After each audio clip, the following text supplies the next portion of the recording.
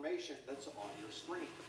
And there have been situations where people have been able to read the screen of a computer that's in another building. They would use binoculars or a telescope to be able to view the information that's on your screen, even though they're in a completely different location. One of the more advanced versions of this are attackers that will put malware on your computer to enable your camera and be able to see exactly what you're doing when you're sitting at your computer. We can use a number of different techniques to try to prevent shoulder surfing. One is to make sure that we understand where we happen to be. If you're in a coffee shop, maybe your back should be towards a wall. If you're in a public area, it might not be the best time to start scrolling through information about payroll or social security numbers. Cybersecurity today is so messy and expensive. And why does it take so long? It really shouldn't be that. Get started with Sola, the studio where you can build any security app. Whether you're the security person or just the person tasked with security, tie together some loose ends or build up your security stack. You fit Sola to your needs. You can also get privacy filters for your LCD screen that can only display the information on the screen if you are sitting directly in front of that device. Anyone who's to the side of the device simply sees a black screen. These work exceptionally well. You could be on a plane right next to somebody in coach, and if they have a privacy filter, all you see is a black screen. And if your computer's near a window, you might want to turn your computer so that the monitor faces away from the window. Not only will this help with the glare that's coming in through that window, it would prevent anyone from being able to see what's on your screen by looking through that window. You should always keep in mind the information that you happen to be viewing on the screen and where you might be at any particular time so that you're not disclosing any sensitive information to any third party. A lot of the security for a physical location happens at the front door. If you can get through that initial door, a lot more information will be available to you. And the attackers know this. They found ways to get into buildings without having any type of authorization. One technique that attackers use to get into a building is tailgating. Tailgating is using someone who's authorized to give you a way into the building. Maybe when somebody is walking in, they'll hit the badge, unlock the door, walk through the door, and leave the door to close on its own. While they're walking away, you can walk up and stop the door from locking again and simply walk into the building. That's a perfect example of tailgating. Another technique that's very similar is piggybacking. With piggybacking, you have someone who is authorized to get into the building, and they're letting you in the building as well with their knowledge. This can be easily accomplished by bringing in lunch or carrying in boxes of donuts and asking the person who's opening the door to hold the door so you can make it up to the conference room. They can see that you're walking in, they're even helping you get into the door, and in that particular case, we call that piggybacking. And as many attackers will tell you, once you're in that front door, it's very easy to walk around the inside of that building where many of those doors are already open. To prevent tailgating and piggybacking, we should always be looking to see if someone is in this building who should not be there. Most organizations will provide visitors with a visitor badge that clearly shows that they are in the building as a visitor and they are authorized to be there. But if someone's walking around without a badge, it should be your responsibility to ask them where their badge happens to be, and if they don't have a good answer, it's time to call security. Some organizations also have very strict rules on badging in and having one person walk in at a time.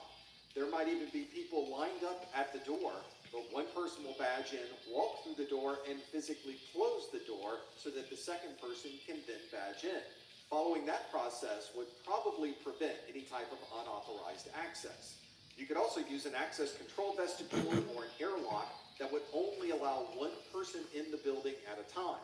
This effectively takes the policy of one person scanning at a time and turns it into a mechanical requirement where only one person can walk in at a time. And although it may be uncomfortable to walk up to a stranger and ask them where their badge happens to be, this is something that has happened to me many times inside of a building where I've had a badge on a jacket, I've taken the jacket off, and then I've gone to get coffee at the coffee maker. And very often, people from that company will walk up to me and say, "Hi, I don't recognize you. Do you have a visitor badge, or can you tell me who you're with?" These are organizations that have worked hard to train their employees to look for things that may be out out of the ordinary and to address those so they don't become a larger security issue. If you look in the back of your building, I'll bet in the parking lot there is a garbage bin. Sometimes we refer to this as a dumpster, although that is a brand name of a particular unit. In other parts of the world, these have different names, such as a rubbish skip. Going through your trash is a very useful social engineering technique that attackers use all the time. It's remarkable how much sensitive information is simply being thrown into the garbage without any type of security associated with it. These garbage bins and dumpsters are often open and unlocked. Very often you can find names that could then be used for impersonation or phishing over the phone, and there may even be contact information that can help with additional phishing attempts. Attackers often try to find the right time to go through the garbage. It may be at the end of a quarter or the end of a big project where a lot of information may be thrown out, and a lot of those details in the garbage may be perfect to use for a future attack. There is a question about legality of going through someone else's garbage. In the United States, the garbage is effectively free to go through as long as it's something that has already been thrown out by the original owner. This is not always the case. How are you doing? How are you guys doing? State regulations that would prevent someone from going through someone else's garbage. But if there are no local laws, everything in that garbage bin may be available for anyone to stop by and take. But if the bin is on private property and there are signs that say no trespassing or no visitors allowed, then you certainly would not be able to access that trash at that location. If you're trying to understand more about whether going through this garbage may be legal in your area, then I would recommend you contact a legal professional and see what the options might be in your particular geography. To prevent someone from going through the garbage, one of the best things you can do is to lock it up. You can put a fence around that area, you can put monitoring cameras, and you can prevent anyone from gaining physical access to your trash. You can also shred the information that you feel might be sensitive. Some organizations will have a third-party shredding service come through every month, and they'll sit in the parking lot and shred all of your sensitive information. Some organizations go one step further. It's not unusual for governments to light all of their information on fire, because once you burn it, there's no way anyone can gain access to that information. If you're wondering if this is something you should be worried about, maybe you should look through your own garbage. There might be information in there that is relatively sensitive, and you may need to institute new policies to prevent someone from walking by and simply grabbing your sensitive data right out of the trash.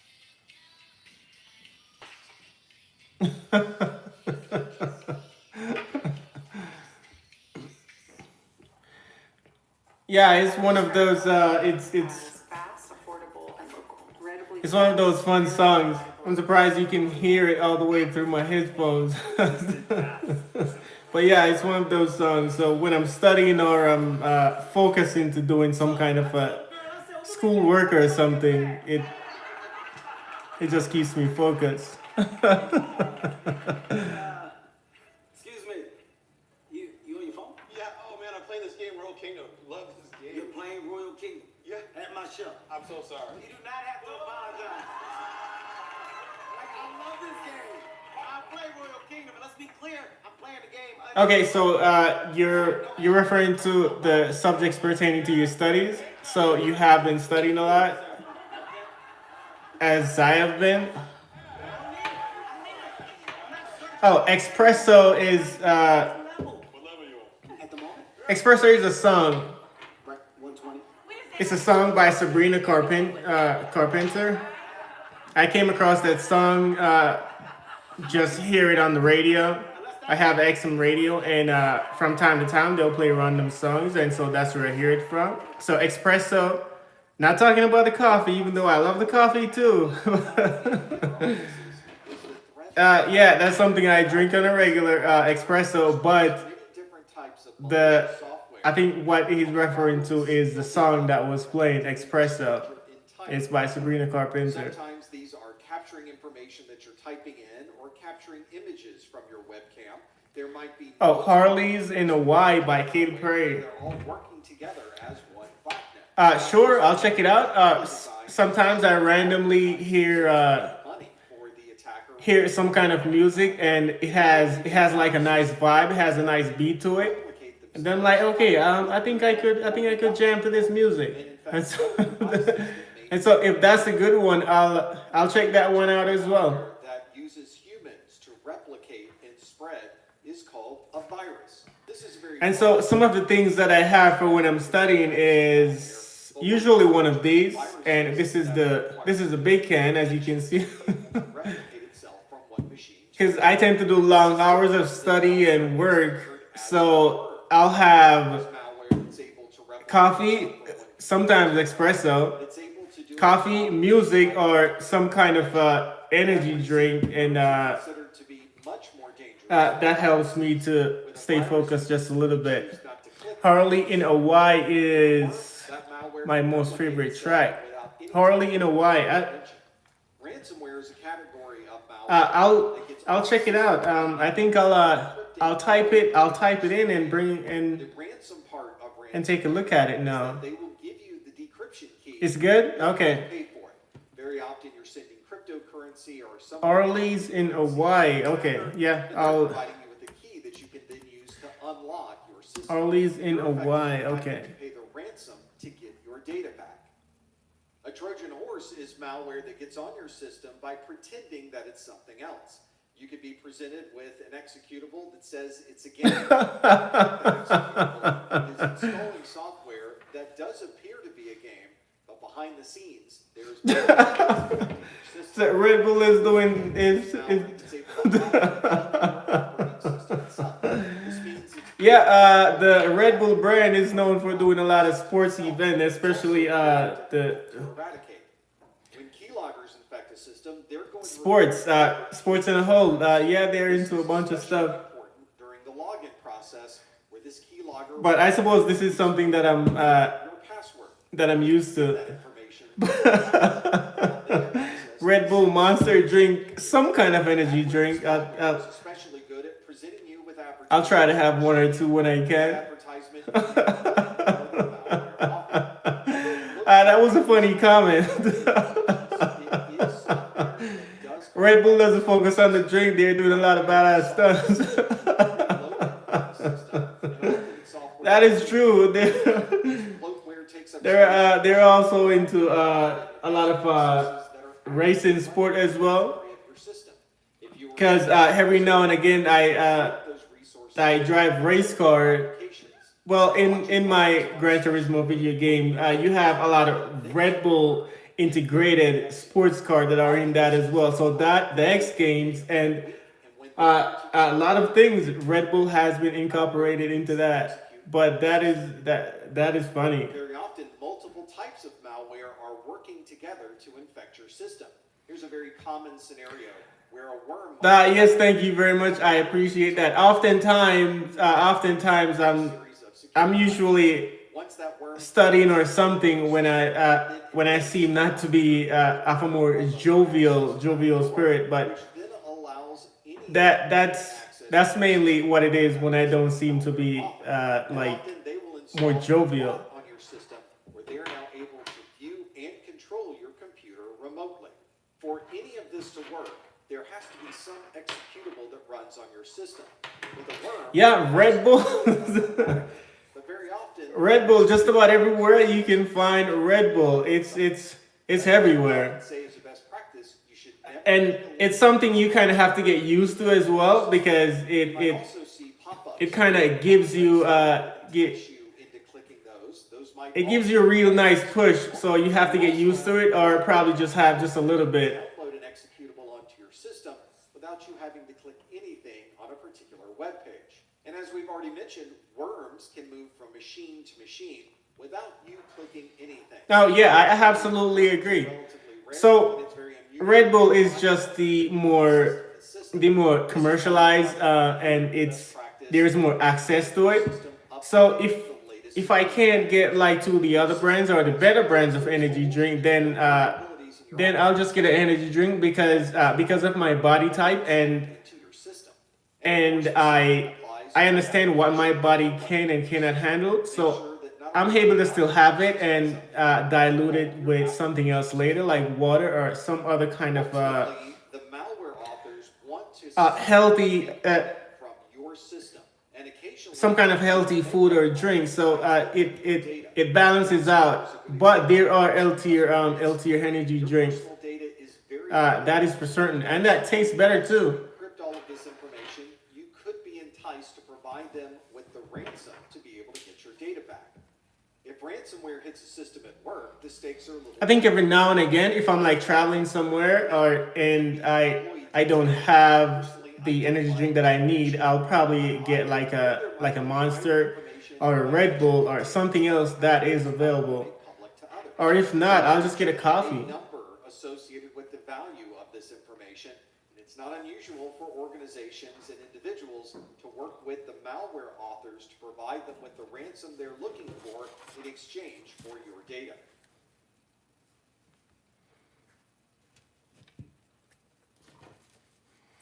So this song by Katy Perry, I will take a look at that song and take a listen to it. Tool helps you answer customer questions faster. We use RAG with LLMs and customize them with our data for better accuracy. That's how we sound.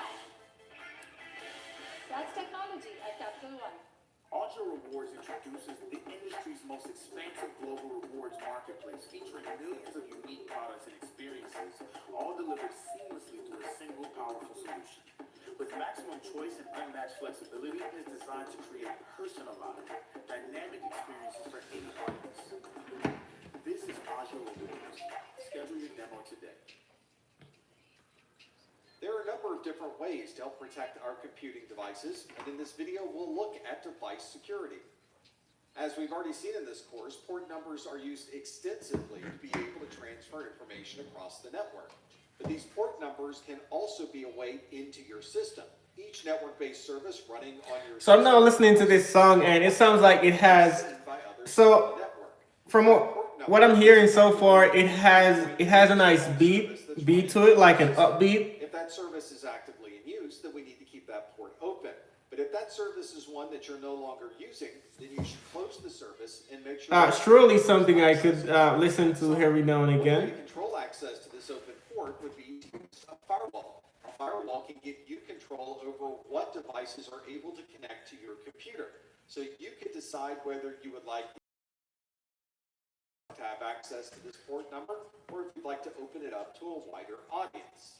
Sometimes port numbers are open on our computer and we have no idea why that port number is open. Often this is because there's a service that's running on your system that you were simply not aware of, and that service opens a port number outside. There is a large range of port numbers that could be opened on your computer. Oh, so from the start of the song, I already can recognize that it has kind of a Highland sound to it, almost like a Caribbean beat to it, and nice hot beat, especially pertaining to Hawaii. That it's a nice song, something I think I can add to my playlist. To scan your system and see what port numbers are advertised to the world. From there, you can decide whether that's a port number. I like the island, the Caribbean vibe. Available to others, or you can choose to shut down that service and remove that port number from your system. If you've ever installed a switch, a router, a firewall, or any other networking device, then you know there is commonly a set of standard credentials to be able to log into that device. By the way, if you guys have more good recommendations for good music, so the kind of music that I like tend to be upbeat music, very good positive music, very good rounded music. It doesn't matter what culture it comes from. As long as it's good music that everyone can vibe to, particularly me because it's pertaining to me. But I like this kind of music, especially Caribbean and island music. You have a lot of good music that comes from these places because the people that live in like smaller countries tend to be a little bit more earthy. And by earthy I mean are a little bit more grounded because they have simpler lives. So they're not so distracted. So they're a lot more focused on their priorities are a little bit more directed to the simpler things in life. So the music that is produced or anything that's pertaining to that always come from a bit more simpler place. Specifically, port security. Or at least directed to the better things in life. Prevent someone from So if you guys have recommendation, you can comment it, leave it in my The switch will recognize leave it in the chat, any one of my chat, or you can leave it in my community section as well. This is based on the MAC address or media access control address of this device. That MAC address describes the physical interface on that network interface card. And by configuring your switch to The North Countryside. you can prevent someone from effectively changing the MAC address in the middle of the day. The North Countryside. Where's that in particular? The North Countryside. How many MAC addresses should be associated with a particular interface? You can decide if one particular MAC address should be associated with one single interface, or if there should be multiples associated with that interface. You can also specify the exact MAC address that is allowed to communicate over that physical switch interface. The switch will then monitor every device that connects to that particular interface, and it will record the MAC address of all of those devices. If you then connect a device that the switch is not expecting to see, Oh, okay. you'll see the port security Okay. activate on that switch. The default on many So I will let me make a note of these recommendations that you guys are giving me. Another good security best practice for protecting your devices is to disable any unused interfaces. So far, that first recommendation was a good one for sure. Let me make a note of the rest of these. Interfaces on the wall, and those interfaces may or may not be enabled. The best practice, of course, is to disable those interfaces until someone needs to use that particular port. This requires a bit more administration because you have to keep track of what interfaces are enabled, what interfaces have been disabled, and occasionally you'll be asked to enable an interface that is currently not operational. Although this Rashad Ali and what is that next one? it also makes Shamak Shallow. some organizations take this to the next level by having each interface require authentication before you can communicate on the network. This is referred to as Network Access Control, or NAC. You'll often see it implemented as 802.1x. When you connect any device to the network or you connect to a wireless network, it will... It's sung by Akon. You have to provide your user... Wow, interesting. I'm typing that in as I'm seeing it right now. So I'm adding these to my list of songs that to listen to, at least to get a good go through of what you guys are recommending to me. Limit access to the network based on the physical device that may be communicating across that network. This is very useful for keeping out devices that are not authorized to be on the network. But when new devices appear or you have someone visit, you may need to enable their MAC address in the filter so that they can communicate on the network. One of the challenges with a media access control filter... Oh, Rashad Ali is a singer, yes, yes. ...can be administratively changed. You can change the software configuration of the network adapter card to be any MAC address you'd like. This might allow someone to perform a packet capture to see what MAC addresses are on the network. Search for Rashid Ali. And then use that MAC address to gain access through that MAC address filter. For that reason, we would categorize MAC filtering as security through obscurity. Because this means that if you know the method that's being used for security, it becomes very easy to circumvent that security. Shamak Shallow. For any amount of time, you know there are authentication details, certificates, encryption keys, and many other security keys that have to be managed in your IT environment. Often there's third-party software you can install to keep all of these keys managed. From this single console, you can create keys for a specific service or perhaps for a specific cloud provider. Oh yeah, I'm searching that. I was typing the other ones as well. From there, you can manage those keys. You'll know exactly. So I'm just adding that to my recommendation list so I don't forget. And you can even see when the keys are being used or when someone may be using a key to gain access to another system. Here's the dashboard of a key management system. You can see there are certificates and keys that are configured as part of this key management. What do you mean by the H-1 visa policy? Associated with those keys, vulnerabilities, SSH keys, license details, and much more. If you have many different web servers and you need to find a way to manage those SSL keys, you can use the SSL feature of the key management software to be able to list all of the keys. Awais, am I pronouncing your name right? Awais? What What was it that you're pertaining to for the H1 visa policy? compatible service. All of these Is it something that you want me to look into, or is it a recommendation? users are gaining access to these keys and what devices they're authenticating to. Since all of these keys are in one central place, you can then start creating reports on how these keys have been used. There are SSH reports, landing server reports, private key reports, and so much more. All of this is contained within this single key management server, which makes the process of managing all of your keys much easier.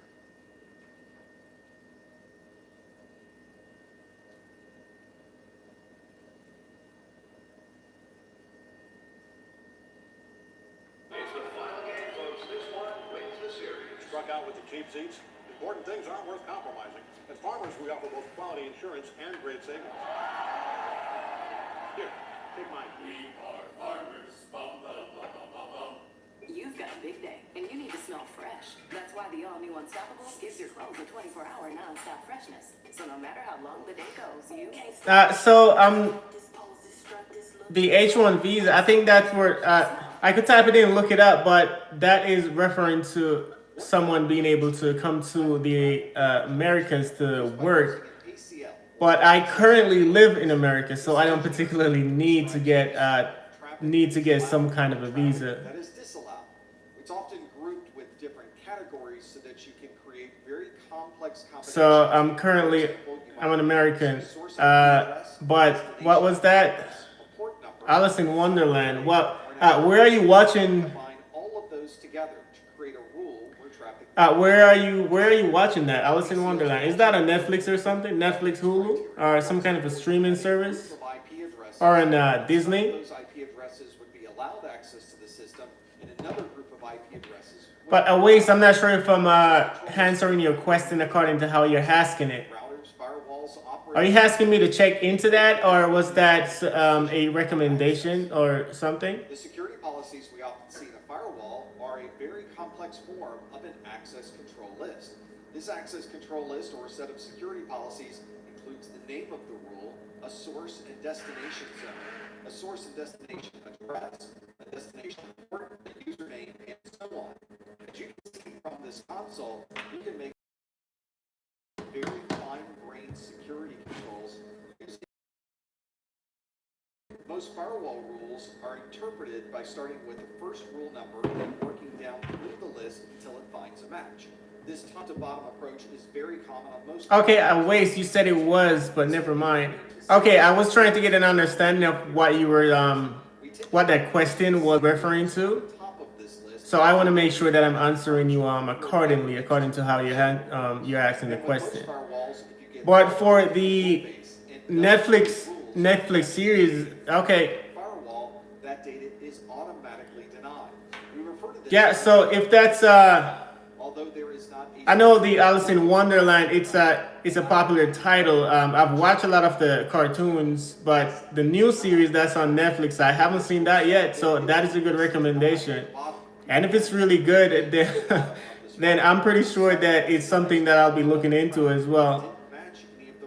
I probably start a series just a little bit later. So if it's really good, I'm gonna add it to my list as well. If it's a really good series, then I am gonna start the first episode later, and then I will even come back and give you an update on what I think about the first episode. So if it's really good, then I'll come back and give you an update as well. So I'm gonna go ahead and add it to my list of recommendations. Oh, you guys are awesome, because some of the things that I might be missing out on, these recommendations can probably keep me in the loop just a little bit. The rule set is port 443, and it is allowed to this service. Port 4 allows any remote IP and port number to connect to TCP port 3389 on this device. All of these are allowed. Oh yeah, this is pretty good. So that's what I was just about to say as well. Sometimes I might be like into other things or watching other things, and then some things that I might not know about. So this is a good recommendation. on this device. And I'm pretty sure if you say it's good and you're gonna even watch the entirety of all the seasons, then that means it's probably really good. and, so, 123 and so I am going to start to watch the first episode later because I've already had it to my list of to watch shows. So lastly, our network I will come back and give you an update this device or use any other aspect after I finish watching the first episode. protocol or ICMP. This is rule 7 and it says At least try to be a little bit detailed about it too, because I want to take my time and not rush through it. So as to enjoy it just a little bit. You know, because sometimes when I get into a really good TV show, if I've watched it already, then I'll just binge watch the entire thing back to back to back. But if it's a short season or not so much, or a new show, I'll take my time so as to let each and every episode marinate just a little bit, just so I can enjoy it.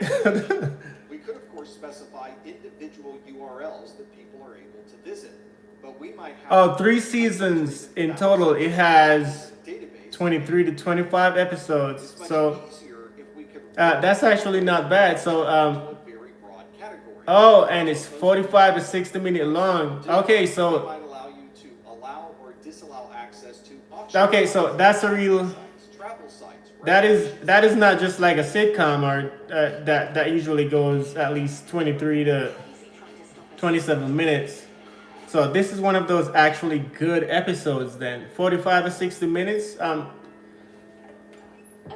Okay, nice, lovely. 45 to 60 minutes. So that means I can get my chips or my popcorn or something, sit down and enjoy it. 45 to 60 minutes. Okay. It sounds pretty good. Having to go through this filter.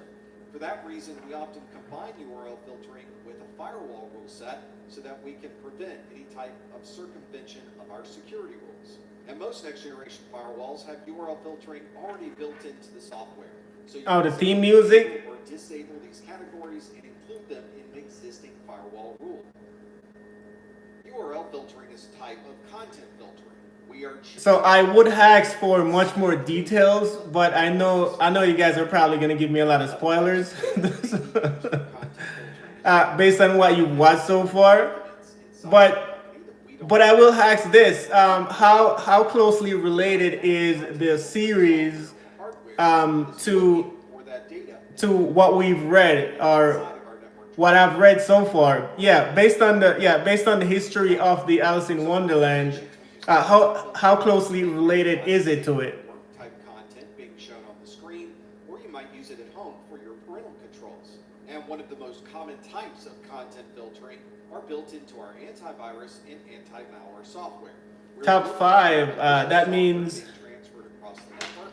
if it's top 5, then that means a lot of people is probably starting to watch it now too. Then. One of the challenges we have is making services available to the public over our network. And Netflix always have a lot of good shows, and the picture quality is always really good. So whenever I watch any shows on Netflix, that's one thing that I really like about Netflix. It's the picture quality and the depiction of just about everything that is Netflix produced. The picture quality is usually really good.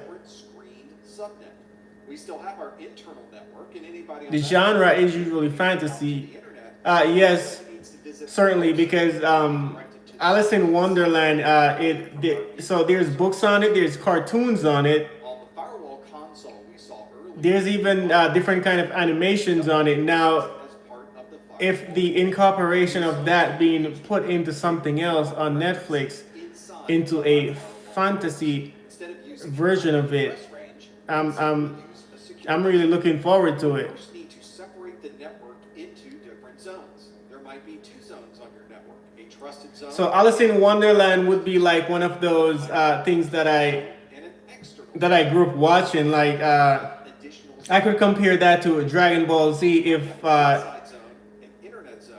something that I grew up on. So if that was to be incorporated into something else, then it would definitely be something that I would be looking forward to watching. So Alice in Wonderland is one of those as well. You can communicate to the untrusted zone. You don't have to add. Oh, it's a live action depiction. Okay, nice. Specific applications. You're simply A live action depiction of Alice in Wonderland. That's pretty good. communicate to a different part of the network. Same thing might apply from the internet. Oh yeah. So, Oh, Goku.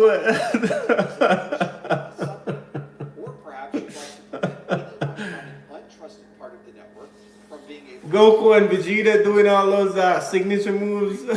Of course. denies that traffic based on existing zones.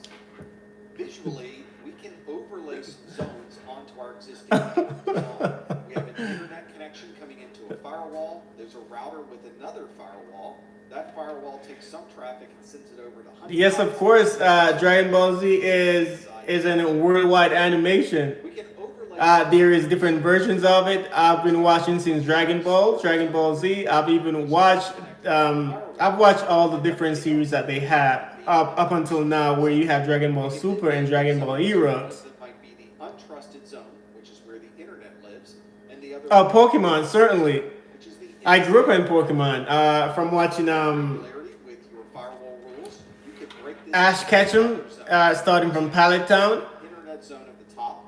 You might have a screen I have watched Pokemon as well from all the earlier versions. that is separated by a separate Not just TV shows, but from the games as well. more granularity. You might want to add more security zones to your zone-based firewall. Pokemon Ash when he gets his first Pikachu.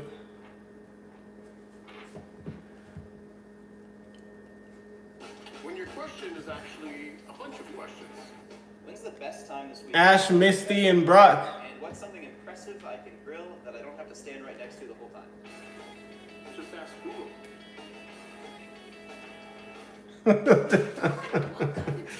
So I think when I first started watching it, they had the earlier Pokemon games that had come out, the earlier versions, like Pokemon the Gold version, that was on the This video will look at console game. Well, not the console, but the handheld version of the game, the game system. But then you have the console versions, and then you have the Game Boy Advance, which I had one of those, and the Game Boy SP too. you might run into. But Ash, Misty, and Brock, oh, so nostalgic. Emerald, yep, I Test those theories. had Emerald in Theories. We can then establish a plan of action. I had that one on my Game Boy Advance. I think on the Findings. For the first on the cartridge cover, it was a Rayquaza that was on that one. might be very obvious. You might walk up and Fire Red, yep. on the floor that is in two pieces. That's an easy one to determine. I think I used the emulator. I used the emulator once. It's not quite so cut and dry. It was on one of my Android phones earlier. The emulators, it gives you the ability to do so much. So a lot of the things that you can't get in game on the regular game, you can use the emulator to do and get so much. Even the shiny versions of the Pokemons that you can't normally get, you can do that. And instead of getting one Master Ball, now the emulator gives you the ability to get an unlimited amount of Master Ball. So that also helps you to fill out and complete your Pokédex. What has changed from this configuration today to the one? Yep, the Fire Red had a Charizard. Yep. Is moving cables around? Is there a particular system? Charizard was and still now is one of those one of the first classic Pokemon, and was one of the strongest Pokemon as well, Might actually be. depending on how you train it. Professionals will build a lab where they can attempt to Oh yeah, the emulator gives you the cheat sheet. It gives you all the cheat codes. break it into smaller pieces and take one unit at a time or one component at a time to try to determine where the Yeah, when I first started using the emulator, because I used to play just the regular versions, just putting in hours upon hours upon hours, like hundreds of hours. Causing this issue. We usually want to start with And once I get the emulator, that changes everything, because you no longer have you no longer having to often though, spend all this time trying to get dive into the trying to get just this one specific thing, but you have to travel. specific. We might want to start with For you to start like move to another area of the game, you have to be able to travel over the sea or the river. But then for you to do that, then you have to get something like surf. But the emulator just changes a lot. Yeah, the rear candy. and then move towards Yeah, the rear candy changes everything. So normally you'd have to put in hundreds of hours to be able to train up even multiple Pokemon. One Pokemon, okay, you could put in a certain amount of hours to do it, and like, let's say your first 5 or 6 party Pokemon, you could do that within a set amount of hours. let's put together But if you're trying to do like all the evolutions and upgrade multiple Pokemons, then the rear candy just problem is associated with a configuration. it made things way easier. Change that configuration And now with the emulator, you can simply just effectively solve multiply it, still exist. If making that configuration or even problem, so at some point in the game, they'll have rear candy now selling it in the store, so you can buy the rear candy and you can just keep on buying it and just keep upgrading your Pokemon, getting all the evolutions that you need. So that was one of the things that made the game absolutely way easier. Engineered to perform in 7 critical areas, so you can go farther between oil changes. Castrol, better oil, stronger for longer. then it's not fixed yet. We can go back and establish a new theory of what we think the issue might be. So the first time when you Configuration change. the first time when you Everyone in our production fight Brock, that Onyx, it was very challenging because without the emulator, you'd have to go through so much, and by the time you get to that, your Pokemon wasn't evolved or strong enough. So you would have to either take a lot of time away from just going right to the gym. So you would have to go schedule change fight or battle a different, just random Pokemon just to try to evolve up. changes to our production environment. We need to be prepared for But anything. So we but now it gives you an offset. So change into effect. And if we run into also one of the things that you could use. So Brock Pokemon, the Onyx is a rock. It's a rock type Pokemon. So you know that in order to counter that, you need a water type Pokemon. just in case you need to go back Blastoise. before you even started. So now we've identified what we believe will fix the issue. We've gone through the change control process, and we've gotten some time today that we can make this particular change. Now it's time Oh man, yeah, level 20. So usually at first, without the rear candy or the emulator, level 20 would have been so hard normally because by the time you get there, you probably don't have the right Pokemon or your Pokemon just isn't strong enough. But the rear candy and having your Pokemon at level 100. actual change. Although we had this in our lab and we made the appropriate changes and we believe those changes will resolve this problem, it's never confirmed until we can get users to make sure that the problem they saw before. So even in the earlier version, the evolution of Onyx wasn't available yet because Onyx you weren't able to get Steelix because Onyx evolved into Steelix in the later versions, but earlier throughout those versions, it was just Onyx. But still, that Pokemon was strong. Now with the evolution into Steelix, that just has a little bit more strength to the Pokemon. So even when you're using a water type Pokemon, you still need a strong Pokemon in order to beat it. But we need to identify what change we made that resolved this issue. This way, if we happen to run into this issue a year from now, we can refer back to our documentation. Oh, the Mega Charizard. So Resolve this I problem. think the last one that I played was Pokemon Sword. I've seen some of the Mega versions of some of the Pokemon, but I haven't seen all the. Be able to easily find I haven't seen all. this information that we worked so hard on I haven't seen all like the new version, especially with the different color palettes. Identify the problem, which involves gathering information. I've seen a good amount because I've played through the Pokemon Sword. I haven't had as much time to go through all the new ones, or even to fill out the Pokédex and to do all the evolutions. But So we might go to the lab, make those configurations. new color palettes, that's very interesting. That we're seeing. If that theory did not fix the problem, we can go back to establishing a theory and go through the process again. Once we've identified the fix, we can production network. We would then change control window, implement this into our production network, and then have our users test the fix to see if it really resolved the problem. And of course, Yeah, so I think now that you can even change the Pokemon type too. we did today. So it'll still even remain the original type, but then you can add like another type to it. So a Pokemon that is just a Steel type or a Rock type, you can give it another type now. So that is in the later versions that you have now, which makes it very interesting because a lot of the plain Pokemon are, like the normal type Pokemon, like EV Pokemon like that. Even though EV has a lot of different variations, but if you're using a normal type, you can now give it a different Pokemon type, like a normal and fire type or water type, depending on what you like. But that's very interesting. When you're working with fiber, I remember Steelix was one of the rare Pokemons that you couldn't get for a very long time. this is because the light works very differently in one type of fiber versus the other. For example, with multi-mode fiber, the fiber can use multiple modes to be able to find its way to the other end of the connection. This means the light will use different paths to find its way from one end of the fiber to the other. This is different. Yeah. The light source uses a single path to go all the way through the fiber.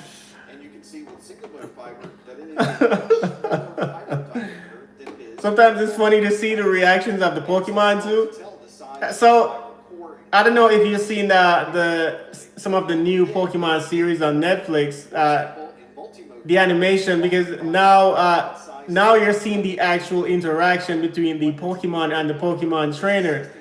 So a lot of the stuff that you would see in game and it would be a limited version of what you wanted to see, you can now see that in the actual anime. Like Pokemon having different personalities. flagging around the outside. Pokemon be like upset or happy. You feed them the wrong food, they like just knock it right out of your hand. They don't want. Standards that are commonly used on your network.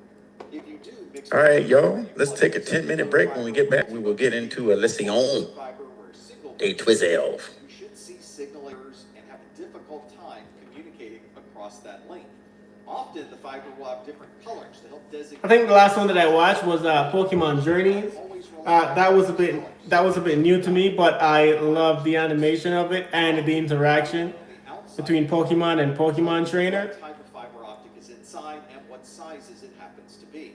This will help when you're troubleshooting to verify exactly what type of fiber you're using. But yeah, Team Rocket's been trying to get Ash Pikachu in particular for the longest time. So it's the craziest thing because Pikachu is one of those Pokemon. It's not as common, but you can still find it in different areas. I was like, wait a minute, why don't Team Rocket just go to a different Pokemon area that you can find some Pikachus? Why didn't I just get that one? Once cables are manufactured and tested, they will qualify as a certain. But with the initial introduction of Pokemon, Those cable types there wasn't that much versus category 6. electric Pokemon. So Pikachu was one of those main Pokemon, right? That they're able to support different types of signals across that copper. So if you look at the IEEE standards for Yeah, so I've seen some of those reintroduction of Team Rocket in some of the later animations. They've been trying to incorporate different teams. used for this is a category 5 cable. But if you read through the 10G base T standard, you'll Yeah, see but Team Rocket was one of I've been watching A, depending Team Rocket and Ash Ketchum going at it back and forth. It was funny too. Signal moving through that copper cable. So you'll see a bandwidth rating. Oh yeah, Pikachu. Yeah, Pikachu was one of the main Pokemon, the main character Pokemon, Ash's favorite Pokemon. A number of bits per second. Sometimes you'll hear bandwidth and throughput mentioned in similar. And I think they didn't. So one of the games that I see that they introduced you being able to have the Pokemon walking outside, even though it was your main or party Pokemon, was in the Pokemon Pikachu and Eevee version that was on the Nintendo Switch. In the other versions that come out after that, that was incorporated, but the main Pokemon, you couldn't have the Pokemon like walking outside while that Pokemon was a part of your party. For example, the IEEE standard for 1000 base T specifies a minimum category type of category 5, and you can extend that particular length to 100 meters of distance. If you're using unshielded twisted pair, Meow. But Meow is one of the Pokemon that had the rare opportunity at that. Because even throughout the animation, we've seen a lot of different Meows, but they were just like regular Pokemon. They did not understand how to speak like regular human language. They could interact differently with the human. But Meow is almost like Pikachu, even though Pikachu couldn't speak as the normal regular language. Yeah, but Meow is also one of the main characters. Very funny character too. So you can install your cable and run your test. And so just like Pikachu, I think Meow was one of the Pokemons that you would have never want to have evolved because then that would just change the Pokemon, the entirety of the Pokemon personality. It would be a completely different Pokemon. If Pikachu was to evolve into Raichu, it wouldn't be the same Pokemon that we know and love, or Ash probably wouldn't interact the same way with that Pokemon too. Those wires have any type of shield around them. You can also see that each of these pairs is twisted. And so you can see even shielded twisted pair. what is it? Team Rocket had a few different Pokemons, but Meow was one of the Pokemon that they would have never evolved. But they evolved Weezing, and I think it was Arbok was one of their other Pokemon. They evolved those Pokemon, but Meow was one of the main character Pokemon, and so is Pikachu as well. Has a braid around the entire set of cables, but each individual pair of the cables is shielded. You would need to pull one of the main and only Pokemon that could have talked in the entire series. punch it down to a punch down block. Every now and again, I'll still watch Pokemon Journeys on Netflix because I like it. Handsome and hilarious. It's a rare combo. New and existing customers can get the new iPhone 17 Pro on us on the best 5G network. So some Weeping Bell, what was it? Before it evolved, they would have always go through the same thing. Sometimes it would catch catch him in his mouth just the same and spit him out. But yeah, it was always a battle. And what was the first evolution? What was it? Sprout, or I don't remember the evolution before Weeping Bell. Bellsprout. Ah, there you go. Bellsprout. Yeah, I didn't remember the entirety of the name, but Bellsprout. Yep. Bellsprout was the previous evolution. It's usually the strongest part of the signal, and often that is the first crosstalk value. Once it evolved, it now had like a bigger mouth that it could just always try to swallow him up. Bellsprout. Bellsprout was one of the earlier Pokemon too. In the first version of the game, starting from the Pellet Town. The Bellsprout, one of the earlier Pokemon. And then you have the attenuation to crosstalk ratio, or ACR. This allows us to compare two different values. One of those values is attenuation, or it's our signal loss that we see when we plug into a connection. The other value is near-end crosstalk. So we're able to compare how much signal we're losing versus how much signal is leaked between the different wires. We can often see this as a signal. I know they had a lickitung, but signal that we're putting on the wire, and then we have. I don't remember them. I don't remember the Team Rockets having that Pokemon from the start. I know at some point they had a lickitung, but I don't remember they having that Pokemon from the start. Very large. If we had a 10-to-1 signal to noise ratio, our signal would be 10 times stronger than the noise. I know they also had the slow bro at some point. Would be exactly the same signal strength on that wire. If you're seeing a lot of crosstalk, it may be related to All their starting Pokemon that they always threw out in battle was the Weezing, the Arbok, and I know they had me out there until they started to get more and more or different kind of Pokemon. They even at some point had a Magnemite, I think. but you want to maintain as much of that twist as possible. Oh yeah, the Slowbro, yeah. Many category 6A cables will have the spacer in between. Slowbro, it's wires in order to it's like a regular Pokemon until it evolves into I think it's Slowking. Then it gets a lot more abilities. perform tests on that cable to see if it passes a particular What is it? cable category. Earlier we described electrical interference and how a shielded twisted pair cable would resist that. Yep, it resembles the animation. It's Yeah. always useful to minimize the amount of EMI or electromagnetic interference that we would have. What was the There's a few Pokemon that You always want to be careful to protect the wire that I would put in or rank in the same category as Slowbro. So there's another Pokemon too that's what is it? Psyduck that evolves into that electrical magnetic interference. it's Psyduck. Yeah, I think it's Psyduck. No, Psyduck is the evolution of a previous version. That Pokemon it runs around holding its head up all the time. It's one of the craziest Pokemon in the game. That and Practice is to use some type of removable cable tie, such as Velcro, so that you don't was it Slowbro? wires inside of the cable.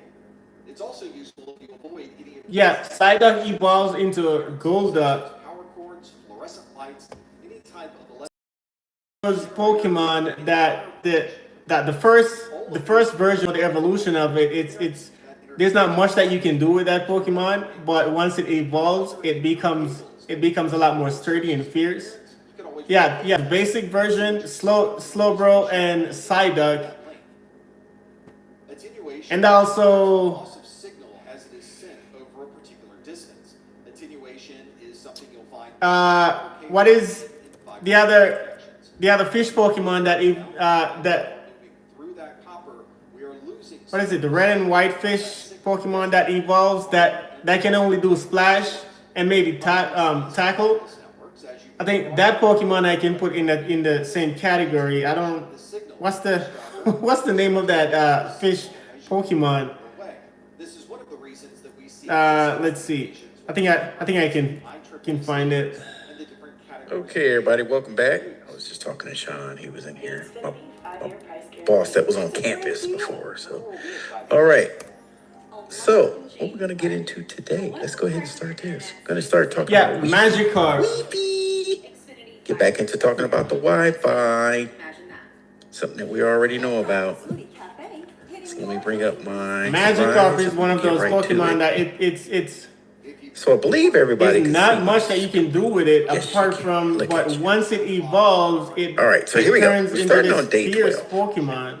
Now, a lot of this stuff that y'all seen before, so it's not gonna be a shock. It's gonna So we're gonna just go back over some configurations of wireless networks and things we need to know just to brush up on. Look at this. We're gonna be crossing multiple domains: 1.2, 1.5, 2.3. So what I'm gonna have to 4, do, and I don't see 5 on here, so that's what we have. So As you I'm can gonna see, have stuff to have a compare and live. contrast So network compliance, I have my and its gaming channel functions, that I put talking all about my games transmission and media, stuff like this on. and we'll get into talking about transceivers again. I'm gonna do some Wireless live devices, on that in select combination with appropriate this wireless channel. devices and the wireless My technologies, class is the importance starting of back basic up. security Not to concepts, cut the and then there's some different conversation, types of but attacks that we'll get into. yeah, We'll I think I'm gonna do this have like a more part lives two, pertaining to that part as one and a well, part two type of and situation today incorporate for more of the learning. lives into my gaming Part channel, this morning, so I and can then have we'll finish up conversation this also afternoon. pertaining to that. Because I think a lot of us Now let's get back into like we're the gamers wireless on standards, we just like to animation. brush back up. It And seems like it's this will relate nostalgic. I back to think we what we kind were of looking at this morning geek when we out were about looking it at too. skills learned, right? On there, didn't they point some things out? Talking about wireless technologies and setting up wireless access points for an appropriate SOHO and or enterprise. So right? I'm gonna put a poll in the So chat as we too, go back based over on some of the this, things the that you guys would like to see 802.11 or wireless standard, would like it to is the interact about standard, as well. commonly known as And a lot of the Wi-Fi, things that I have breakdown or of I do on Wi-Fi my is gaming wireless channel, I'm fidelity, gonna right? incorporate Wireless it into fidelity. this channel. Established by the Electrical and Electronics So we can also Engineers, the interact institute about for it. these guys. I think Radio waves will communicate over distances, but you need to ensure compatibility between the wireless devices and your organization. Okay, let's take a look at it. We have some different things going on here. No, yeah, The first absolutely. two So I'm gonna lines, have physical and Mac. I'm gonna have some time frames that Quickly, when somebody we can drop have me into these 2 layers of the conversations. OSI is talking about go, and go, and go. After my Type day your streams, I hearts also out. have Type till your heart's content. What do we like have? my night stream as well. So Data link layer. What I layer can is also that? integrate that into that. But 2. I'll What's the other one? 1. Correct. Physical layer. yeah, I'll see you All right. a little bit Y'all are later. ready to take the Appreciate you exam for tomorrow. joining me. Good job. Charles like, don't push it. Don't push it. Slow down, buddy. Off your brain. So the physical layer, what we're having here, it will encode the data. That's when it starts traveling in the radio signals, going across the modulation schemes. Next, you will have layer 2, which is the data link layer with the sublayer. 2 sublayers on layer 2. 2 sublayers. You said the first one is Mac. What's the other one? LLC. Yes, Big Sugar says Big Sugar LLC. Yep, Mike. Yep, I said it. Yeah, Big Sugar's back for this lesson. So, the 2 sublayers there, you have Mac and LLC.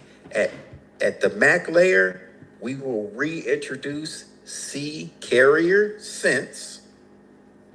What's it? Multiple access / carrier collision avoidance. Okay. CA, if you ever see /CA on the exam, it is talking about wireless.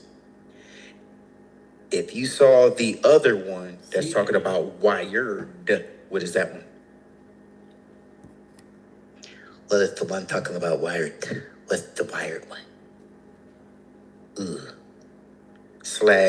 / what?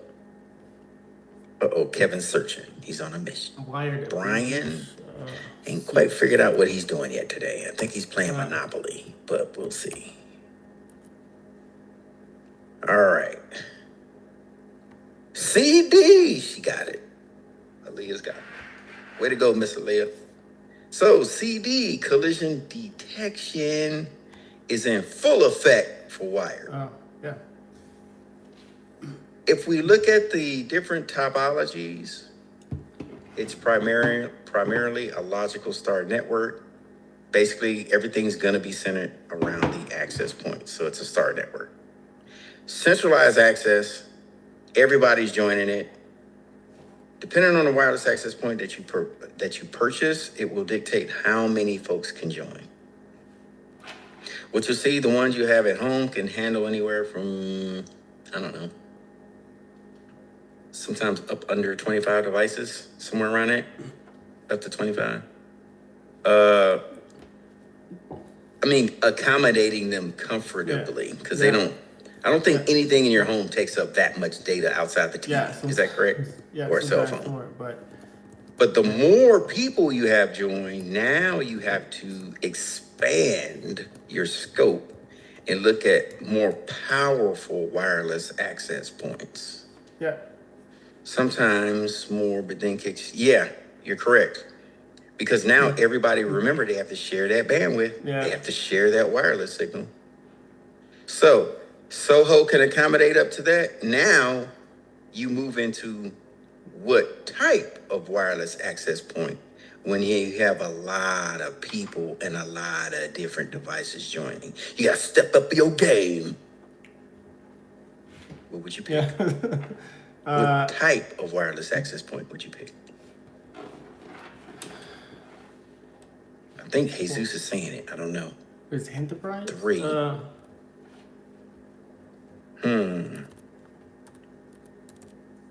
What would you do?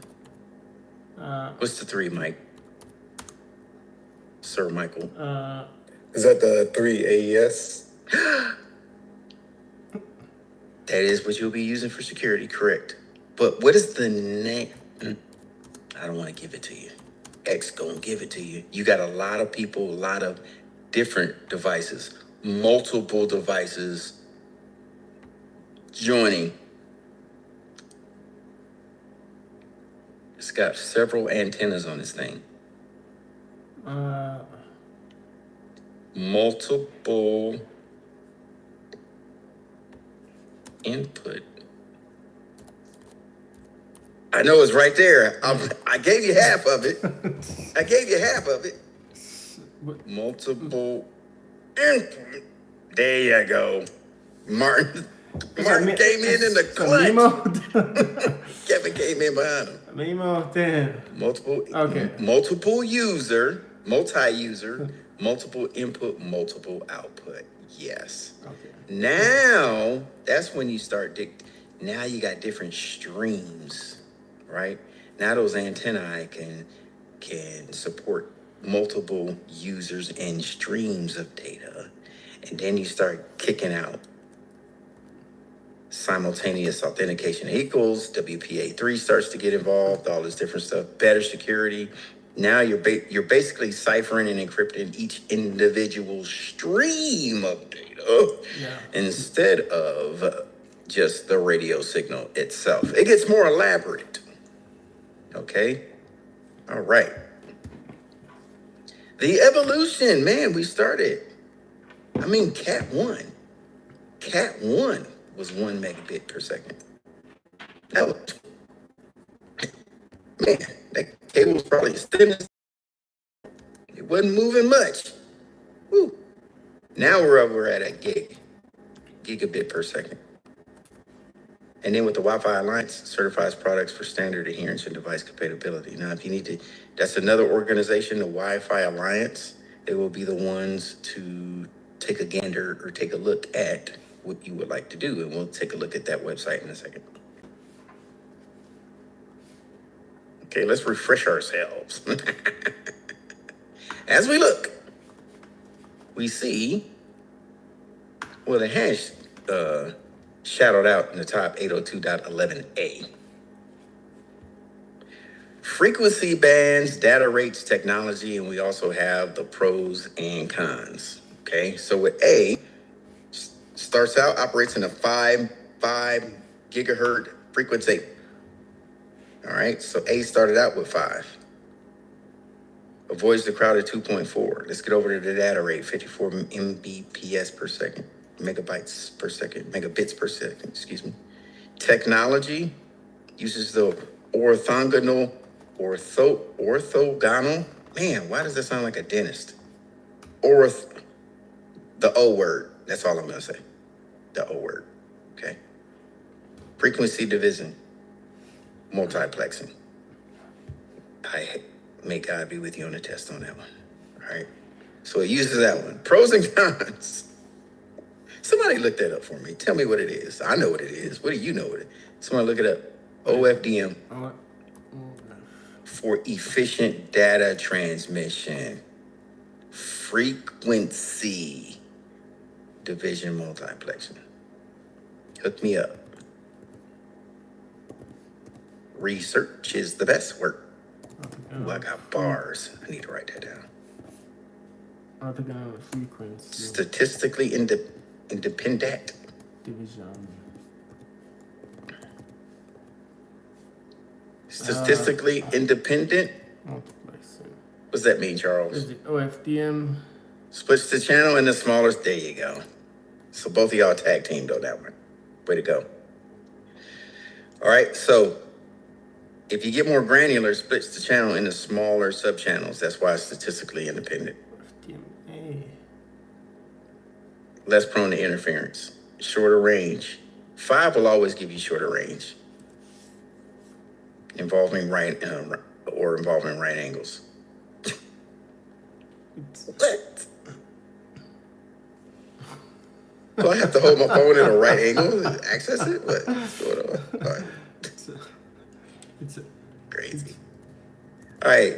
802.11b and G. As you can tell, both of them point out one good thing. They're both 2.4 gigahertz bands right there. B is at 11 Mbps. And then the technology is direct sequence spread spectrum. And CCK for signal. Okay, who wants to look that up? So, now you're not going to see this on the exam. They're not going to ask for DSSSS and CCK, but we just want to know what it is. There you go. It's a sorta. It also allows you to have channel overlap in some kind of way. I think y'all are going to see that when you look it up. Right, it is. Tell you, it sounds like orthodontal. I always want to say orthodontist. It's not. It's orthodontal. Did I say this? I don't even want to repeat that because it sounded crazy when I said it. Yeah. All right. So what is DSSS? DS. Direct sequence spread spectrum. DSSS. Yeah, it's going to directly correlate because it's still signals. It's radios. It's signals. Yep. Yeah. It's going to directly correlate to satellites. I see people researching. I see Jesus researching. DSSS. Martin came in clutch. Last one. Mr. T, a little bit behind today. Usually he's quick with the trigger fingers. Kevin, he's been in the sauce today. Elaine, go. He said go, baby. Here we go. Aaliyah. DS. Transmits data by spreading it across a wide frequency band using a chipping code. There you go. So when you see that, we kind of sort of pulled it up. And if you look at Messer's notes, right, there's the 2.4 frequency band. And it tells you which channels can cross what channels. Yeah. And then they're talking about binding channels. It's like link aggregation control protocol for switches where you combine ports. Well, you can also combine channels to get more throughput for 2.4 as well. You can bond those channels together and they'll create a brand new channel, a brand new freak. So get your freak on. So you get a brand new freak out of it. All right, frequency. Okay. And then that's where it is right there. Channel overlap, potential for co-channel interference due to overlapping channels. Here we go. Okay, I thought she added something else. 11G, let's get to the good stuff here. Data rate, 54 Mbps. And again, we reintroduce they have OFDM. And we've covered that before right here, OFDM. So they're still using multiplexing over here. All right, so we're good there. Everybody got that down? I would say just to set the expectation for the exam, the generation, which one it is, the data rate is important for the Network Plus exam. Okay? So, for example, for the 11B, I would know it's 2.4, 11 Mbps. Yeah. Okay? That's the most important part. And the other one is, when they're talking about wireless access points, is the multiple user MIMO. Okay, those wireless access points. And this one, of course, this is the most compatible one between all of them, 11N. Default to 11N, if you don't know. If they say we need multiple users, multiple pieces of equipment, 11N. It ain't the fastest, it ain't the best. It's the most compatible. Supports 2 and 5, 2.4 and 5. Supports the wider range, reduces interference. Bingo. See right there? Multiple input, multiple output. And I just talked about it. Channel bonding. This for IT is the most, that's the default one most people go to when doing for organizations and or at your house.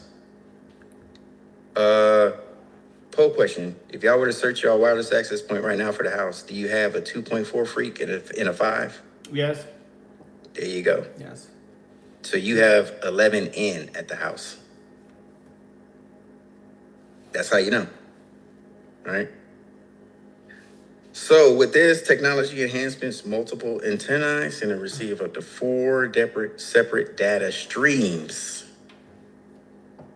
So they're streaming off these things and you can combine 2 channels, 20 megahertz channels into a single 40 megahertz channels for increased data rate.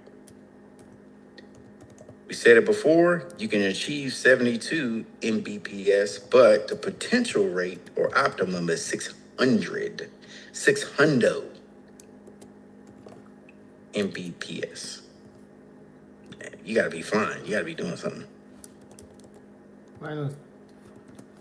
Okay, let's get into 11AC, excuse me. Now with AC, we hop back up to 5 gigabits.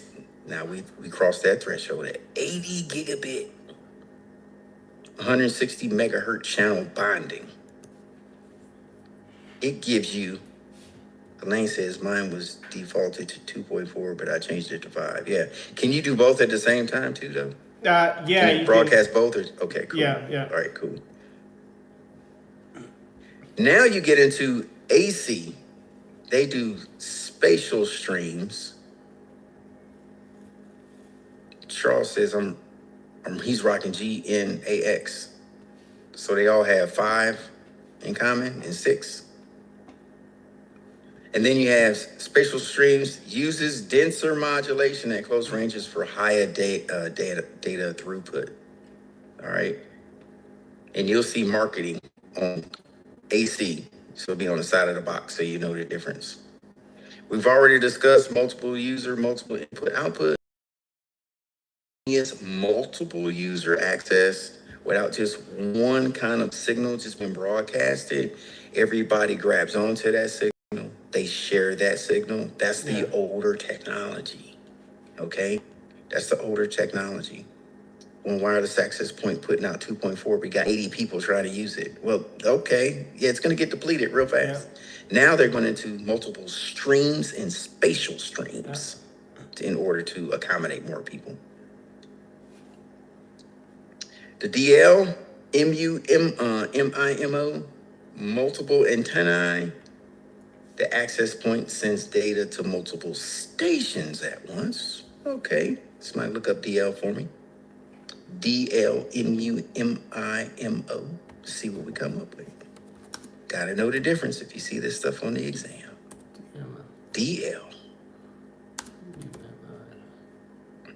I would say direct link, but you know.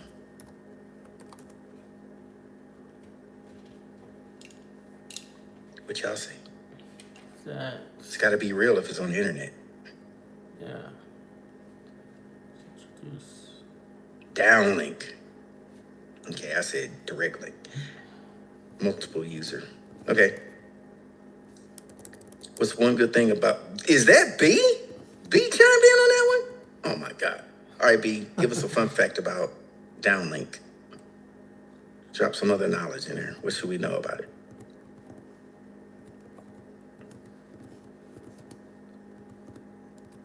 I guess he's done flying his mission.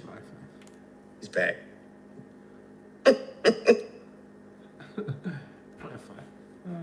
And Okay. Okay, here we go. He's dropping some more knowledge in here with Kevin. Access point to transmit data to multiple client devices simultaneously enables a client, and then Kevin says enables a client router to transmit data to numerous terminals. Okay, gotcha. All right, good to know. Thanks, y'all. Appreciate y'all. Yep, says it was introduced. Says it was introduced with Wi-Fi 5. Yeah. All right, Elaine. Kevin says simulating laning in this thing typos. What simulate? That sounds like me trying to talk. Yeah, that's simultaneous. Yeah, that's a typo. And then the benefits: better bandwidth, network efficiency, improves performance, and supports more devices in crowded areas. So that's what we got. Now, band steering, we talked about this one. Thanks for the additions. Thanks for the add-ins, y'all. Appreciate you. I like the add-ins. It gives us a well-rounded look where we just don't skip past it. No, we got to address it. We got to know what it does. Band steering. This is when you're optimizing a wireless access point. We talked about it this morning. Notices you got 2.4 or 5. You have to configure the wireless access point to band steer. Recognizing what you have, it's more like a load balancer for the wireless access point. It'll point you to where what best suits your needs. Yeah. Okay. Yeah. And it's less crowded. It won't crowd you on one frequency. All right. Prioritizes connections to 5.6 over 2.4, which is cool. So it'll send you to the 5 and 6 gigahertz bands over 2.4 gigahertz. So it's kind of like a whole question. In this instance, would 2.4 be like a transceiver to get you to 5 and 6? What y'all think? Yes. Yes, it's base. Remember, transceivers help to continue a connection. Yes, it's base. Yep, basically, right? Transceiver, receive and transmit. It's kind of like when band steering is implemented, they'll still let you in to 2.4, but then it'll steer you to 5 and 6 if you need so. Yep. All right. Just want to think what y'all say. Uses beacon control to manage, reduces the 2.4 band signal. Again, it'll steer you to 5 and 6 gigahertz bands if need be, and improve efficiency.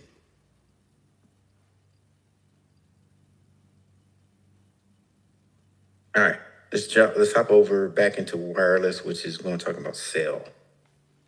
Now, you don't really need to know anything about this whole chart. You don't need to know the whole chart. You will see LTE. They'll say your phone has LTE technology. Michael knows what it is. Go, Michael, go. Type. Tell us what it is. He just told me the other day. Yeah. He's like, oh, LTE, that's up. He's telling me all that stuff about it. Long-term evolution. Okay. So peak data rate for 2G and 3G. 2 is 384 kilobits per second. 3G came up to 2 megabits per second. Now they start introducing, thank you very much, Michael, for that extra information. When you see this here, when they start introducing 2G, that's when you start seeing call waiting, different things coming on cell phones and coming online. 3G, they introduced the GPS. BlackBerry start introducing GPS for 3G services, the BlackBerry, which is pretty cool. Limited band use, voice calls, and their basic internet as well. 4G, here we go. That's when we start bringing in streaming, gaming, and HD videos. That's when I went and bought a cell phone that wasn't no bigger than this. Look at this. Look how big my hand is. Look at this. Let me put on my shirt. Yep. Here's my hand. That's how big the phone was. I paid $500 for this phone just so I can get live TV through AT&T. But I was on the cutting edge. Yep. I had to be there. Not no more, partner. Give me my little $100 phone. Okay. So, efficient use of the spectrum. Yeah, they be scamming sometimes. And the Razor, love the Razor. Yeah. Love that was my favorite phone. And then LTE, 50 megabits per second, and then long-term evolution dash A came up to 300 megabits per second. Now, I remember about to switch back to Verizon. She's like, you got AT&T? Yeah. Yeah. A got AT&T. Look at you. I know you tried to stay loyal. Switch.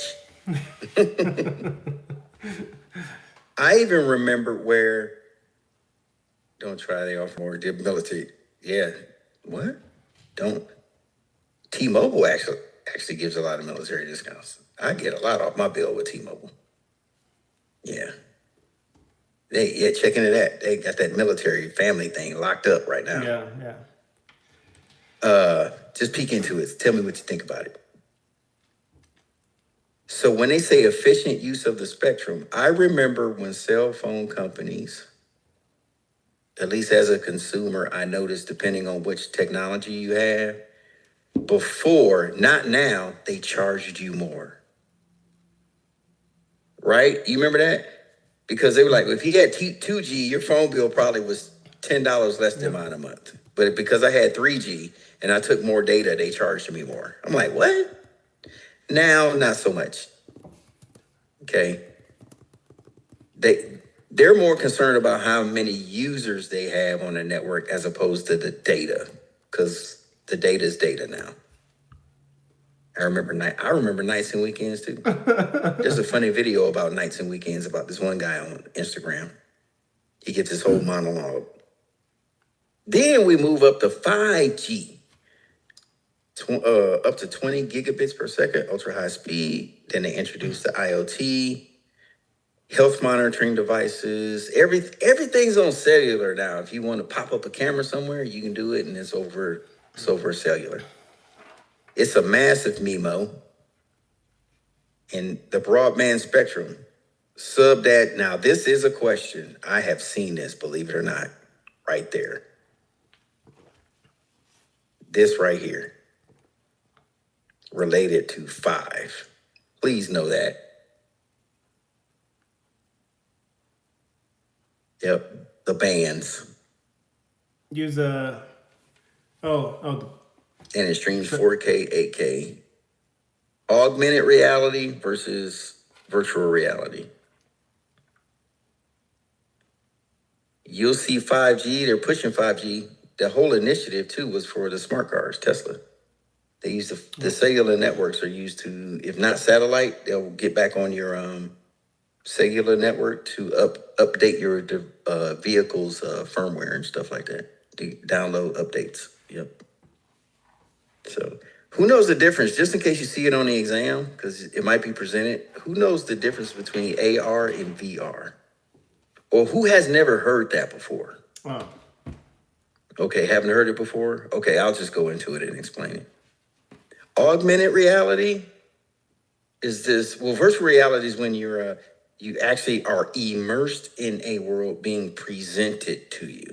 This is the way, if you look at the definition of it, you get messed up. So VR is like, I'm putting you in a world. You're putting the goggles on, you're isolated, and you're like, ooh, snap. They grow blueberries in here. I didn't know I had blueberries on Mars, right? I'm putting you somewhere. Yeah. I've created this whole world. Augmented reality uses the real world, but on top of it, they put a virtual world. Yeah. Let me give you an example. An overlay. Yeah. Who shop for furniture lately? Or anything on Amazon? Something that's like furniture. Oh, yeah, you can do all the measurements with the augmented reality. Yep. Elaine knows where I'm going with this. Yeah. What can you do with that furniture when you hold your phone up, Elaine? Dick Charles said it too. Yep. Y'all are saying it. Place it and it puts the furniture. Yep. The camera measures your room. Yep. It knows the measurements of the furniture, so it augments. It puts the furniture as if it's sitting in your living room right now. What it'll look like, and it measures and does everything, so you can get an exact kind of augmented reality. You get an augmented view of what it looks like. Yeah. Right? Pokemon Go, you are correct. Yeah. There was first massive gaming platform that introduced augmented reality, and it was very successful. Yeah. Until Everybody kids likes start running out in the Pokemon traffic Go. trying to catch Pokemon Yeah. that weren't really there. The heck? Yeah. Yeah. There was a lot of accidents that started happening because people chasing these digital Pokemons in the traffic or off cliffs. Yeah. All right. So many times. Yeah, they had to put geofencing on that stuff so they don't go anywhere. So yeah, just know the difference between that. Who said James can't make learning about Wi-Fi fun? What's these charts y'all got going up? Okay, great. He did the comparison. Here we go. Satellite internet technologies. Mike, chime in anytime you want. And Elaine, y'all worked on these satellites. So you have microwave satellite broadband.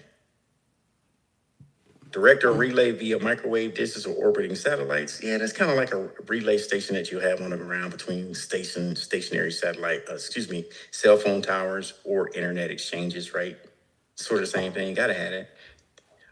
Popular for home and expanding in business, especially in remote. Small dishes be put on the top of buildings, send a signal, uses a satellite to relay. But you gotta have, no problem.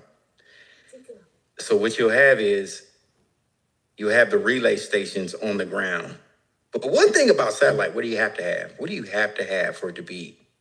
There you go. Yep. You gotta have a range and direct line of sight. Yep. You have to be in a line of sight somehow, some way. There you go. Next, geostationary. They're positioned in high orbit. They do provide broad coverage. That's why Mike was doing this. He's making a snow angel. Okay. Yeah. But they got high latency. That's why you need low Earth orbital. This is on the exam, by the way. Specifically about satellites. They have one question on there. No, the satellites. I answered it. Especially about this right here. Not so much the microwave satellite, these two. Yeah. Low orbit takes pics of us and yep, they do. Yep, you're right, Mr. T. Phone is gonna need a clear sky. I'm glad y'all mentioned this. Check this out. You remember before you need to have sat phones? Like you specifically needed a satellite phone, right? My phone, if I pay for the extra service through T-Mobile, like when you're on a airplane or something, you can send texts, but I have to turn on satellite. Right, Mr. T? Yep. You seen it before? You have to sign up. That's an extra subscription, but it works if you're out of the country. You'll use the satellite to relay your text messages when there is no cellular coverage. But that's an extra thing you have to pay for. So phones nowadays are capable of doing that. Yeah. It comes on the new iPhone as well. Yep, it backups to the transmitting through the satellite, right? Yeah. So I mean, they're getting real crazy with this stuff, which is cool. So no need to buy a separate sat phone in most cases. Here we go. GPS. Iridiums suck anyway. What's iridiums, Michael? Iridiums? Let's take a look. Iridiums. Oh, okay, gotcha. The big. It's like a brick, and then it has this antenna that's like really thick, and it's supposed to like connect the satellites easily. They don't. They don't. It's okay. I just learned something new today. Iridiums. Okay. Thanks for dropping that knowledge. So with the GPS, you get the fixed satellite positioning, enhanced. Okay, we got that. The key thing you'll see on the exam when it's talking about GPS, indoor positioning system. That is a question. Okay, who remembers what that is? For GPS? We know what GPS is for outdoor, but they have indoor. And what industry will use indoor positioning systems? I know everybody's thinking. That's the key to this. We want to make sure the brain is going. You're correct. Warehouses, people that move stuff that needs to be accounted for. Yep. Amazon. Charles, it could do anything. If you're getting indoor, they're looking for phones because indoor phones can be used for positioning system because if they're on a private network, you can use it to figure out who is where just by pinging the network phone. And RFIDs. You're correct. All of that's correct. So all of those can be used for indoor positioning to find out where people or items are. We got 2 questions. Frank notices that some devices in the office are experiencing slow internet speeds while others are operating smoothly. The office wireless system supports both 2, 4, and 5 to optimize network performance for all devices. Take.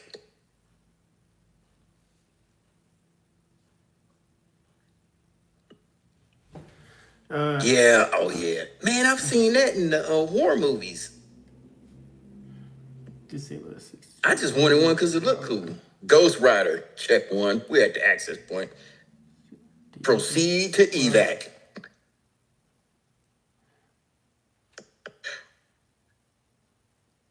It just look cool when they look up in the sky. And why do when they have a sat phone, they always go like this? Like, I know we're getting off topic here. 3, yes, you will enable band steering. Yes, of course. But it's true. With the cell phone in the movies, they always go, "We've made it. We've got the package. Please send a Huey." Yeah. We're looking up at Brian when we do that. Yeah. He's got the drone up. So, okay, listen. Yeah. Next question. Which of the following wireless technologies uses multiple users? MIMO. And non-overlapping channels to increase wireless networks bandwidth. I know, dramatic effect. Look at this. Oh, wait a minute. Y'all think it's 2? I think it's 3. Uh-oh, we got some 3s coming in. Brian even chimed in.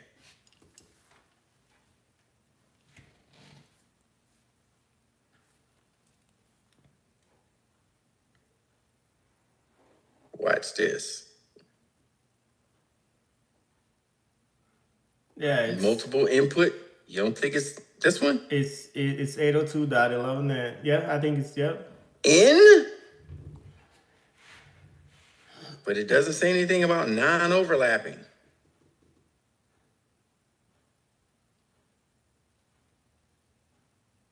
And what was the other one? It was 802.11 AC. All right, let's see what the question says. Here we go. Yeah. The answer, just to make sure, because it said one thing and it's another.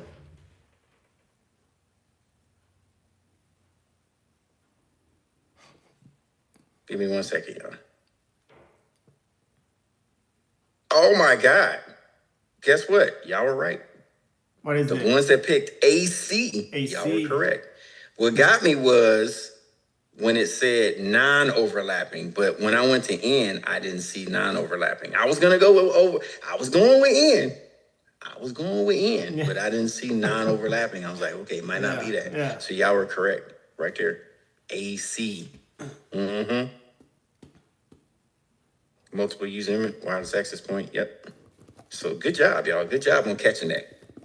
The key word there was non-overlapping channels. N does have overlapping. Good job. All right. Here we go. Let's take a look at this one.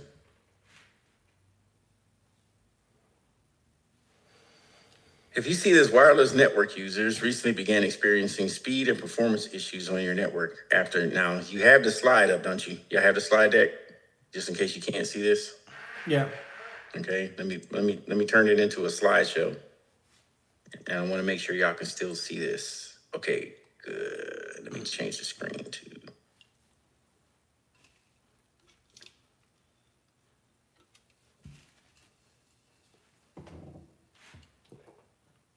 Just so y'all can see it. Okay, looks like y'all can see it.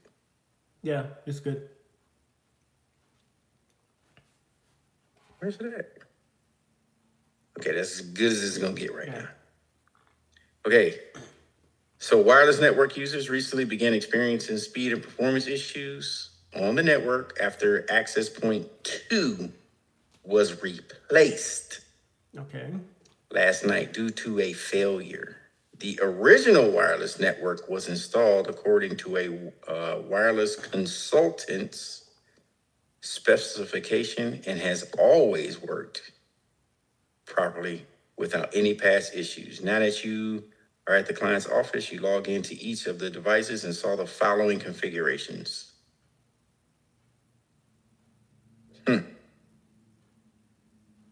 Based on the configuration shown, which of the following settings should you change to bring the wireless network back to optimal performance? So yeah. AP2 channel from 1 to 6. Change AP2 mode from B to G. Which ones should you change? So AP2 was replaced. So if Leah says C. Change AP2's mode from B to G. But is there anything about that? I'm looking at access point number 1 with address 151, gateway 10.0, model G, channel 1. So, okay. It said change all that apply. Okay, so don't forget that. Going to F. I'm noticing one has maybe F. A. This is what I'm noticing over here. Yeah, I'm going to F. Something maybe funky going on over here. A, maybe F. Yeah. Has WPA, and this is a /24.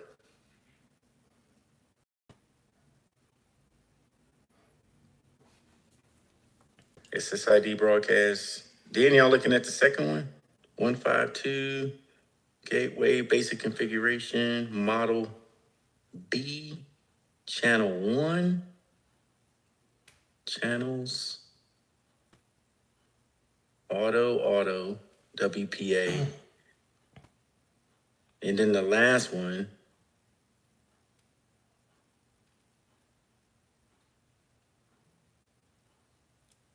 channel 11. All right, so let's look. Let's see what y'all say. Definitely everybody says C. Change the access point channel from 1 to 6.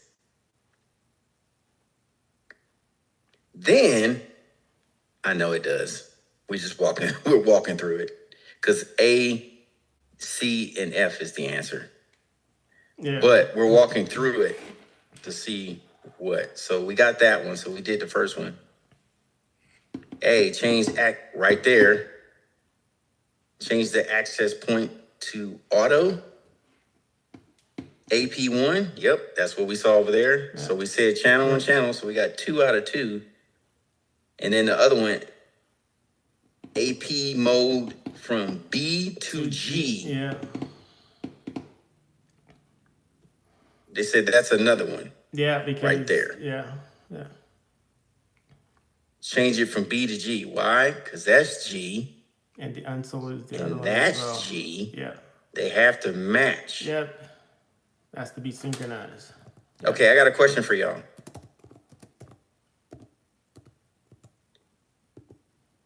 Because why do they all have to match? It's an enterprise. Has to be synchronized. Dang it, Lane got it. Yeah. They all have to be synchronized because they're all in infrastructure mode. Yeah. They're all being managed by a wireless access point administrator. All right. So somebody logs into these access points, they set them up, they bridge them all together in infrastructure mode. They all do a BSSID. You see the bottom? It says SSID broadcast, SSID broadcast. They all say corporate net. Yeah. That means they're all connected together. Yeah. So they all have to be the same unless they're on a different LAN. Then it would be segmented. Yep. Yeah. They're all going to be broadcasting the same. So this is the type of trash you're going to see on the exam. Yep. Can be confusing too. Yes, you will. Because there'll be a one. Did y'all see the PBQ yet? Allegedly, of a conference room. You had to set up 5 access points.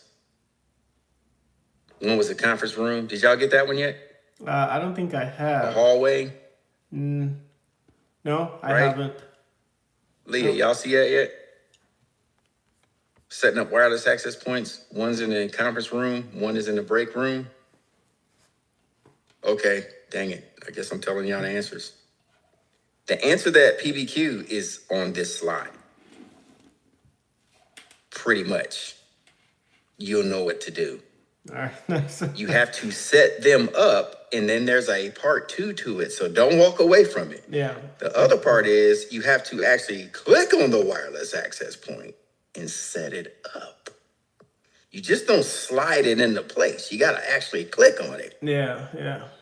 and make sure that they're not all on the same. Depending if it's a Soho or an enterprise, the question will tell you what direction you need to go setting it up. Okay? So please pay attention to that. All right. How many parts did I say was to that?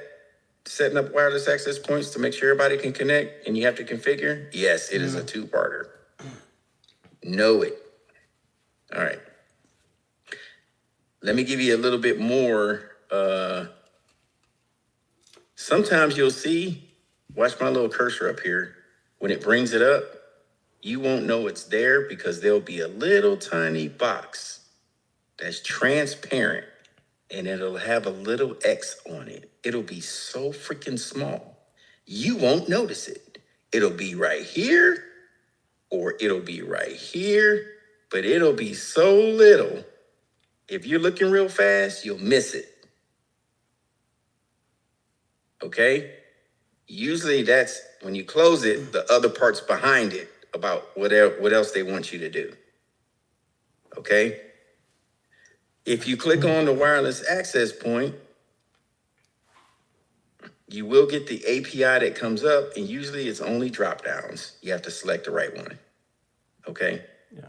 But to get from the map to this, you have to pay attention to these little clues. Sometimes they won't be visible, and you'll be like, well, how do I get there? Yeah. Yeah. All right. Or you click on the piece of machinery itself, the appliance. Yeah, they suck.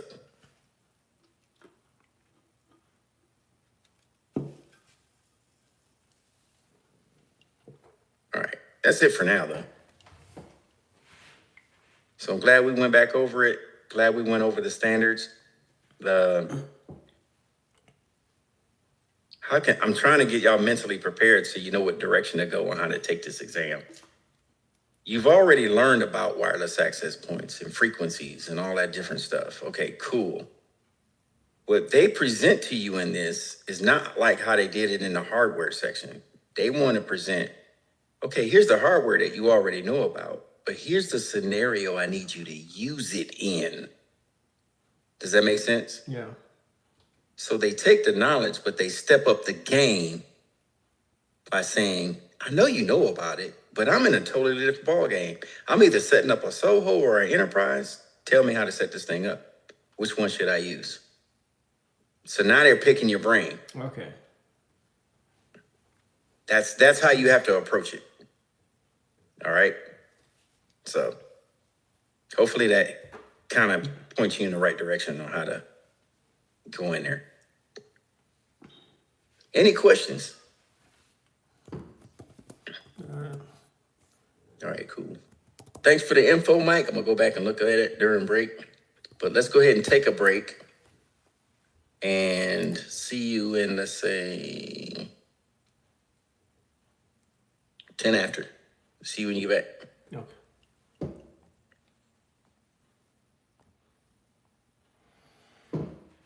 Okay. Let me type this question in pretty fast.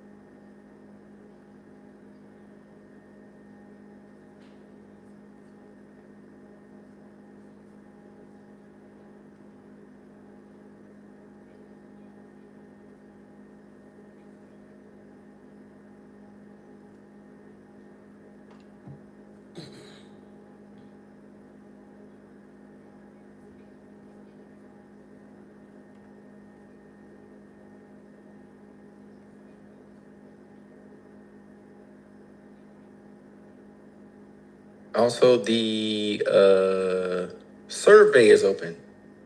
Y'all want to jump in the survey? I think it's on day 10 or 11. Okay, yeah. Want to get that done too. Be great.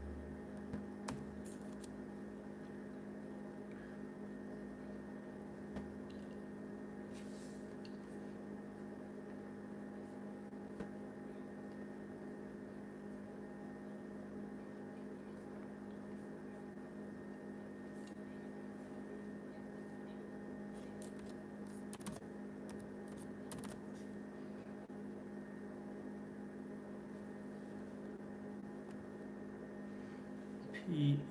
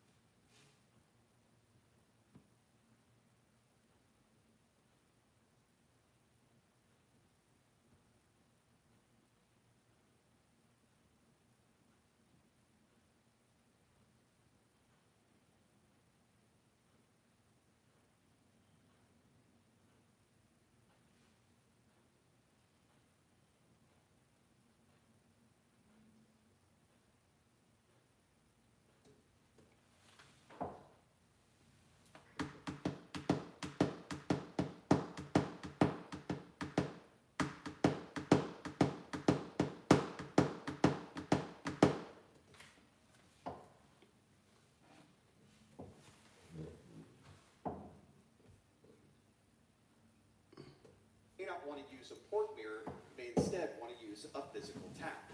Here's an example of a coax tap, but it works very similarly whether you're using fiber or copper.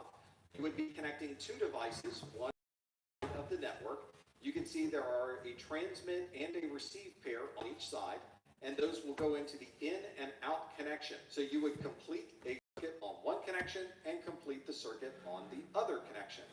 There's a copy of this information that is being sent to monitor ports on the tap, and that is where you would plug in your analysis tools or your protocol analyzer. Cybersecurity today is so messy and expensive. And why does it take so long? It really shouldn't be that. Get started with Sola, the studio where you can build any security app. Whether you're the security person or just the person tasked with security, tie together some loose ends or build up your security stack. You fit Sola to your needs. It's simple, quick, and free. Get security done with Sola. It is good to be home. Only one of us can be the family wizard and keep our powers. Everyone knows it's gonna be me. You miss. You never miss. Maybe the prophecy isn't over. Only we know it was coming. You're not alone anymore. And you never will be. Trust me, this place is totally safe. Alex? What are you doing here? Oh, I'm sorry. I live here. If you have a wireless network, you may want to gather details about what's going over the air with a wireless survey tool. Wireless survey tools can tell you information about the coverage of the signal that's being received on the network. You may be able to identify potential interference, especially if it's coming from another access point.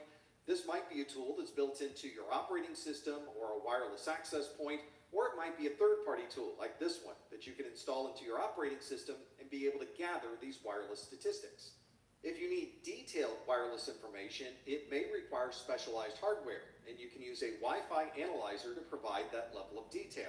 This would be able to see all of the 802.11 information that's going through the air, and in many cases, show you other information that's sharing those same frequencies. This can provide you with channel strengths. You can see what channels are in use, see what access points might be in the area, and identify any potential sources of interference. And if you have a more advanced version of a Wi-Fi analyzer, it may include a spectrum analyzer where you can see an entire range of frequencies and see every signal that's being broadcast on any of those frequencies, whether it's associated with an 802.11 wireless network or some other source. If you're concerned that there's interference coming from a third-party piece of equipment or from a microwave oven, you can verify that using a spectrum analyzer. Here are the results of information that was gathered with the Wi-Fi analyzer. You can see in this case that we have a little bit of noise at the bottom of this signal and then a little bit of wireless signal on top of that. You can see that the signal to noise ratio in this particular example is very narrow. It's very close to each other. This is very different than another view of the network where we can see there is a much stronger signal. There's much more signal than there is noise at the bottom. Our Wi-Fi analyzer is able to provide us with a lot of detail about just how well our wireless network is operating. If you work a lot with fiber optics, you might be concerned about having breaks in the fiber optics, especially if there's a lot of bends in a particular fiber optic, or maybe you're unsure if a particular fiber is in good condition. One of the ways that you can check this is with a visual fault locator. You can think of this as a flashlight that has been specifically designed for optical fiber. The light that you shine down the fiber with this visual fault locator can be used to identify any breaks in the fiber because you'll see the light leaking out from around that particular break.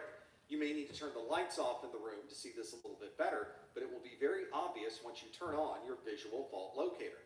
This is a relatively low-tech device, but it is very effective at finding problems with this fiber. So you may be able to locate those faults before you ever install that particular fiber patch into your network.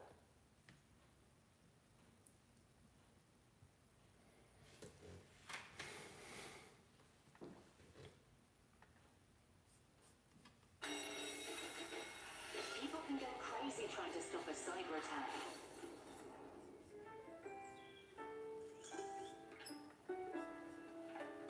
Acronis, take the headache out of IT security. I've definitely been laughed at, mocked. People are like, that's a scam. Generally, ranchers are one of the more skeptical groups. You start actually questioning yourself, is this really legitimate?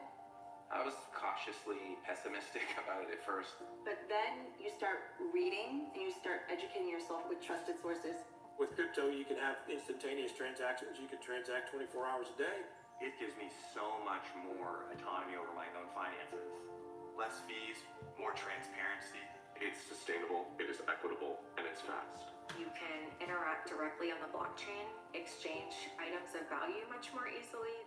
It offers you access 24 hours a day. It's my money, I have access to it, and I can do whatever I want with it. Whether that's invest, pay somebody, or just use it as retirement. And this technology really can be used for good.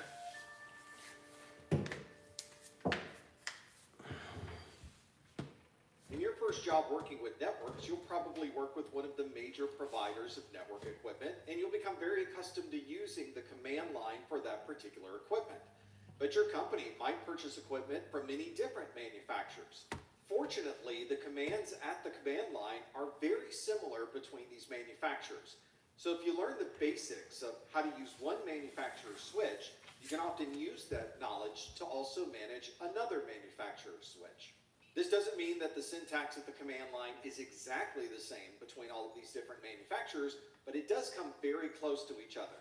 And the output has very similar information from one manufacturer to another.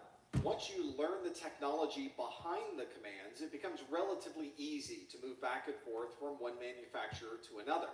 And you'll begin to memorize the different commands for the different manufacturers, and it will soon become very second nature.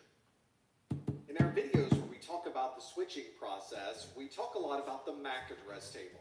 This is the table inside of the switch that has a list of all of the MAC addresses that it's learned, and it knows which ports that it learned that MAC address on.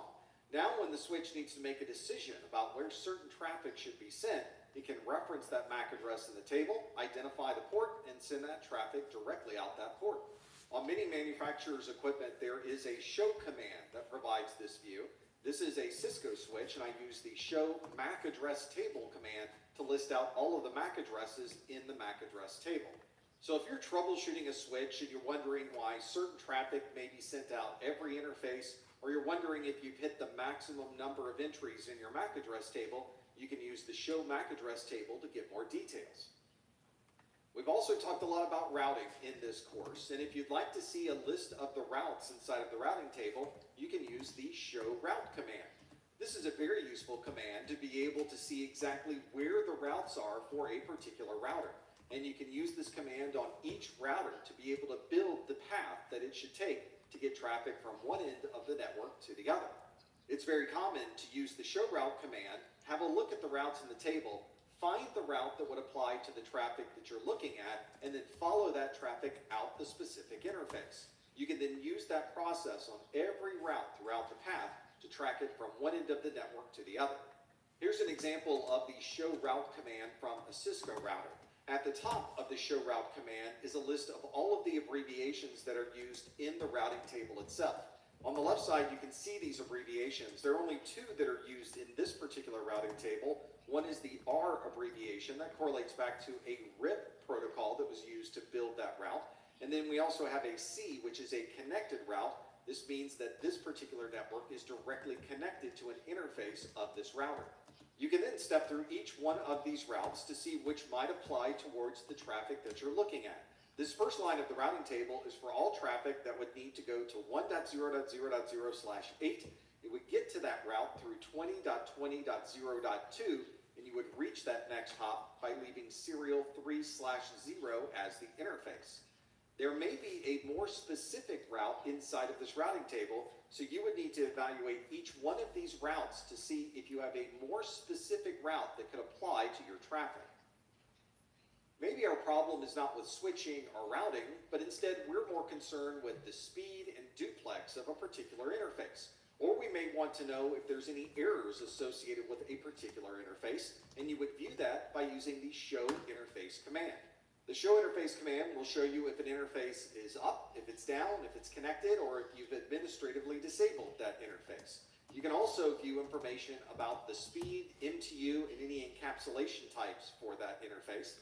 And you may be able to identify problems. You can see if there's been any CRC errors on that interface, if you've dropped any of the frames coming through that particular connection, or if there's any input or output errors. And you might be able to get an overall performance.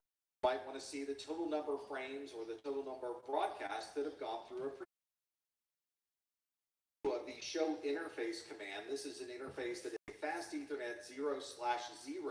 So that tells us that it's a 100 megabit interface and it's connected on slot 0 and port 0. We can see that this particular interface is up and the line protocol is up. So we are getting signal on this particular interface. We can see the hardware configuration. This is running at full duplex at 100 megabits per second and the media type is an RJ45. We can then see input and output rates. We could view any errors such as CRC errors and get an overall view of how this interface might be performing. When you make a configuration change to a device, this sometimes is done in a web front end, but very often you can view a text-based view of the configuration itself. Some devices only support a text-based view for configuration, and you can view that configuration right at the command line using the show config command. In 5 minutes, you can find and reach out to a qualified candidate on LinkedIn Recruiter. Using AI-assisted messaging, you can connect with talent easily. Trust me, you're gonna love how effortless it gets. Hire smarter and faster with LinkedIn Recruiter today. With Liberty Mutual, you can customize car insurance to save hundreds. Get your look away. Only pay for what you need. Liberty, liberty, liberty, liberty. This will show you information about the configuration that's currently running inside of that device, and you may be able to view configurations that are stored on the storage drive of that device. Each manufacturer has a different format and a different syntax that they use when they're storing information as part of a configuration. So you'll need to become more familiar with that manufacturer's specific syntax and layout to really understand what's inside of this configuration file. Here's a configuration file from a router. The configuration was so long that I had to separate it into separate columns. You can see the command is up here, show running -config. That's the command on this particular device that shows us the configuration that is currently active inside of this router. We can see the configuration is 830 bytes, the version that we are using, information about timestamps that will be stored. We can see router information, and then we have IP addresses, subnet masks, and other details that are associated with the individual router ports. There are many other details in this configuration, but it is nice that you're able to read through all of these details, and if you need to Jesus just sent you an invite for room 1. change it at the command line and then view the configuration again. In an earlier video, we talked about viewing the ARP cache that's inside of the operating system that you're using, but there's also a way to view the ARP cache inside switches and routers. You can do that with the show ARP command. This views the address resolution protocol cache that is loaded inside of that device, and it's very similar to the ARP cache that you would see inside of your operating system. So if you're trying to determine if a switch or router sees a particular MAC address that's associated with an IP address, you can view all of that inside of your ARP table. This is the protocol, the IP address, the hardware or MAC address associated with that IP address, and the interface that was used to identify that particular pair. If you're working a lot with switches, then you're probably doing a lot of VLAN configurations as well. So it's important to be able to view what VLANs are associated with which interfaces on that switch. You would view this by using the show VLAN command. This will list out all of the VLANs on this device, and it will show you what interfaces have been assigned to that VLAN. Not only can we view the assigned VLAN IDs, you can also see what the default VLAN is for this entire switch. You can see interfaces that are part of the default VLAN, or you can view any interfaces that may have been specifically assigned to a different VLAN. A lot of the switches that we use today can support Power over Ethernet, or PoE. This means that we're going to use the Ethernet cable to power up devices that are on the other end of this switch. But to do this, we need to monitor the switch and make sure that we have enough power for all of these devices. We can view this power usage through the show power command. This will give us a list of all of the interfaces. It shows us if PoE is turned on or turned off for a particular interface, and then we can see how much power is being used by that particular device. This also lets us know if we can add additional devices to this switch. This particular switch supports 370 watts. We're using 40 watts, so we have 330 watts remaining. So if we need to add additional devices, we probably have enough wattage to be able to support those using this PoE switch.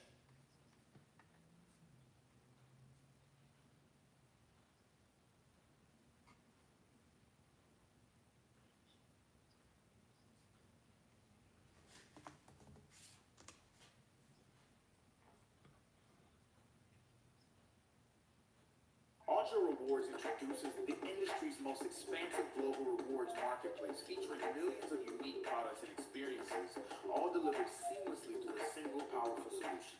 With maximum choice and unmatched flexibility, it is designed to create personalized, dynamic experiences for any audience. This is CompTIA Rewards. Schedule your demo today. Hi, it's me, your internet connection. We've been through a lot together. Back-to-back video calls, large file uploads, never-ending spreadsheets. But your provider, they've been holding me back with data caps and slowdowns. Like we don't have deadlines. I could be so much more if you gave me Team, reliable fiber internet. Because you and your internet have been through enough.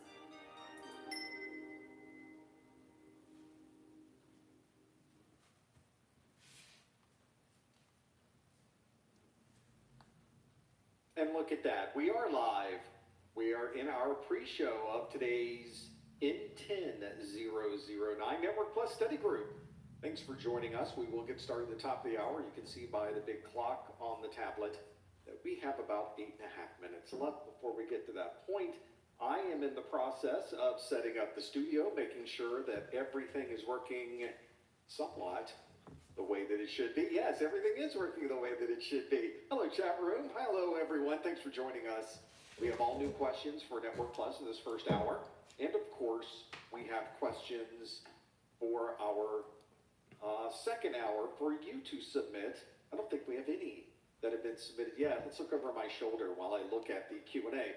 We have one question in the Q&A. You guys are working already to get the questions in there. You can, of course, use the link on your screen to either submit questions for the second hour. We call that our after show. Or you can use that same link to answer questions. There is technically a question on the screen, which is, where are you joining from? And we have this virtual pin cushion. Let's see if I can put it up on my screen so that you can see it. You can put your virtual pin cushion right here, so you can add your pin to the map of the world. And it looks like North America is represented so far. We have other folks that will certainly join. In the meantime, and this is what I'm currently working on, though. We're just trying to make sure that I can find everything I need, that it's all up to date, those all look right. Everything with Network Plus is good. All of the channel, okay, things look fine there. Our cameras are here in this middle section of 4 cameras. I have this extra stream camera here at the bottom. It's really just a repeat of what we see here on the left side. And I was really thinking that's the one I would use. It's so small, so tiny. I can't really see what's going on there, which is why we have, well, if you're going to need to see, you probably want, a 27-inch monitor at least. So that's what that is. So anyway, that's always something worthwhile and useful to have there. Thanks for being in the chat. Hello, everyone. Thanks for being there. Will I ever do Pen Test Plus? Well, considering I think you're the only person to ask me this calendar year, I would argue that perhaps it's not on the top of our list. It would be fun to do. That would be a good one, right? Pen Test? That's always exciting. That's very Hollywood movie-ish. And the reality of that job, of course, it is absolutely nothing like Hollywood or the hackers that get in. It's mostly a lot of report writing. If you like to write reports, Pen Test Plus is for you. I think the first section of the Pen Test Plus exam objectives are, tell us about your writing skills. Tell us about the report that you're going to create right now. I don't think that's really what it says, but it probably should. There's almost as much writing in the Security Plus side, but not on the Security Plus exam. There's just too many fundamentals you have to get in place. What are we going to do with this phone, everybody? Well, first we're going to put things into a do not disturb. do, we'll just have it not rain, because I've got people that are out and about right now to figure things out. Thanks for being here, everybody. You guys got a lot going on right here. We've got so many good questions for you today. I spent last week really going through creating some new questions, getting some extra things there. So we have some good things there that are coming today. So I like to really get in there and see if I can a little bit. We've been doing a lot of different kinds of The perfect everyday bag from Coach. This bag transitions seamlessly from day to night. It's sleek, chic, and just the right size.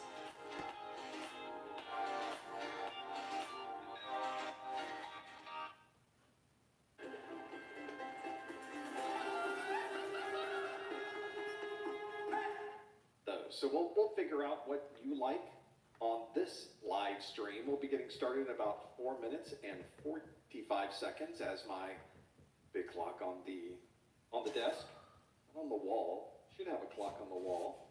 They don't have a clock on the wall. I think it'd be taunting me, wouldn't it? I think it would. So there's no clock on the wall. I'll just rely to the taunting that comes naturally on the clock that's on my phone or the clock that's on my wrist, or in this case, clock that is on my table, my desk, this enormous thing. I can't even reach, the desk is so long that I've still got another foot if I stretch my arms out on both sides. So it's a big desk. And you can see I just put everything on it. Everything that you need to do a live stream is on this desk, or in this desk. You can't really see it. There are two 19-inch racks, one on the left, one on the right. They're behind kind of a soundproofing. I don't know if I even open it up if you can still hear because of the way the mic's. Yeah, it's still kind of quiet even then. They aren't particularly loud in what they are doing in there. Because there's, on the right side here, you can sort of see the Cylons going around. I'll move the lower third there. The Cylons that are going around there, they're recording the audio and video of this. So they're working to keep up with that. On the left side, those pretty red and green colors are the video switcher.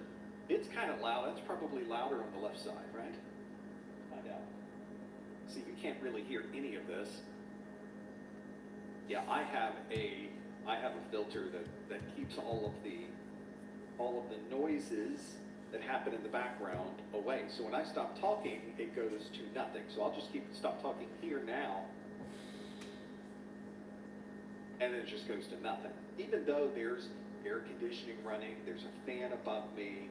There's other things that are happening. There's noises around. There will people be outside, but we've got a very directional mic in the mic that we use. This is a Heil PR40. It's a very directional mic. So if I even go off mic a little bit, I'm talking exactly the same. But if I go off mic just a tad, you can see there's quite a difference in what's happening there. So that combined with the inline compression slash really noise gate is what's causing that not to send anything. So I've got a noise gate on that. Works fine, works great. So we'll figure out the details. No, it's a mono. Everything is mono. This is a mono config. I do not talk in stereo, so I do not publish in stereo. So we'll wait for the first live album. We'll make sure is in stereo. So we'll have that going forward. There's no live album. It's coming. 2 minutes left. 2 minutes to go, everybody. We will get things started in just a moment. This live stream is available immediately afterwards on YouTube as a replay, and I send out or post a replay information on my website. A holiday album, what a lovely idea. What a horribly, horribly bad idea that is. So I'm not sure that you didn't ask for it, you don't want it, you'll hate it, here it is. That's sort of how, isn't that how most music is these days? Isn't that how most movies are? We know you're not going to like it, we know it's bad, but here it is. Congratulations.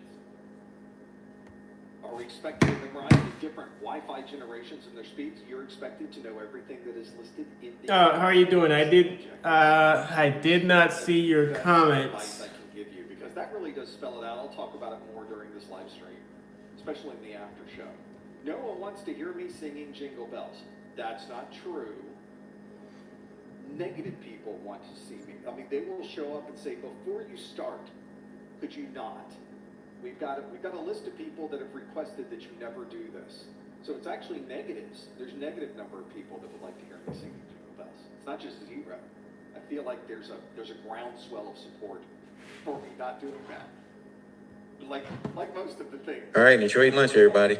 It's very similar to that. How often are these? We do a live stream for each of our study groups. We do 4 live streams a month, 2 for A+, 1 for Network Plus, that's the one today, and 1 for Security Plus. Figure those out. 15 seconds to go. Oh, I gotta, here we are. Suddenly I realize after talking to you for 10 minutes, oh, I have a live stream to do. So we're going to go here. Let's go up to our keynote. Let's get a green light. We got a green light on the keynote. Click, click, click, click, click. That all works. This all works. That all works. It's time to do a live stream, everybody. Let's see if I can remember the way any of these things are supposed to work. Here we go. Hello, everyone. Welcome to the July 2025 Professor Messer N10009 Network Plus Study Group. This is the study group where I ask you questions that come directly from the CompTIA exam objectives. And if you know your exam objectives, you will be able to answer these in real time if you're joining us live. If you're not joining us live, that's fine too. You can, of course, go to anything that we are doing online, watch the replays. And as you're watching the replay, although you cannot participate interactively, you can still participate with yourself. You just sort of figure out the answers, write them down, make a note of them, try to keep up with what we're doing. You just won't be able to submit them online, which is fine. That's not a problem. I think there'll be something that we can do for everyone. If you are here live, this is the link that you will use. Go to professormesser.com/QA to submit your answer to the questions that we will have available for you today. The very first question that I like to do, that is a question from last month. Let's see if you're able to get in and do this properly. So if you pop open in the browser window, there will be a question waiting for you at professormesser.com/QA. Before I tell you this question, one thing to keep in mind is that our standing rule in the study group is that we want to answer the questions at the link that you see on your screen, professormesser.com/QA. Please do not put any answers in the chat room. Please don't put any hints in the chat room. The question I have for you today is this one. Our rewind question is, a technician would like to query a DNS server for the FQDN of a specific IP address. Which of the following records should be configured on the DNS server? Would that be PTR, MX, PTR, Organic and dairy-free? Woo! Woo!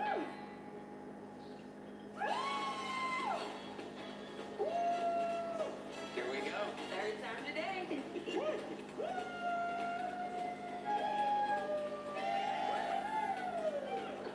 At Sprouts, our shelves are filled with new, exciting, and delicious discoveries. This is that Sprouts feeling.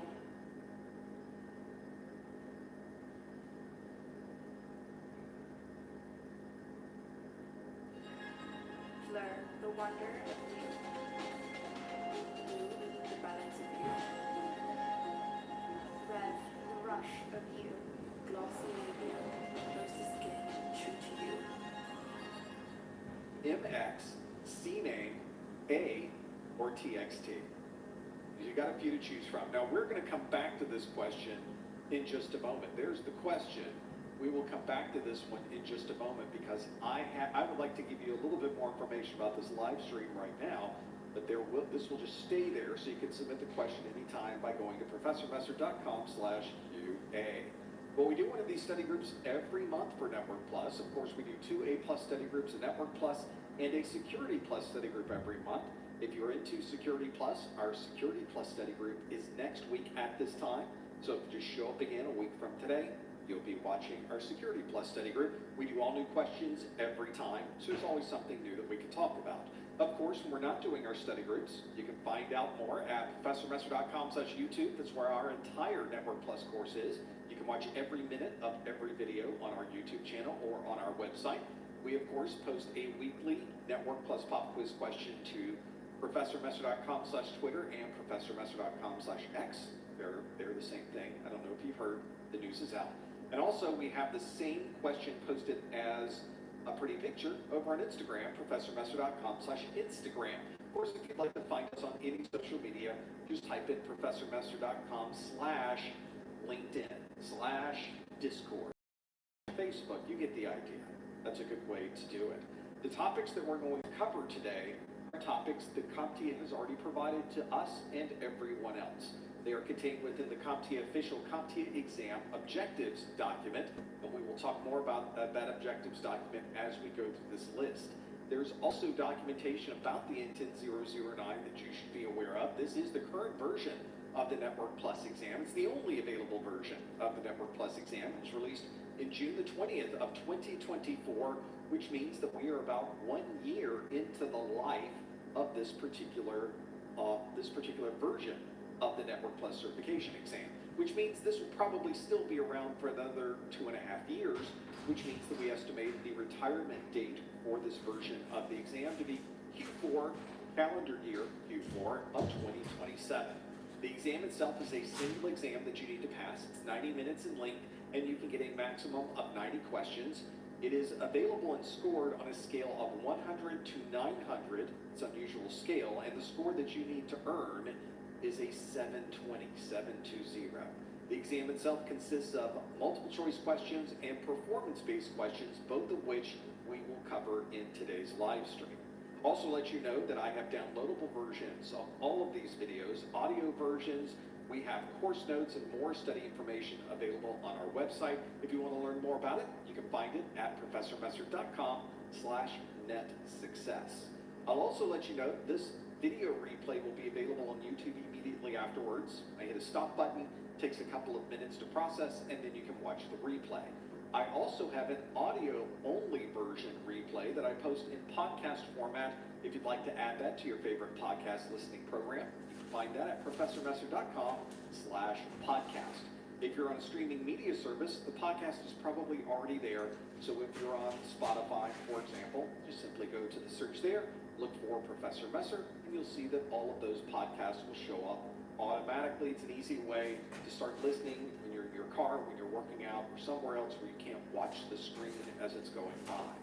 Also let you know that about a day after we're done, you'll notice that the YouTube video description will be updated, and it will have all of these timestamps in it. These timestamps happen thanks to the hard work of my marketing manager, Lori. Hi, Lori. She's watching the replay and going through this entire video and putting those timestamps in for you so that you have the most accurate way to find the information that we covered during this live event.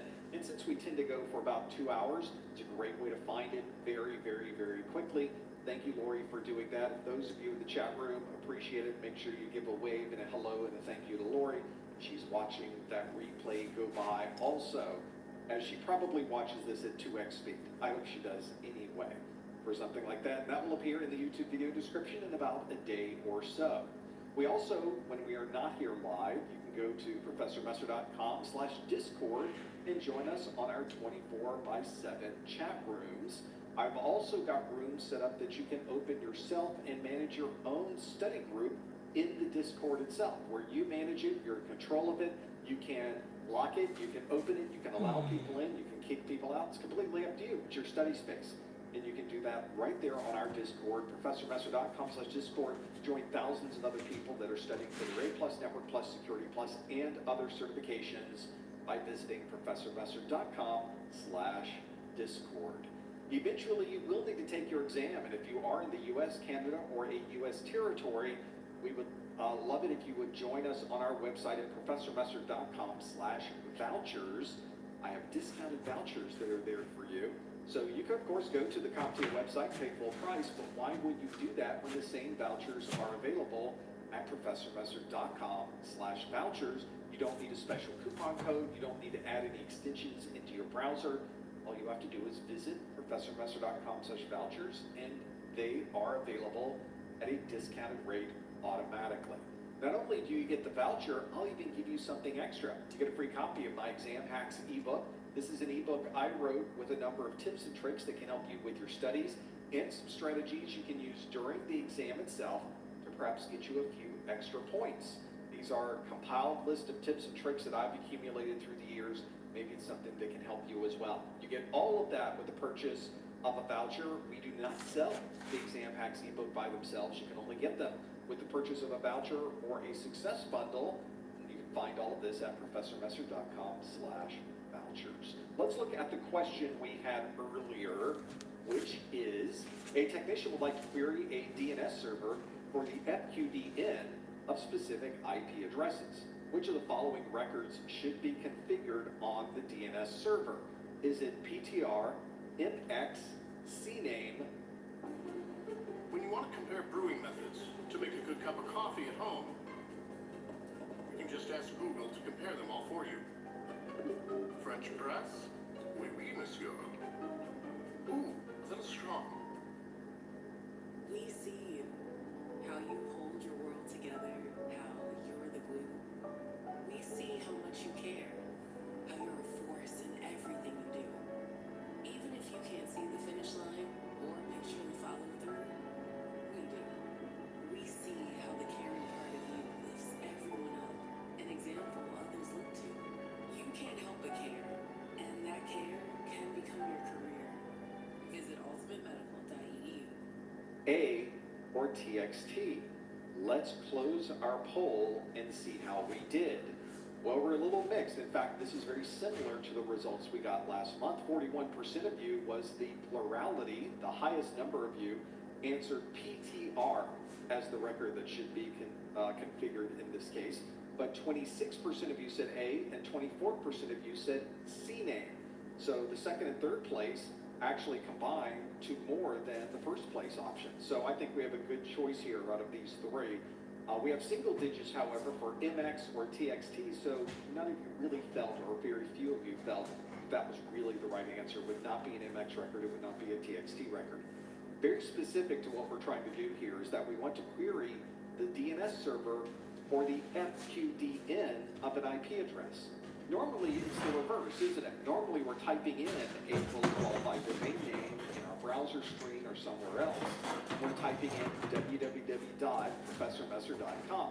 And behind the scenes, it's figuring out the IP address. Well, what we're asking for is the opposite of that.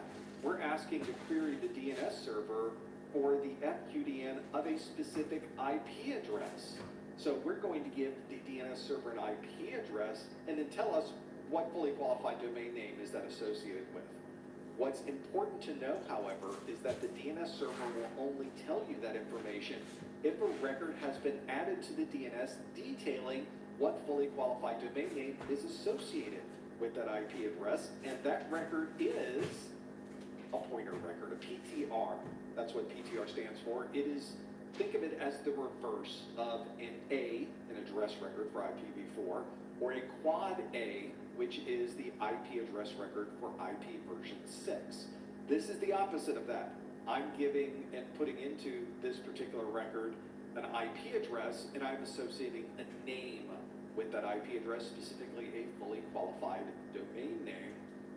And that's where, in fact, I notice here, it's even whoever put that in my records here, misspelled it.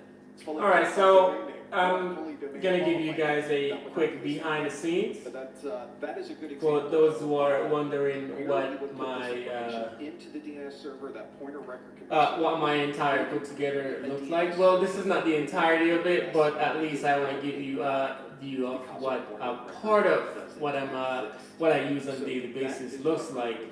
That in terms of my desk, my computers, cameras, lighting, and stuff like that. So right behind me, as you can see there, that's one of the lighting. These are some of the plants that I have. My lighting right there. My wall right there, as you can see, that I have all my notes that I write down. And as you can see there, that my plaques and stuff that you always see in my videos. Also right there has my YouTube plaque for, or my YouTube button that is for my gaming channel. So that you can have a single record for the IP address and then multiple. That is a nice touch addition of the light. My chair, that is my mic, and on my desk, see if I can get that properly. And a TXT you'll record see for so many an different assortment things. of computers. Currently on this desk I have 3 computers. Domain, it could be set for some So I'm trying to get a good capabilities that you would put into the text record as well. That's the answer we were looking for. If you want to find the fully qualified domain name of the specific IP address, there will need to be a pointer record in the DNS server or a PTR. Hopefully that gives you something to think about with the different DNS records that you need to know on your exam. Let's now shift gears a little bit. As many of you know, the first new question of every study group. So I have another tripod right here with my camera that I use as well. Then the questions that are multiple choice. The question we just did was a multiple choice question, where there was a question, there were multiple answers to choose from, and if you didn't, I also have another phone there, computer, iPad, an assortment of stuff that I use. So this was a quick behind the scenes that I put together for you guys. Let me know what you guys think. That's effectively what a performance-based question is. It's any other kind of question except for multiple choice. It could be a matching question, a fill in the blank, a drag and drop, putting you in a command prompt and having you perform a particular function, a particular command, to look at the output and be able to diagnose and look at what the output is telling you. There are many different ways to ask questions that come directly from the exam objectives. The important thing to remember with this is that if you know your exam objectives, it really doesn't matter how they ask the question. You will be able to answer it. So don't worry so much about the mechanics of a performance-based question. Instead, I would recommend you focus on the content of the exam objectives. Then it doesn't matter how they ask it. You'll know the answer.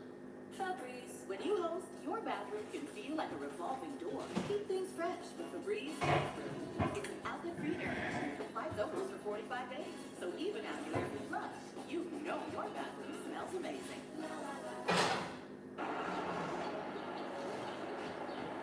Shop the cherry bag at coachoutlet.com. Whatever you happen to be doing. So I have for you today a performance-based question. This one is a fill-in-the-blank question. And to fill in the blank question, different options.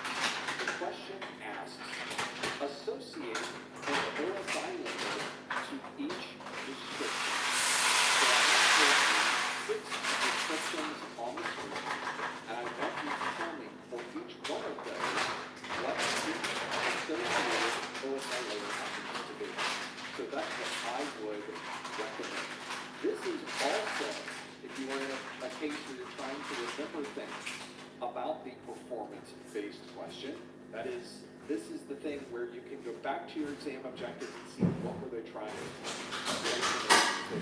As always, of course, if you want to answer this question, please use the link at the bottom of your screen. Go to professormesser.com/QA to answer it. So let's go through all 6 of these. The first one is, a web server is listening on port 8080. Which OSI model is associated with that? The next one is, a bad RJ45 crimp has switch pins 1 and 7. An OSI layer would be associated with that. More questions that we have. The next one is, user devices are configured with an incorrect default gateway. What OSI layer is that one? Next 3, we have an NGFW is blocking all SQL Server traffic. An 802.1q trunk is connecting 8 VLANs. And the last one is, a user has forgotten their password and locked their account. Has somebody been watching me this week? Because I'm getting really good at forgetting passwords and locking accounts lately. All in my lab. I have a separate protected secure wallet for everything I visit on the internet. But in my lab, I'm constantly forgetting passwords and having to unlock things that I'm running in my lab. So that has been used certainly this past week. Which OSI model is associated with that one? We're going to step through. See if you know the answer. You can submit your answer at any time. Go to professormesser.com/QA to submit your answer. I'm seeing if you folks are submitting their answers for the OSI models right here. This, by the way, is a very good example of how CompTIA likes to ask questions. They never ask you anything direct. For example, we know that there are different layers to the OSI model. But a lot of people, I think, will study which layer is associated with the name of the layer. I don't think I'm giving much away. Well, I'm not going to give anything away. So let's say that layer 1 is the OSI model that we call redundancy. It's not. I didn't want to give anything away. Many people will spend their time, layer 1 is redundancy, layer 1 is redundancy. And then they'll get a question like this and have to figure out, wait, where's the names? I thought we were going to put names into this, but it's not. We need to apply how those different layers are used and referenced on a production network. Because that's how we use the OSI model. The OSI model isn't something you just memorize and throw away. And I worked as a next generation firewall systems engineer for many years, and I would reference the OSI model multiple times a day with different people we would visit, because it's a great way to explain how this technology is working, where problems occur, so that you can really focus on the hardware rather than looking at the entire network as being an issue. So that's another thing to keep in mind. And after you do this, after a few times going through and understanding the OSI model and breaking things out, if you watch my video, I give you some real tips and tricks on how you can make that happen. Well, it's a good way to break those down for people to understand. So if you're familiar with the OSI model, let's see how you did with this one. We're going to step through all 6 of these to see if we can answer what we think the OSI model might be. Let's start with the one on the very top, and it is a web server is listening on port 8080. So we know that it's telling us there's a particular port number associated with the service on this device, and that port number is running on port 8080. Anytime you see anything associated with a specific TCP or UDP port number, it is referencing OSI layer 1. That gives you information about things at that TCP or UDP level if we're talking about IP version 4, for example. So another one of those layers we should really think about. So when you think about a port number, we have to memorize a lot of port numbers in section 1 of the exam, for example. Every time we're memorizing the port number, you should be thinking, that's an OSI layer 4 reference. Makes it very easy to remember it later on. The next one on our list is a bad RJ45 crimp has switch pins 1 and pin 7. That's not gonna work. Did I say session layer on the other one? See, I've got session layer on my mind because I saw it in the chat earlier. It's transport layer. Is your TCP and UDP. It's the transports, the boxes that we send across the internet. A bad RJ45 crimp is switch pin 1 and 7. See if you can figure out which layer we would use for that. Well, since it's the pins, the wires that we are using, the ability to send a signal from one side of the network to the other, that's obviously the redundancy layer. No, it's the physical layer.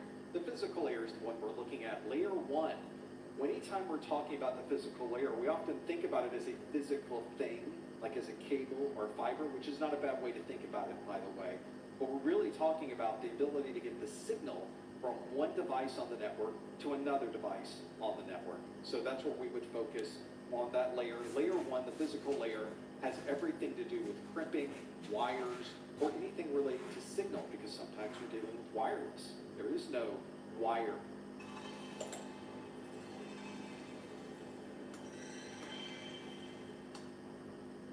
Fair enables me to source everything for my shop in one place. Curation is probably one of my biggest joys. I'm finding the best pieces that work for this space. Fair has helped us grow without sacrificing the vision for my shop. That we would have to worry about to work through those. Next on our list is the one that asks us that user devices are configured with an incorrect default gateway. An incorrect default gateway.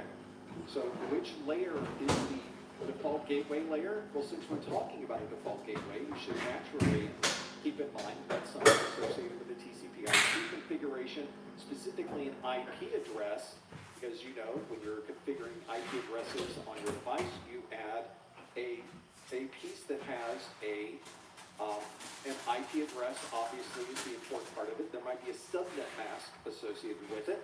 And if you want to communicate to a different subnet other than your local subnet, you will need a default gateway. And you specify that default gateway as its IP address.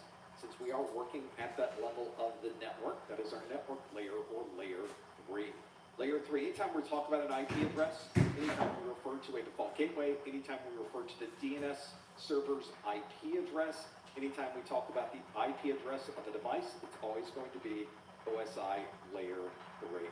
Next on our list, an NGFW is blocking all SQL Server traffic. I pulled these next two entries in, and I added a little bit of extra because we want to be able to break down for us what we really believe is going to be a reference to something else in another section. So this particular question is asking you information about a device called an NGFW. So you not only have to know your OSI model, you also have to know the devices. So a little combination question that comes up a lot on the exam, by the way. NGFW obviously stands for a next generation firewall, and that next generation firewall is blocking all SQL Server traffic. One of the things that's interesting about SQL Server, and specifically about next generation firewalls in general, is they can allow or block traffic based on the application itself. These are very intelligent devices that can identify traffic going across the network, regardless of port number, regardless of IP address. They can identify the actual application that is going across the network. And so the layer that we're referring to here is the application layer, or layer 7. That's one that we would use. So we've got a few that we would work through in this question. Next one is another one of these that's pulling a topic from a different part of the exam. An 802.1q trunk is connecting 8 VLANs. In the world out there of network people, we'll just say your .1q trunk is connecting 8 VLANs. You'll sometimes hear us abbreviated that way. When we're talking about trunking, we're talking about .1q. We're talking about things that you would configure and set up on a switch. Then we're talking about the data link layer of our OSI model at layer 2. Anytime you're talking about a router or an IP address, it's layer 3. Anytime you're talking about a switch, or you're talking about bridging, or you're talking about trunking, you're talking about layer 2.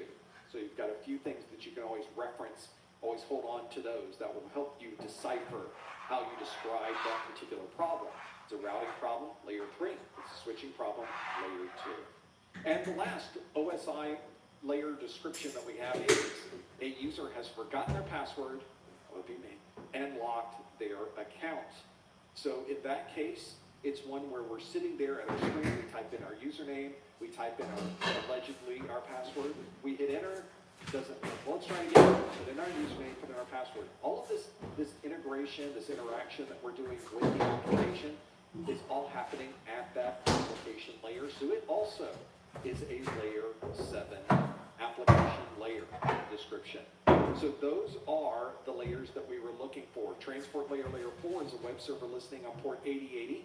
That is that TCP port number, so that's obviously layer 4. A bad RJ45 crimp is switch pins 1 and 7. Layer 1 physical is the OSI layer associated with that one. User devices are configured with an incorrect default gateway. Since that's an IP address, it is at the network layer, or layer 3. A next generation firewall blocking SQL Server traffic is our layer 7. Layer 2 is an 802.1q trunk connecting 8 VLANs. That's all layer 2 info. And a user forgotten their password and locked their account. All happens at layer 7. So there you go. You have a little bit more information here. Now some folks are saying in the chat room, we've got an 802.1q trunk connecting 8 VLANs. Why is that not layer 3? Because don't you need to route between those VLANs for them to communicate with each other? Well, yes, if you were routing between those VLANs, you could say the routing function is certainly occurring at layer 3, but there's no reason that you would need to connect these VLANs together if they don't need to be. So you may not be connecting them, and there's nothing about this statement that says that we're doing any type of routing between those VLANs. Those VLANs can simply be set up as 8 individual, non-connected, separate VLANs, maybe from different companies. So it's a good way to segment things out. That's the segmentation part of the 802.1q. It's all happening at layer 2. When you see VLANs, you see switching, you see .1q, or you see spanning tree, those are all switch things. Since they're all switch things, they are layer 2 to be able to do that. So those are the OSI layers and descriptions. That is your performance-based question of the month. This is, by the way, not an unusual style or form of performance-based question. You won't get all of your performance-based questions in this format, they are certainly very apt, very common to provide you with a set of questions that might be matching, they might be putting in a particular order, or they might be a fill-in-the-blank, sort of like this one, maybe even a drag and drop. This is sort of like taking 6 different multiple choice questions and combining them up into one single question. And you might want to think about that as you decide your study and your timing on the exam, because this might take you a little bit more time than a simple multiple choice question. Let's now move back to our multiple choice questions and see how you do with this next one. It asks, a network administrator would like to decrease the time required for nightly backups. Which of the following would be the best choice for this task? Would we enable jumbo frames? Your skin doesn't stay the same, and that's okay because CVS has your back. Personally, the routine and products that I use have changed so much over the years to meet my skin needs. Whatever stage you're in, your skincare grows with you, so make sure to shop the best products at CVS. There's a big difference between pretty good performance and superior performance. Castrol full synthetic oils are engineered to perform in 7 critical areas, so you can go farther between oil changes. Castrol, better oil, stronger for longer. Add radius authentication, disable spanning tree, increase the ARP cache time, or specify an FHRP address. Got a lot to choose from here. Let's see if you know what the answer is. If you think you know the answer, go to ProfessorMesser.com/QA to lock in your answer. Please no answers in the chat room. Please no hints in the chat room. The question again asks, a network administrator would like to decrease the time required for nightly backups. Which of the following would be the best choice for this task? Will it be enable jumbo frames, add radius authentication, disable spanning tree, increase the ARP cache time, or specify, or have a specific, an FHRP address? You can tell I wrote these, can't you? You can tell I wrote these and then missed it when I copied them over and missed it again when I added it into the Gbox and missed it again as I got ready today. So here we are. That's the beauty of a live stream, though. That we can stumble over all of these things, but I think we knew what we were talking about. That one's not too horrible of a typo on my screen, and we can certainly step through those as well. This might be a good one to think about too. I have this problem in my studio, by the way, with backups because I store these large video files. So today we'll do this live stream, and the results of this live stream will probably be about 500 gigabytes of data, because I am not storing it as raw video files. That would be a little bit crazy these days. There's some great compression algorithms that are used, and I store them into a delicately compressed format on my storage drives. But occasionally I need to back those up, and it does take time. So I would like to decrease the time. Everybody would like to decrease the time required for their nightly backups. Maybe you can use one of these techniques if you happen to know what it is. Let's see how you did with this one. The question again asks, a network administrator would like to decrease the time required for nightly backups. Which of the following would be the best choice for this task? Would it be to enable jumbo frames, add radius authentication, disable spanning tree, increase the ARP cache time, or specify an FHRP address? What did you choose? Let's find out. We're going to stop our poll and see what you chose. 65% of you said you would enable jumbo frames. It drops way off after that. 16% of you say to increase the ARP cache time. 10% say to specify an FHRP address. 7% of you said to disable spanning tree, and 1% said to add radius authentication. The answer in this case, not too much unexpected considering how many people answered that one, is the answer you see here, enable jumbo frames. That is exactly the answer that we were looking for, and maybe that gives you some ideas of things that you can look at or work on with jumbo frames. Jumbo frames are pretty awesome because they allow you to take what is a relatively small payload size in Ethernet. It was super big back in the day, but as our networks have become faster, as the amount of traffic we've sent over these networks has increased, we need to increase the total size of a single Ethernet frame past that very limiting amount of 1,500 bytes. So instead of having that 1,500 bytes and having to send multiple frames across the network, you can now have much larger frames, all the way up to 9,216 bytes of a maximum transmission unit. That's a pretty big amount. So we're increasing this 1, 2, 3, 4, 6 times plus is the amount of space we can now fit into a single Ethernet frame, which means we can get rid of 6 times overhead as we are transferring very large documents across the network, and certainly speeding up the process of performing backups, because those are effectively taking very large amounts of data and transferring them across the network. If you ever go to configure jumbo frames, you'll notice that an accepted default, and in fact it may even be locked in to the type of system that you're using. This is the one on my Mac. And my Mac even says, oh, if you're setting it, set it between 1280 and 9000. So 9000 is the maximum. We're not counting that extra 16 bytes left in the rest of that frame, because there are still headers and footers and other things inside of the frame we have to deal with. The 9000 is referring to how much of the data we are fitting inside of that frame. So this is really useful to be able to set up and speed things up on your network. So you can now send the same amount of data with fewer frames, with fewer packets. So you can get the information across the network that much faster. The routers don't have to route as much. The switches don't have to switch as much, because they have to make their forwarding decisions right at the beginning of that data. And if we have to send 10 frames through the network instead of 4 frames through the network, it's so much more efficient to have that there. So why aren't we doing this everywhere? Let's just turn on jumbo everywhere we go. And this is the problem, of course, is that to have jumbo frames work properly, you have to make sure that all of your routers, all of your switches, all of your network devices are able to communicate.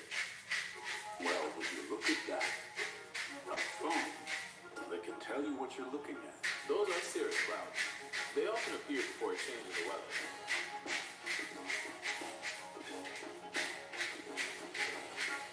Leo's working hard, growing.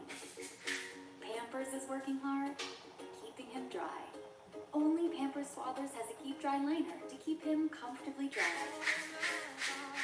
Pampers, behind every baby. With these jumbo frames, not all networks are. I used to have a problem on Comcast's network, which I am not on any longer, where if I set a jumbo frame of 9000 so I could do backups, it would not be able to resolve anything properly with DNS. There were a couple of things they were doing on the back end that were preventing that from happening. And now that I'm on a different network, everything works lovely. Everything is going along swimmingly with my 9000 MTU setting for jumbo frames. Might be something you want to try. Might be able to increase throughput of your backups. Will not help you with very standardized web browsing type things. It really is not going to help you for email. If you're transferring very large documents across the network, jumbo frames can be very, very useful. That is the answer to this question. Jumbo frames, you can find this in my Intent 009 course under section 2.2, the video name is interface configuration. Can't they speed up the network? Let's look at that. 16% of you said to increase the ARP cache time. This means that we're going to keep in our ARP cache, which is on our local machine, this list of all the IP addresses and MAC addresses associated with those IP addresses. That's what an ARP cache holds in it. And by default, your ARP cache is going to be active for 5-10 minutes. It depends on how your operating system is configured. And once those IP addresses and MAC address resolutions drop out, on a separate ARP to be able to receive those again. This is only happening once every 5 minutes, once every 10 minutes. So this is not something that's going to have any type of effect on the overall system. The only thing it might be able to do is decrease the number of total DNS requests that you make across your network at a particular time frame, during a particular span of time. So it has nothing to do with increasing or decreasing time required to transfer files through the network, so it would not be increasing cache time of your ARP cache, not going to help you with throughput.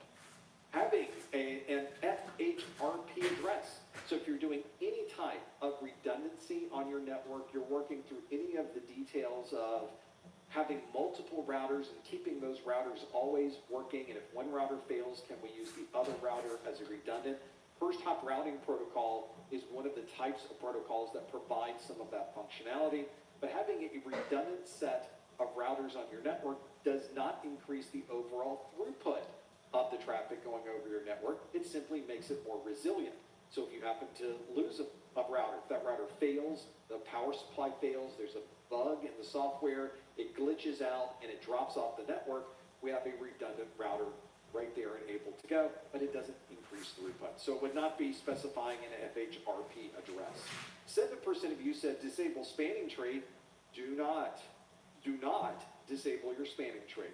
Does not make things go faster, doesn't make things go slower. It is a way to protect your network from network loops at layer 2. We know that's the switching layer, right? The data link layer. So we want to be sure that we are always protected against somebody accidentally plugging in a switch into itself. That's effectively how we create these loops. And spanning tree prevents those loops from causing outages and downtime on your network. So disabling spanning tree, although you would think we're disabling something, that means something else can go faster. Nope, that's not the way it works. So it's not going to make anything go faster by simply disabling spanning tree. And lastly, 1% said add radius authentication. Well, authentication is always a good idea. Having a separate authentication server can certainly help with that, but that's just making your network more secure. It's not setting up anything relating to make your network go faster with file transfers. All it's going to do is allow you to have a centralized database for your usernames and passwords, which, as we all know, has nothing to do with overall throughput of your network. Therefore, the only answer that really makes any sense is the one that 65% of you chose: enable jumbo frames. That is the correct answer. Let's do another one, shall we? Next one on our list is this one that asks, the in-band IP address of a network switch is not responding to SSH requests. Which of the following would be the best way to proceed? Would we configure a failover switch, use a fiber connection to the switch, change the default DNS server, connect a serial cable to the switch console, or check the documentation for MFA? Which one is it? If you think you know the answer, there's your link, professormesser.com/QA, to lock in your question, lock in your answer to the question. And that is where you can put your answer. Please no answers in the chat room. Please no hints in the chat room. We will keep all those hints and answers right out of the chat. So folks, we're talking in the previous question, wouldn't spanning tree just be enabled by default? On many switches it is, but there are certainly other switches that you might run into where spanning tree is not configured by default, assuming it's even available. When you need help figuring out how to style your studio apartment, you can just ask Google for ideas that match both your taste and the space. 250 square feet never felt so spacious. Ah, home sweet studio. Wouldn't it be great if our kids knew how to use money? Like, you gotta settle your debts before you settle on a new hoodie. Good call. Let's get more for money. Huntington Bank. On that switch. Not all switches have the ability to support spanning tree. Usually non-managed switches. Those are the less smart switches. We don't want to call them dumb switches. They're just not as smart. They're struggling. They're trying to keep up. Well, you need a managed switch, something with more capabilities to be able to do spanning tree. So those where if you have the option, it should be turned on. I would hope that it would be on by default, but if it isn't, turn it on. If it is on by default, do not turn it off. Always run spanning tree and you'll be fine. You should be able to set up spanning tree so that it works seamlessly on your network. Make sure you understand how it works and how you would configure it if you have multiple switches. That might help you as well. A lot of people answered this one. I wonder if some of you have been in this situation before. I know I have. This question asks, the in-band IP address of a network switch is not responding to SSH requests. Which of the following would be the best way to proceed? Would it be to configure a failover switch, use a fiber connection to the switch, change the default DNS server, connect a serial cable to the switch console, or check the documentation for MFA? I can't wait to see what you chose. Let's stop the poll and see how you did with this one. Again, big numbers, and again, 65% of you say connect a serial cable to the switch console. But we were not so sure this time because we have other two-digit. 17% said to change the default DNS server. 14% said to configure a failover switch. 3% of you said to check the documentation for multi-factor authentication. And 1% of you said to use a fiber connection to the switch. This is a case where in-band communication to a device means that we are communicating to it over the normal network connection. So anytime you are performing an SSH into a device, you're pinging it, you're accessing a web server, all of these are being done in-band. You're using the available network to be able to communicate to those devices. And if you're in one location and you're trying to communicate with a router, switch, or other device in another location, you need to find out what IP address has been configured on that device and then try to SSH into that device using that IP address. But sometimes SSH fails. Sometimes somebody forgot to turn on SSH and you would not be able to communicate to that device over SSH. Well, how am I supposed to manage the switch? How am I supposed to get into the configuration of the switch and make a change if I can't communicate into that device using SSH? Well, that is why if you look at your switch, your router, your firewall, your proxy, or whatever device you have connected to the network, you will probably see on that device is an interface marked console. Now, this might be a 9-pin serial connection. It might be like the one here, where it's an RJ45. It looks just like an Ethernet interface, but it says console. It is clearly not Ethernet to be able to use this. It is instead a serial connection. If you look at the most common modern devices, I'm not sure I have a switch or picture of one on here. There is one in the course, I believe. Some of the newer switches just have a USB interface right on the front of them. That's now our very common and most common type of serial connection that we would use is over USB. So a lot of the newer devices just have a Type A, or in some cases a Type C connection into those devices. This gives you a terminal connection. It looks exactly the same as if you were to SSH into the device. So you're using a console over a serial connection. And if you are needing a USB connection, or maybe all you have is USB and you need to connect to this serial, you might need an adapter that will convert between USB and a serial stream, such as a connection that might fit on a DB9 or even one like this console connection here. These are not Ethernet. So you might have an Ethernet connection. In fact, here is a 10/100/1000 management interface. That is the in-band management. And right next to it is a console connection. That is the out-of-band management. So you can see both of those are connected right next to each other on the switch. This is the one that we posed in this question is not available to us. Maybe somebody pulled the cable. Maybe SSH isn't working on that switch for some reason. That would be relatively unusual, but something that certainly could happen. The problem with a console, of course, in a serial connection is you need to plug into it to use it. So you would either need to be in the room or you would need to connect some type of serial connection server that you would then connect to using an IP address. You would SSH into your serial server and you would then be able... If it feels like your phone hasn't changed in years, maybe it's time to change your phone.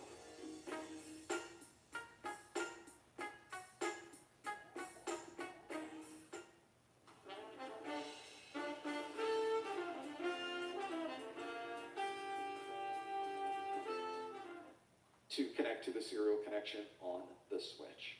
So that is the answer that we were looking for. If we look at the answers, 65% of you said to connect the serial cable to the switch console. That is exactly what we would do to make that happen. 14% of you said configure a failover switch, which could keep your network up and running if there was a problem, but it would not allow you to get access to the switch that was not responding. So maybe good for uptime, but bad for managing. We have 17% that said change the default DNS server. Since we're connecting to this device over an IP address, DNS is not part of this equation. We are not performing any type of DNS lookup we're accessing this device directly over IP address, therefore it can't be a DNS problem. What? We finally found one that can't be a DNS issue, certainly. 3% of you said check the documentation for multi-factor authentication. In this case, we're not getting any information, any messages back from that device, back from that network switch with SSH. So we aren't even able to log in with a regular username and password, much less anything that requires multi-factor authentication. And then lastly, 1% of you said use a fiber connection for the switch if our problem was related to interference, if our problem was related to distance and getting a signal over the network from a long distance away, maybe fiber would be the right answer. But in this case, we're not getting any connection, whether you're going to connect over fiber, copper, or any other network connection into that switch. You're not going to be able to access it because SSH itself is not responding. So it would not be fiber connections aren't going to save you in this particular case. In this case, the only answer that makes any sense is the one where we would connect directly to the console port, and we would use our serial connection to be able to do that. Certainly one of the important things. By the way, those console connections, somebody's asking about this in the chat, the console connection that's here doesn't require any additional setup, really. It will have a default configuration that is always turned on. So it doesn't matter how you've configured it. Now, there are some configuration settings that many of these devices will allow you to set. For example, they may allow you to set the bit rate. Normally, these connections might run at 9,600 per second, 14.4, might run at 119K or whatever that very high number is. You may have to adjust on your side. Most of the console serial connections you will use on your device will automatically negotiate that when you connect to it, so that you might see some garbage when you first hit the enter key a couple times, and then suddenly you get a login prompt that figures out the speed and adjusts for you. But there are ways to manually do that part as well. The answer here, connect serial cable, that's the one we were looking for. Well, we've already talked about OSI, we've already talked about serial cables, we've already talked about many aspects of the things that are in the exam itself. And of course, my video course goes topic by topic, objective by objective through the entire set of official CompTIA exam objectives. I cover every single topic that CompTIA has asked you to know about, and in fact, they stay very, very close to that set. Of course, there's a lot of videos in this course, 87 videos over 12 hours of content covering all of the topics, hundreds and hundreds and hundreds and hundreds of topics that are in these exam objectives. I would love for you to be able to watch every video, but if you're not able to, I have taken the information from every video and I put them into a set of course notes. These are the course notes are available in both a physical version that I'm holding in my hand. You can see the sheets of paper that were taken from a tree that we created, and then we planted a new tree so we can do it again. We just have one tree, so I do one of these at a time. So this is a way that you could get your hands on this information in a printed form, but there's also this digital form. We have it right here. You've got a list of these. So all of the text, all the important charts, all the important graphics, they are in this list of course notes. That might be something that can help you with your studies, and if you think it is, it's another great way to also support what we do here. You can find out more about these course notes on our website. Go to professormesser.com/NPCN for the Network Plus course notes. That's where that came from. Or you can follow the main menu at the top of the Professor Messer website. If you're accessing it from your mobile, it is in the hamburger menu of the Professor Messer website. That's where you would find the main menu. So let's now do another question, shall we? We've got another one here. This next question for you asks, which of the following would be the best choice for authenticating to a web-based application? Would it be OSPF? At Granger, we're for the ones who pay attention to every little detail. The ones who fuss, tinker, and sweat the small stuff. Because you know the tiniest thing can make the biggest difference when it comes to keeping business moving. We get it. We're the same way, offering access to product experts to help you quickly and easily find what you need. So whatever your industry, you know you're always getting professional-grade products. Call, click Granger.com, or just stop by. Granger, for the ones who get it done. SAML, WPA, DNSSEC, or PSK? A lot to choose from here. Which of the following would be the best choice for authenticating to a web-based application? Would it be OSPF, SAML, WPA, DNSSEC, PSK? Yes, I did write you a question where you had to know all the acronyms. That was part of it. But like most things, as I mentioned, you not only have to know what the acronyms are, you have to know how those acronyms are used, which is really the most important part. So that's why I make questions like this, because it's very similar to the style and tone as the questions on the actual exam. Fortunately, this one, if you know your acronyms, this one's relatively straightforward. I made this one a bit harder, but I did not make it quite as difficult as it could have been. We have quite a few acronyms on the Network Plus exam. I thought this would be a good way to test ourselves.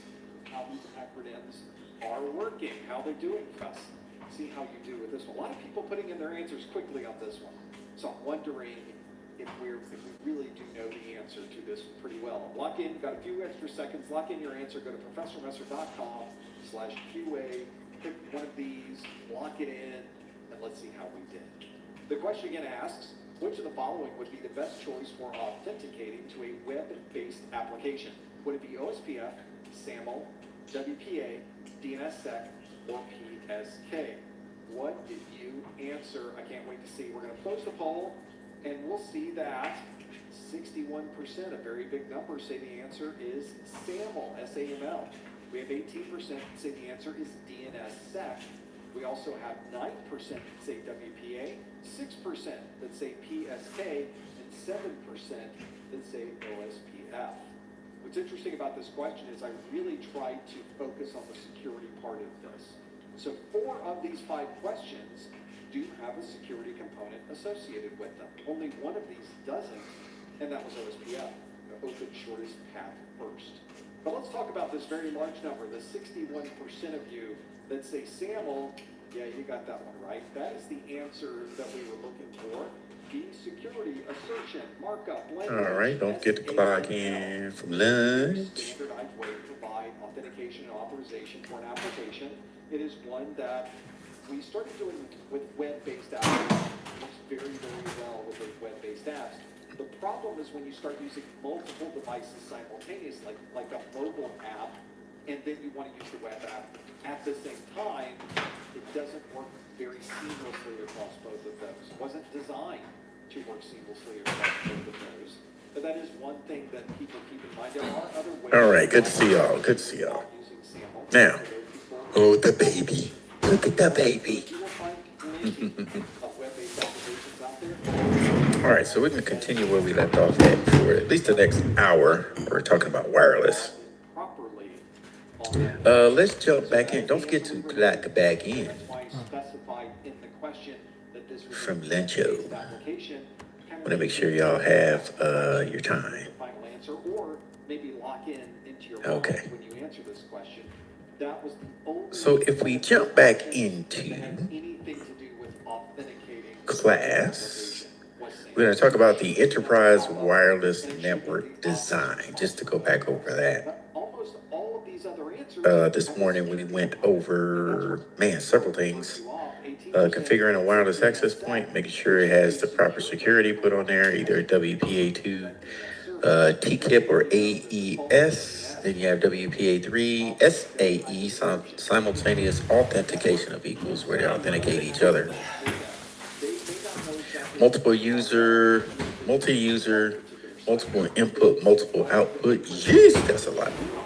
Where it starts sending out frames from the wireless access point are received and or sent out, and then they are recreated or put back together at the endpoint as well.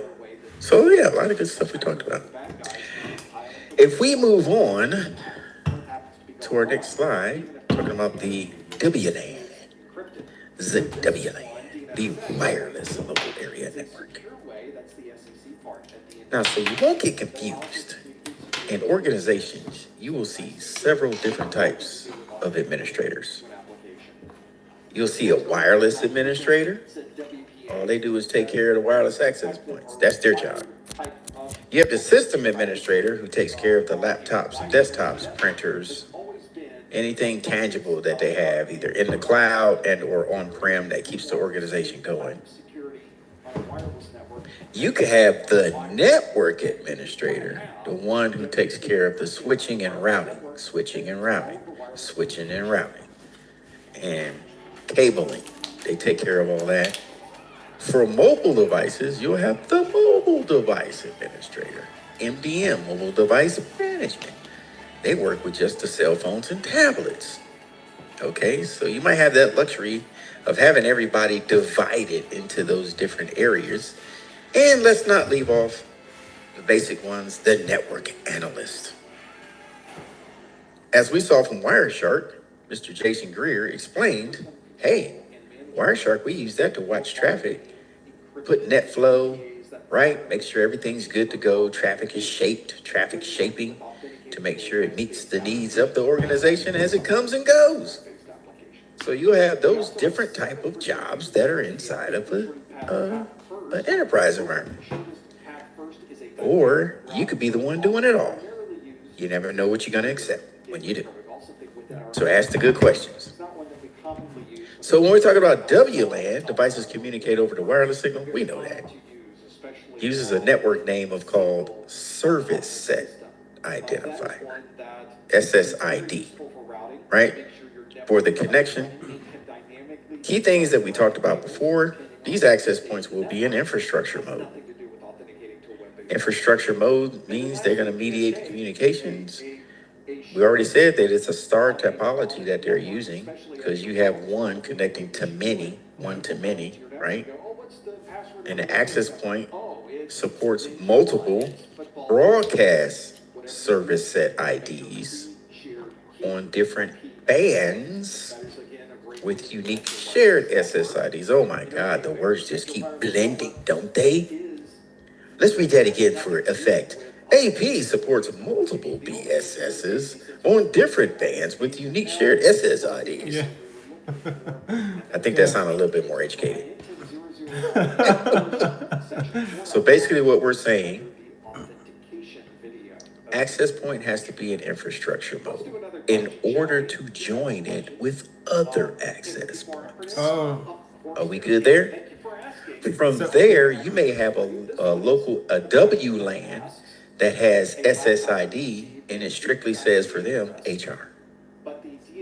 Okay. Okay. Then you'll have another set of wireless access points connected in infrastructure mode, and it's another LAN of access points, and it could say garage. See where I'm going with this? Yeah. So when people in HR need to connect to wireless in HR, they are going to be authenticated through a radius server. Their machines may have MAC filtering, so only these machines can get on this wireless access point. Only these devices, and or you only have this login to get onto it. And in the garage, we want to make sure HR can't get on the garage's one because, you know, we got some stuff in production out there, and it's a secret. We might put extra security on that WLAN, and only those folks are able to get on it. So it works the same way as a wired connection. You're just going to see some different terminology come out of it. All right? Oh, Double Starn has the baby. Look at the babies. Aaliyah, where's the baby?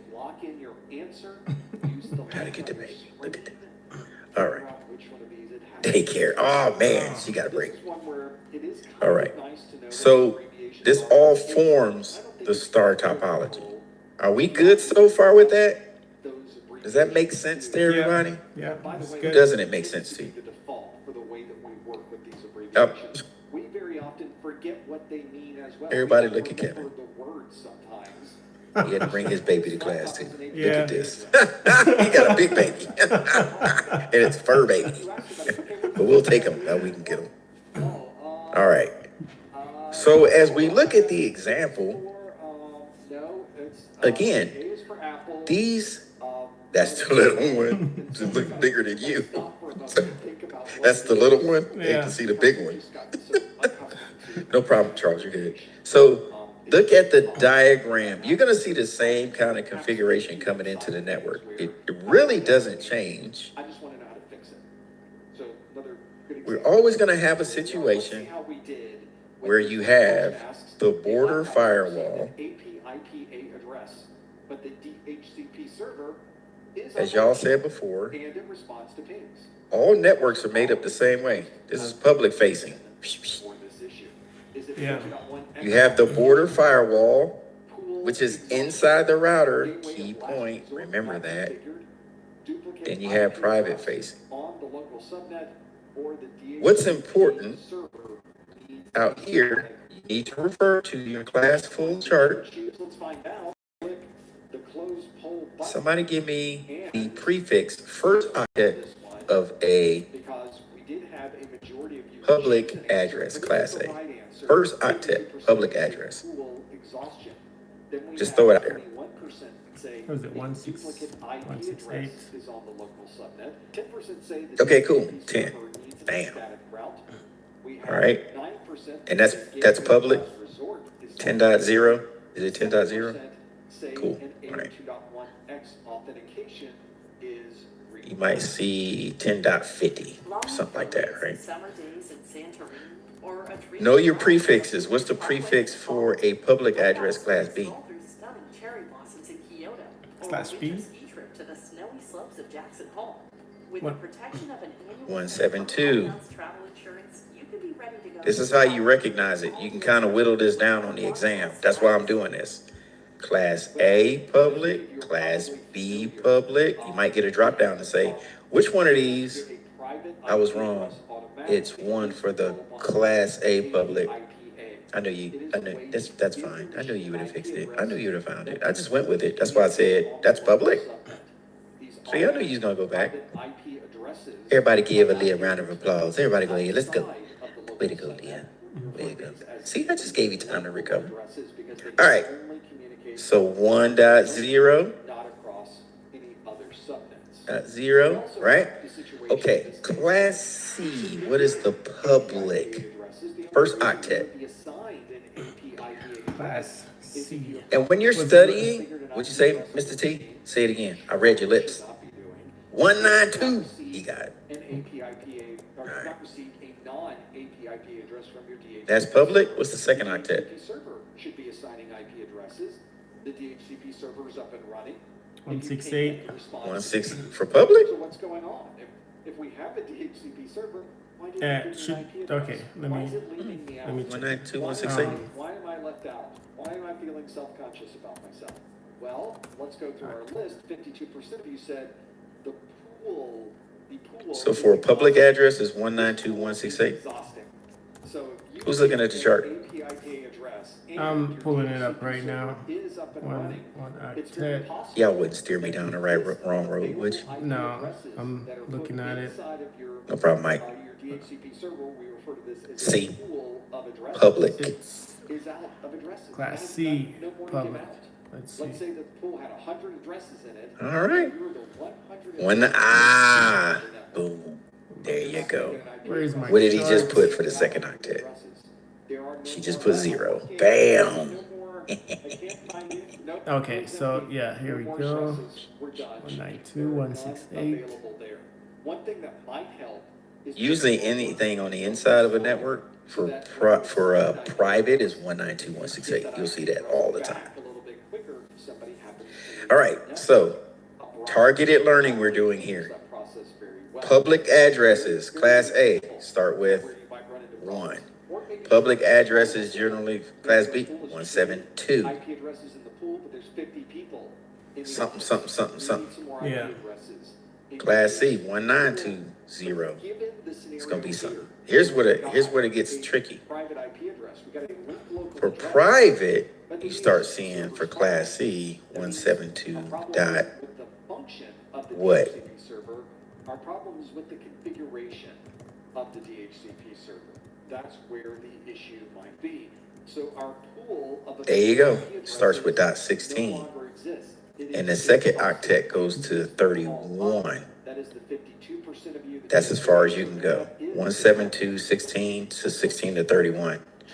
So you got to be careful on the exam. They will try to trick you with that one. Yep. Yep. What about classless also? Same thing. Okay. Yeah. Yep, same thing. If you see C, can't go wrong there. You'll see 192.168. And then for internal, you'll see 10. It starts with 10 for Class A. Yeah.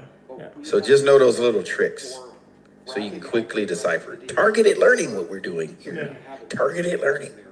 All right, everybody good with that? Okay, so you'll see that. Have the firewall, you have the public, one something. Inside this router, it's going to have an address of 192.168. What else do we need to configure inside the router? We know it's a firewall in there. What else is in there? Yep, access control list, aka firewall. What else we got in there? We need to configure for the network. The subnet. Correct. Inside of there, there's a DHCP.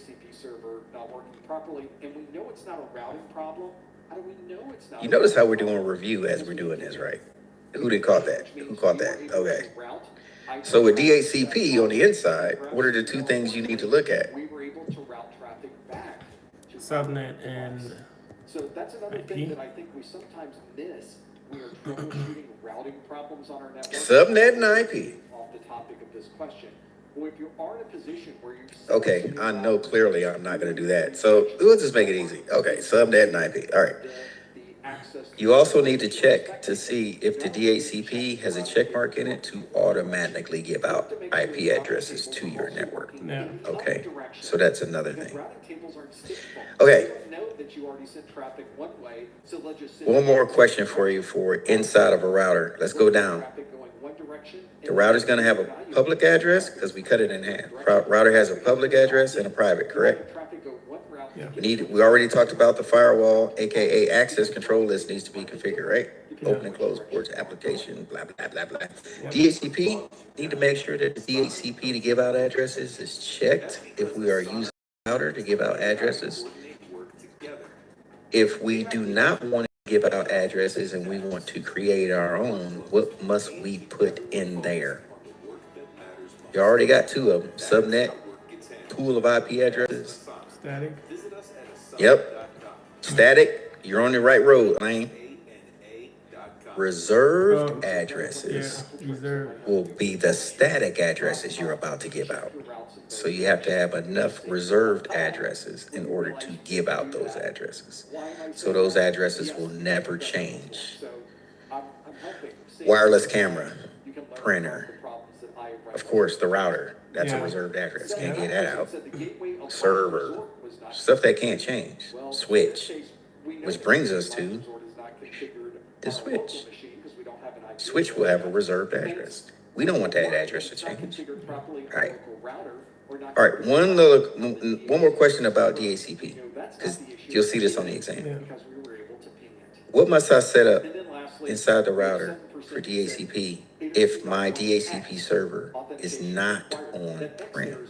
It's somewhere else. Ooh, got you. See, that's why I got y'all after lunch. My record is going strong, baby. Could I be 2 for 2 today? Printer. That's Martin pulls us. He always comes to clutch. Him and Brian or Mr. T or somebody always ruins my afternoon. But I think I'm good because y'all ain't gonna get this one. Wait. What if it's not on-prem? What if I want the DHCP to bounce somewhere else? You want the DHCP to find somewhere. Think about that for a second. Nice try, Leah. Nope. I'm not sure that made sense. We took that metaphor a little bit too far. But you have to make sure the DHCP is somewhere else. 802.1x authenticate. So one has to occur first. So when you plug in your device to do DORA, it skips this little thing right here. It skips that router. It wants to go somewhere else because we set this up in there. What is it? 52% of you said the answer. Yeah, I think I'm on board here. Michael's busy with the baby. Good, his attention is taken care of. He ain't getting none of this. Kevin, he's researching. I see his eyes in the back. DHCP not. Okay, y'all want me to give you another hint? This is the last one. Today, we've already gone through an hour of Q&A, but Let's say in the valley, we got Bank of Sugar, Bank of Big Sugar. doing it a different way in the after show. I got an office north, south, east, west. So I got 4 satellite offices plus the corporate office. Yeah. But for, All the questions we looked at today, by the way, came directly from the CompTIA exam. thanks, Leah. Just ruined my day. Not have a copy of the She got it. A relay? Dang it! They recently rearranged where these objectives Wait, are on the CompTIA. wait. Part of me was just saying cut y'all off and just tell you so I get the point.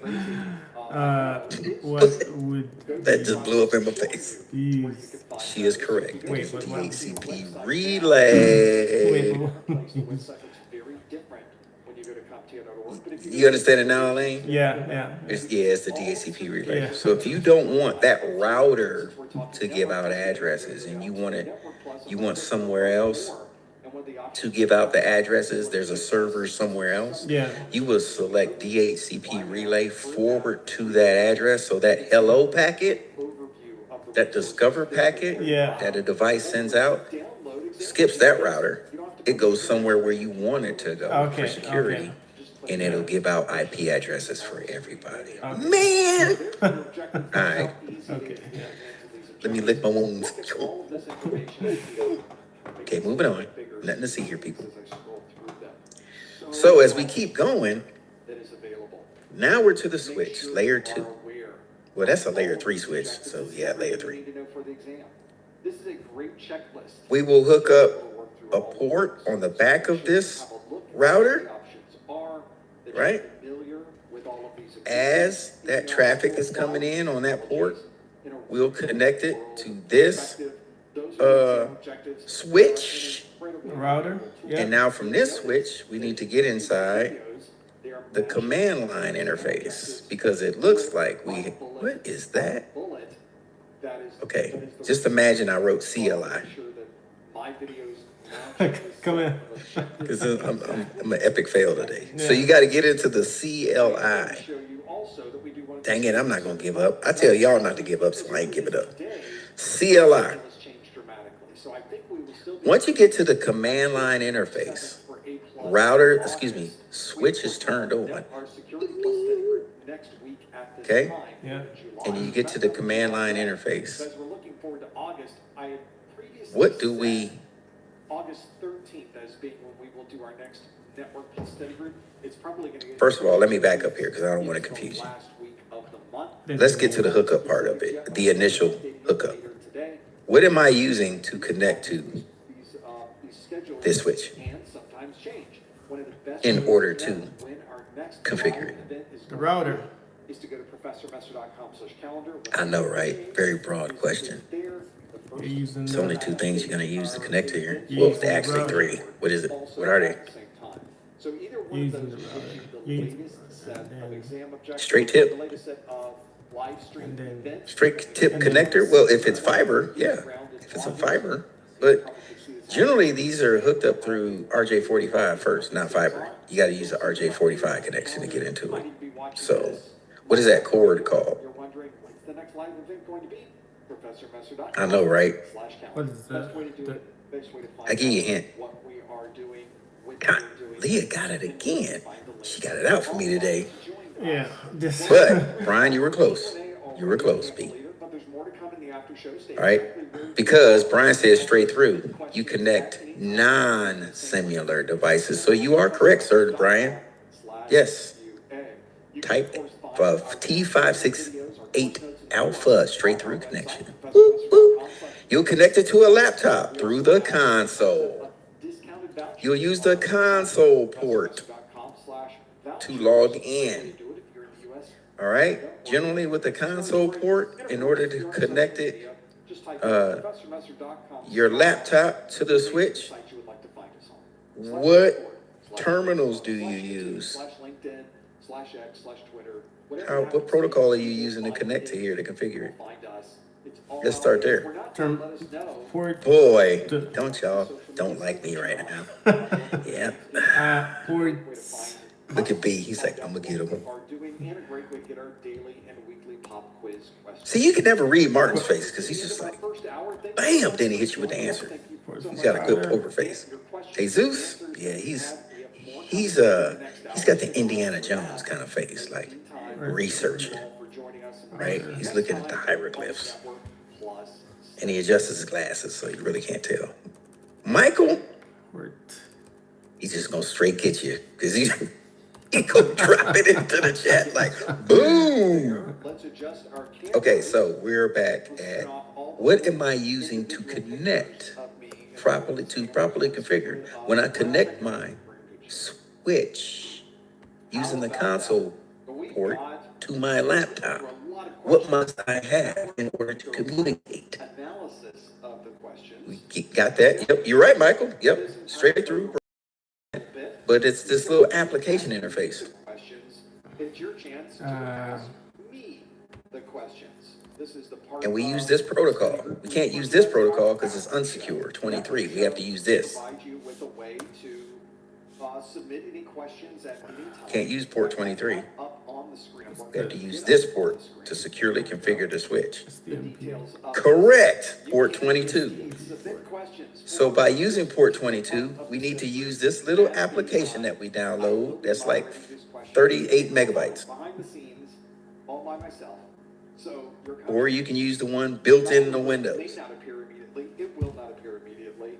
I'm going to sift through these as we go through doing them. this. I might get a point out of this. Dang it! Insightful, that are comments, that are things other people might want to know and be able to. Butch answer. So let's see if Yep, Windows SSH client, or you're going to use PuTTY. P-U-T-T-Y. You'll connect that to the COM port. Yep, remember, look for your COM port, looks for it.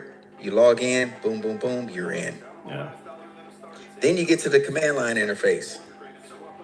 Then you must enable all your ports. There's some trick commands where you don't have to go through and say enable port 1, enable port 2, enable port 3. There's a vast enable command that can just turn on, make sure all the ports are open and on, right? There you go. EN/. Way to go, Mr. T. He does that while holding the baby and feeding, and he gets it in. Wow, true IT right there. So, then from there, we have to figure out on the inside of the network, what do we need to do? Look, we have how many switches in this example? Say 4. Right, Jesus, he's the GOAT. He just fits it in like, yeah, EN/. Okay, thanks, Kevo. We got 3 switches. Now, but would you come to yeah, you got that one. So follow me. I'm actually teaching y'all how to read these maps. Yeah. Okay? That means we got 3 switches. What do we have to make sure is on so they can all have good convergence? And there's no broadcast storms. Keywords, broadcast storms. Same part number? We need to make sure spanning, dang it. Yes, spanning tree protocol. These switches, once they're connected, they start sending out BPDUs, broadcast. Somebody said broadcast. Kevin, bingo. You get credit for that answer. They all send out broadcast, bridge protocol data units. They are broadcasting and advertising their status. Then they all need to be put in hierarchical order. Then it needs to make sure one switch doesn't come back into the network twice. They can only come in one at a time. That's it. If one switch comes back into the network twice, causes a broadcast storm, your network will crash in less than 3 seconds. Okay? So you must enable BPDU guard, BPDU guard, A lot of these you probably know Spanning tree protocol must be enabled. STP. Oh, that looks like a 5. So it looked like 5 TP. But it's really S. Okay. So you got that down. They put themselves in a hierarchical order. You're good. So the question we have was Now, about wireless. Was about we talked about BPDUs get thrown around. They put themselves in order. Then we have convergence and bam, bam, bam. What's the other one that will have convergence in 30 seconds? section 2.3. And you can see Say we ain't got time for I'm actually bringing Spanish tree protocol. It could take up to a minute to 5 minutes. We need it to happen now. There you go, RSTP. So I'm going to pull up That's the root. Rapid spanning tree protocol. Golly, y'all pay attention in class. Okay, next. objectives So, from the As we look at this, 08, just for clarity. each port, So you can appreciate that could be 1, So that if could you be were 2, studying the this is 3, for this one could be port 4, but these all have LANs. These are all LANs. See all the LANs are being created? version, it has been retired. Yeah. So what you So then you got to go into the command line interface, inside the switch, hit enable, of the A plus port, network plus exam. then you hit up You'll notice it's VLAN, given a scenario, right? configure the Type appropriate VLAN, and technologies. They provide 1, the section that says 802.11. we usually say 10. We usually start with 10, okay? VLAN, 1 means 10. VLAN 10, 2 for 20, 3 for 30. Then we get the whole CIDR thing we were doing. Yeah. We assign it to the port. Bam. Y'all got me? Then you make sure you type exit at the end. It's a lab in 101 Labs. We'll go through it. Control Z. And then you go back and what do you type to show if you did it right? Understanding that the numbers are a little bit different, and some of the way that they describe Show the blind. section is a little bit different. But the section Leah, have you looked at this lesson today already? wireless devices and Jeez, she's on fire. So they really made She's correct. Show commands. the previous version and this version Show VLAN is 1. in its style, in the detail. She said, been doing the what? See, I told you.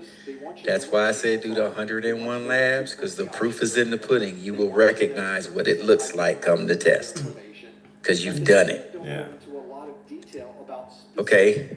wireless. What if I need to show what is the show command for the full configuration of the whole switch? A lot of that rote memorization. And why would you need to know anything about 802.11 Show config. at this point? You're never going to run into it. She studied her sleep. /O Way to go, T. Show config. or /O. Show config all. Useful even for understanding. Look at y'all, Lane. Okay, listen. You just need to know. What if I want to see what it is when I turn it on? There's a difference between the configuration when you turn it on and the one that's running. Looking more at history. I don't think technology history is what you should be focusing on. They're probably more critical things. What was that? associated Ping? with that. So when we're Show talking startup. Nothing to see here. Moving on. Good job. All right. As we move down, are trying to focus on now we're into the VLANs. what is in the exam objective. Now this is a true layer 2 switch. See This that? is one where you always go back Because to now they VLAN'd out the printers, they VLAN'd out VoIP, and they VLAN'd out, it's not something here we go, WLANs. Granger knows that if you're a lineman in charge of keeping the Okay? lights on, you go to great lengths All right, here's where it gets tricky. to ensure the power is always flowing, which is why For this VLAN here, they went into the command line interface, they added the APs on a VLAN at the command line interface. That's all they did. They didn't do anything different. There's nothing different from this than this, except they had to go through a couple of extra steps. To add another VLAN. First of all, they put that wireless access point, they VLAN'd it off of a port, did the same configuration. Then they went in here, and now they have the BSS and the ESS.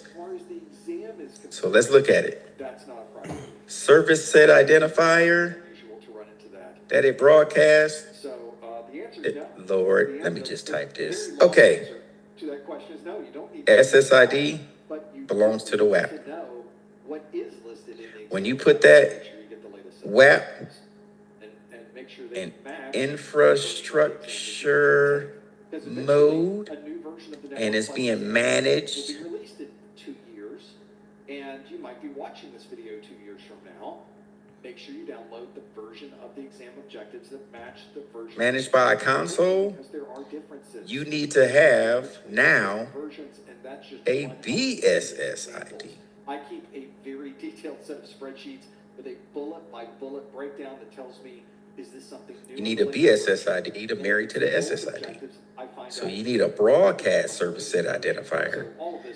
In order, the BSS ID, let me talk plain talk to you. BSS ID is to subnet mask as SSID is to the IP address. Okay. Does that make sense? Okay. So it's the broadcast service set identifier tells the network what street the SSID sits on for wireless access points. Okay. So it's another. Are we good there? Okay. All right. Okay. So Let me add one more layer for you. Okay. So it's another subversion. So accustomed to IPv4, it's just 4 numbers with dots in the middle. It's between 0 and 255. The ESSID will be the shared same name for all the wireless access points. It's kind of like their canonical name. So they can all work together. So you have seamless transition from one access point to another through an entire LAN. Got it? Subversion. All right. Is there any reason manufacturers couldn't just ship devices with hard-coded IP? So when you're looking at the exam, for MAC addresses, it is a lot, Michael. that would make sense. Seems like that would be. That's why I try to break it down to the very last compound. SSID is the WAP's name. Broadcast service set identifier is now we all work together. So that's like Big Shug, right? Big Shug is the name of my WAP. Or let's put it this way. Big Shug is my broadcast service set identifier. Big Sugar Records. Okay? When I bring Michael in as one of my rappers and I sign him to a contract, okay? Now he's one of my WAPs. That don't even sound right, but I'm rolling with it. Yeah. He's one of my wireless access points that I put on my roster of rappers. Okay? His rap name that I'm going to give him is Nickel and Dime. Yep. MC Nickel and Dime. Right? So now he's here. Okay? Y'all with me? But I'm like, dang, we got the record company, we got the BSS ID. I didn't sign my first WAP, my first access point. I need another WAP. Jesus, he comes. Yo, man, I'm ready to put it down. You know what I'm saying? West Coast. Say, gotcha, man. We got it. Then we get Jesus. He has his SSID. He joins BSS ID, Big Shug Records. So we got 2 wireless access points working together now under BSS ID. Y'all got me? But now we need distribution. We done the records. We need somebody to distribute the signal. So we need a big SSI. We need an ESSID. So now we got to go see Columbia Records. There are distribution. Y'all understand? So that's how I know. That's a great analogy, though. Big Sugar done made it. I got 2 artists. So I got my 2 SSIDs. I'm the BSSID. We need distribution so we can evenly distribute all our records around the world. That's Columbia Records. You know what I'm saying? Catch the new single coming out in December. What? Is it kind of like the name of the network? It is. It is a huge name. It is a shared name. Okay? So that's how that works. Big Sugar is everywhere. All right. Let's hit up the next slide. Sounds like we're good there. We good there? We good there. But that's how you read these diagrams on the test. So again, basic service set identifier, unique identifier for access points within a WLAN, the address for the efficient network management. So they all fall under the basic service set identifier. And then the network name is the ESSID. They all share the same name. So when people roam from between one access point to another, it will point the signal or hand them off to the next WAP. Then it'll hand them off to the next one, then hand them off to the next one, then hand them off to the next one, right? Distribution, baby. That's what we're talking about. On my network, on my web server. All right. Something I want to show you, just so you have a perspective of this. Range and signal. Always keep in mind your Wi-Fi range. Now, on my website, they don't talk about ranges for wireless access points on the Network Plus exam. The last time I took it. No problem. So, you shouldn't see anything to say, how long is the range of 5G? Hadn't seen anything like that. But just so you know, indoor, it's 100 feet, 30 meters. Outdoor could be 2 times the indoor range. And 802.11n for better range. So that's the one that does A and C. All right. We know 2.4 goes farther than 5. Yeah. So dynamic rate, that's adjust the data rates by signal quality. Higher rates for strong signals. The dynamic rate, it automatically adjusts to pump up the jam, pump it up, keep the going louder, right? So the volume, the way it's transmitted. You can have interference from objects. 5 really doesn't walk through walls pretty good and other obstructions. So you get more data going out, but a lot of interference with 5. Signal strength measurement. Yes, I saw this on the exam though. This right here. We also have, it shows you the yellow are the objectives that were dropped. That was there. Are the objectives that were added. Look how much was dropped. The question asked me, what is the, look how many were added. They were troubleshooting so as I using a spectrometer, and they were looking at decibels. That really went through the process of right, measuring in decibels closer to 0 is better. If they'll say which one, when you read the signal coming out from each wireless access point and somebody can't connect, they'll give you these different numbers that they're giving out for each wireless access point. Yeah. Okay. Anything close to 0 is the better one. Okay. Ideal is 30, good is 65. All right. Now, when you see 0, that's nothing more than a direct connection. That's ad hoc. That's straight connection. That's like me plugging my computer straight into a lanes, and we have a direct connection between computers. 0, that is 0. Okay. So anything between 0 and 30, we're good. We're cooking. Double that, 65, you're okay. But anything after 65, no. It's losing a signal. Oh, okay. Does that make sense? Okay. Targeted learning. So if you see that. And then the RSSI, closer to 0 decibels is better. That's signal to noise ratio. How much signal is getting through versus all of the telemetry that's trying to keep the signal back. Okay. The signal is always going to be fighting noise, which is the environment, right? To get through. So there's like, what's the ratio to that? Okay. Higher values for signal to noise ratio is good. That's a clear signal if it's higher values. Okay. So what did we learn today? Decibels, anything going closer to 0 is better. Signal to noise ratio, anything higher is better. Whew. And you'll see it say SNR, signal to noise. Anything higher is better. Things that you maybe you're not 100% on. There's where you should focus your efforts. I mean, we can go into that all day, but would that help you for the exam? Because there's not many questions for it. No, Yeah. not really. So we'll keep your brain full of what you need to know.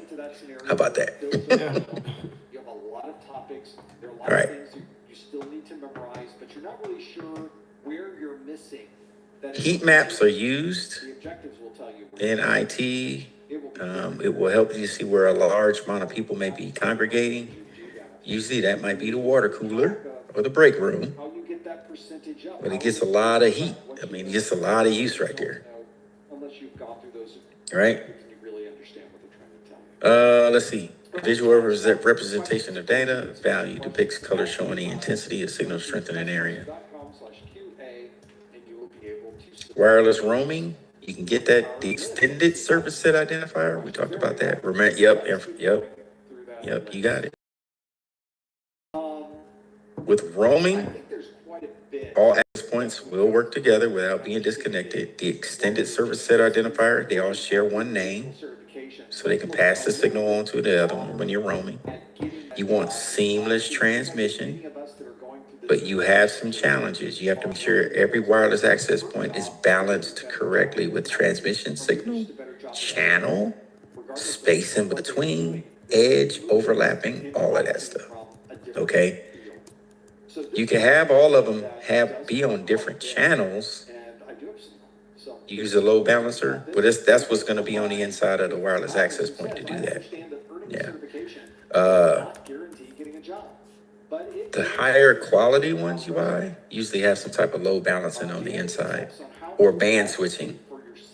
That's what we're looking at. Band. Send them to another band. That is type of a load balancer that you could have inside a wireless access point. So good call out, Mr. T. Yep. The thing that I probably would point you to first when it comes to. So the SSID broadcast, when they broadcast, they're sending out what they call a beacon frame. Okay. The SSID facilitates the connection to the WLAN. It advertises its presence. You can configure it. Say, hey, I'm over here, brand new wireless access point. The beacon frames go out. They carry the network information about the device. And then there's a broadcast interval adjusted for network performance. So there'll always be beacon frames that tells the neighbor, hey, it's like advertising. It's like LSAs, right? Link state advertisement. They want to get an IT certification. And wireless, we call it beacon frames. It's the same thing. The same data is going out. What are some of the worst things? Okay, there's no difference here. And I tried to focus on. So neighboring routers, they do LSAs. This video I just mentioned. Switches to broadcast, they do broadcast protocol data units to tell all the switches what's going on. Link state protocols, LSAs, wireless access points, beacon frames. The training videos, I put a lot of detail and a lot of. You'll use a wireless distribution system, what they call a WDS, to manage all of these access points. It's called a WDS. A WDS looks very similar to a Active Directory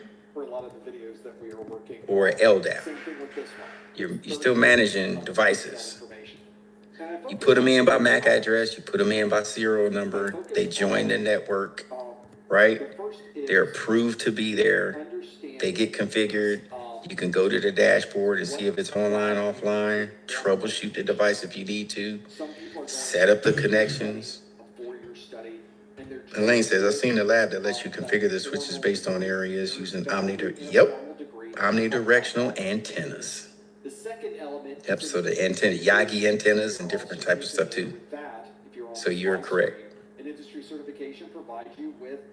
You can see vendor considerations. They want you to use the same manufacturer for all wireless access points. So they don't want you to go to get 15 different ones because they're cheap and then you try to put them all together. Yeah. Because all WAPs are not made equal. So if you go out and get some, just try to keep them all consistent. same brand at least. Yeah. Even if it's not the same model number. You'll also have these wireless controllers, which kind of look like, switches, kind of? Maybe? I don't know. Looks like a hybrid. But it's like a switch for wireless controllers. Manages and monitors multiple APs. Simple for network implementation. Prevents errors. You can look at the network performance. You can log into this thing and see all your WAPs. Okay, see what's going on with them. All right, and manage them. Central, says it right there, central management. I swear I didn't know those words were there. This thing can support up to 1,500 access points and 20,000 clients. Jeez. That's why you'll see wireless admins do not help sysadmins or network admins. They have enough to do. How big is that? You're looking at MGM. Like the casino here, had a friend of mine, he got a job at MGM 2 years ago. As the wireless administrator. As soon as he walked in, they say, "Hey, we got a job for you." He's like, "What?" They said, "Yep, enterprise." Said, "We need all the wireless access points replaced." This was after the MGM hack. Oh. They were buying all brand new wireless access points. Now, you're not just doing it for the floor. Casino area, admin area, restaurant area, individual restaurants, wireless for customers. What? Oh my God. Parking area? Yeah, it's a lot. Yeah, you easily up between 1,500 access points and 20,000 clients. They can automatically configure your SSID channel and security, it says, once they join. And again, it says here regulates the number of VLANs to minimize broadcast traffic. So this is going to be on the exam. Wireless controller and WDS. Know the difference. It's not only what you know, it's also who you know. Here you go, Elaine, the antennas. Yeah. But you really need to think about omnidirectional antennas can help you extend your network. Radiates the signals in all directions, and gives you wide area coverage. Sometimes you might have to use unidirectional antennas. Focus a signal on a specific direction. Yeah. Point-to-point communications gives you more signal, but then you might do dual polarized, transmits to receive signals in multiple orientations. It supports mobile devices. Yeah, so dual polarized antennas to me are kind of like 5G towers, where they can use multiple signals to come in over multiple bands. That's what I would equate to a dual polarized antenna. Yeah, it's multi-role, like a multi-role aircraft. Yeah. It's a multi-role antenna, right? You will have a PBQ, possibly, where you have to pick the correct antenna and place it on a patio or something out back. Yep. It'll give you a scenario saying people are complaining when they go to lunch, they don't have any signal. And then the main building will be over here. And you have to pick which antenna you would use to bring the signal or point out there to extend. And you might have to put a wireless access point or a receiver out here in order to bring that signal to there. So you might see that type of PBQ. About getting people in the room to talk to each other. That's what I've always seen with user group meetings. But that's where you meet people you've never met before. So all right. Some of these, you can start with Microsoft user group meetings. Oh yeah, you did one on the practice test? Yeah. Which practice test? I think you remember which one? So everybody can go back and look at that. Kevin says, how big is the controller itself? I mean, that thing could be only yay big. It's not big at all. We can look up one on Amazon. Yeah, it was Oh, it popped up on the final. Okay, Yeah, cool. yeah. About the antennas. Okay, good. Resume of someone you Ad hoc topology, direct connection, peer to peer. No access point required. There's no single point controlling anything. Mesh topology, WMN. Nodes can discover, they can auto set up, routing protocols are used. You can use these for IoT networks. That's good for wireless, right? Wireless mesh topology, wireless mesh network, or do a point-to-point, direct logical and physical connections between two devices, no cables, and that's what we were talking about. And here we go. timid about meeting people at these user group meetings, but what you might find Yagi antenna, for point-to-point. Patio, you might want to use a Yagi antenna. It's telling you right there. you've talked about and want to know more about their company. Remember that word. What positions are open at their company, and it might be something. Now you have to make sure you put this in bridge mode too for inner office connectivity. So if you have to extend your network, create a wireless bridge to get that signal out to where you need it to be, right? So it can connect to your WDM, your wireless network. Well, now you know somebody who works in this big company. Obvious next question. All right, good stuff, good stuff. For system administration, help desk credentials, or entry-level positions. All right, 3 questions. A wireless network technician has completed an assessment of wireless network and documented the detected signal strengths in various locations. Which of the following best describes this document? For a referral program, I'll give you my resume. I haven't given it to anybody with the background. What y'all think? The wireless network technician has completed site survey. Wireless technician has completed an assessment of wireless network and documented the detected signals. 4 and 4? Location. Logical network. I'd say it's 4. It's a site survey. Yeah. You had the person coming out. Technician, all they did was come out and do an assessment. Yeah. So it's a survey. It's an assessment. Yeah. They're just seeing how it looks and they're documenting. Yeah. From there, they'll take the assessment and then they may suggest to change management. Get what I'm saying? Yeah. So all they're doing is taking data and see what it looks like. That's a site survey. Now, when they implement, they may take a network baseline prior to implementation and then one after implementation so they can compare the two. Okay. Did it get better? Did it stay the same? Or did we fail? Like, did it bomb? Right? Yeah. So they can compare the telemetry. 2, Martin, what you doing in here? Martin is setting up a Wi-Fi network in his backyard. You got a Wi-Fi network in your backyard? Which is quite large and extends in one direction. Which type of antenna would be the most suitable for Martin's needs? Directional? So hopefully that's given you an idea of things that might help you. I would agree with you. 1, directional. It says it in there. Extends in one direction. Yeah. Like the group One Direction. One Direction. Corny. Dad joke. Moving on. A technician needs to ensure wireless coverage in the green space near the center of the college campus. The antenna is being installed in the middle of the field on a pole. We got a pole antenna. Yeah. Which type of antenna should be used? 3. What, 4? I agree with you. It is the omnidirectional. Omnidirectional. Yeah. Yeah. Good job. Good job.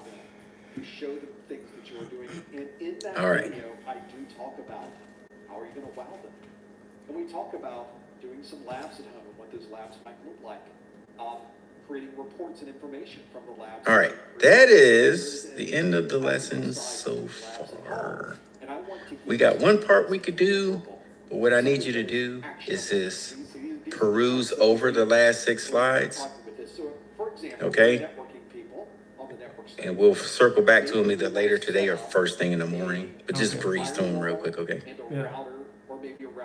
I'm going to give you time to finish your assignments at 4 o'clock So we're gonna take a break, but then when we come back, we're gonna work on your assignments, try to get that practice exam in, that final in.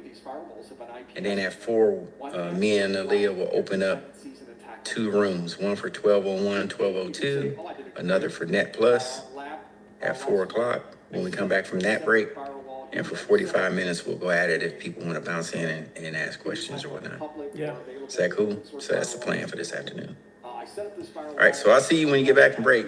See you in about 10 minutes. Watch to see how many attacks I would get on my network by just existing, by just being here. And can you guess how many I got in a 24-hour period? There it is. There's just open the door to a conversation. That's the story, the type of stories that we're looking for you to bring to an interview. Because now everybody's in. Oh, how many attacks did you get in 24 hours? Tell me. Oh, well, I did a report of it. Here it is. Boom. Here's the report. That would be one of the best interviews ever, by the way. If somebody was to bring into me the same kind of reports that we were hoping they would be creating in this role, that's phenomenal. Obviously, it's different equipment, it's a different firewall, it's a different process, but it's the same concept within the equipment that they have. So nothing changes in what you're trying to do. You're trying to get reports, you're trying to get information about where you fit in your security posture. You want to understand how many people really are attacking, how much bandwidth was used, what type of attacks were they, what is the distribution of these attacks based on where people are in the world. These are all great reports. This is all great information. You could spend half your interview just talking about that. So those are ways that you can get around worrying about, like, I've never had a job in IT, but I have all of these. I have a story. I have a story about a project. I have a story about these reports. And I have a story about what I did once I saw this information. That's what you want in an interview, is a story. You want multiple stories. Ideally, you want two really good stories like that. And then maybe another one you kind of keep in your pocket. Maybe not as good, but still something they want even more. You can do that maybe in the next set of interviews. Maybe they bring you back. And you go, work through those, you're stepping through all of those. So that's my recommendation. Check out that video. I do go through the process of describing how I think you might go through the process of doing that, what really would be the best way to do that. So hopefully that's given you some ideas, and certainly might give you even ideas not even in the video. It might prompt you to think about other things that will help you with the process of looking for that job or looking for that better job. Once you get the job, we have this question, again from Anonymous, who says, as a person who just got their first job as a network admin, great first job, what do you say about going through imposter syndrome or always making the ticket/issue more complex than needed? This is something you should become very, very, very comfortable with, because it will be with you forever. I think it will be with you a very long time, because you never get away from imposter syndrome, at least not completely. And here's why. It's not a bad reason, it's actually a good reason why we never get past this imposter syndrome. For those of you not familiar with this syndrome, it's not a real syndrome. It's not something you need to see a doctor about. You'll never know if this drug is right for you, because there's nothing you can take to get you over the imposter syndrome, other than a lot of knowledge. That's really what's going to help you. The problem, though, if it is a problem, it's really not a problem, it's really an advantage for this industry, is that you will never know everything. I know, this may be a shocker to you. This may be something that you may not have considered, is you will never know everything there is to know about technology. So this is the natural progression. Maybe you just don't know what you don't know yet. Eventually you will get to a point where you do know what you don't know. There is a whole process and a series of things that we can go through. But from the perspective of someone working in the industry, and has been working in the industry a very, very, very long time, there are certain things that you will become very, very, very knowledgeable about. Those will be your niches. When somebody has a question about that thing, or that software, or that server, you're on it. You know the configuration settings, you know where the file is kept, you know what the options are, you know how to optimize it, you know how the packets look going across the network, you know it like it is the back of your hand. Those are very good things to know about. And in fact, the bulk of your leverage that you run into when you move from place to place to place is those niches. I highly recommend you find a niche you enjoy and be one of those people that knows everything that you can possibly know about that particular niche. But I'll also tell you, even then, there will be things about that technology you just don't know about because it's impossible to know everything. The real challenge, of course, is you become an expert in that niche, and then somebody says, yeah, but I need you to work on this over here. Oh, I'm not as strong about that as in this. Well, but we got a problem with that, so you have to fix that. So go fix that. Where you even go, okay, well, I need the manuals, let me find some documentation, maybe there's a good YouTube video on this, maybe somebody's a blog entry about it, maybe somebody in our organization has already worked on this before. You call anybody and everybody who has familiarity with that technology, and they will help you, they will teach you, and you will know it for next time. This is the process we always go through in this industry. It's very common in an organization to have subject matter experts, SMEs, you'll see it abbreviated. Those subject matter experts are the ones that really know about that thing. Well, we need 10 technicians. We're not gonna hire 10 technicians that are an SME on the same topic. We're gonna hire some technicians that are familiar with this, others that are SMEs on that. And you happen to be the SME on this thing. So anytime there's a question about that thing, you'll probably get those particular tickets or those particular involvements will come from you. But very often, these technologies talk to each other, they overlap each other, there's interaction with each other. Maybe you're having a problem with Active Directory, but you're not the subject matter expert in Active Directory. You have a question about integrating a new forest, because you bought a new company, there's a forest that they already run. How do we integrate that properly with the trust that we're doing? Let's talk to our Active Directory expert. And they will help you understand the pieces you know. So you're constantly growing, you're constantly learning, you're constantly becoming more familiar with these. There's still that fear of the unknown. I am very susceptible personally to imposter syndrome. I don't like not knowing of something. Mine is not a discomfort in my own abilities. Mine is a fear of the unknown. I get way too worked up about not knowing something. And what inevitably happens when you are working through something you don't know, your mind imagines it as an impossible thing to get over. It is so difficult. I can't believe now I have to jump into this. I'm not familiar with this technology at all. Let me read through the manual. Let me read the blog entries. Let me go to the software itself. Let me set it up in a VM. We'll run it in the lab a little bit, and we'll install it from scratch. We'll get it running. I'll configure it. But then you do all those things and you realize, oh, that's it? I thought it was much harder than this. I thought there was more to it. My mind told me that it was horrible, that it was a nightmare, that I was never going to be able to learn this piece. In reality, I think most technologies are that way. Once you get into it, you realize, well, you can break this up into the smaller pieces. You can learn a little piece at a time, and now you're much more familiar with it. It's the fear of the unknown that presents you with that anxiety, with that imposter syndrome that happens to be there. But I think once you really start taking a bite from all of these little technology fruits around the network, and you start learning more and more and more about them, it starts getting a lot better.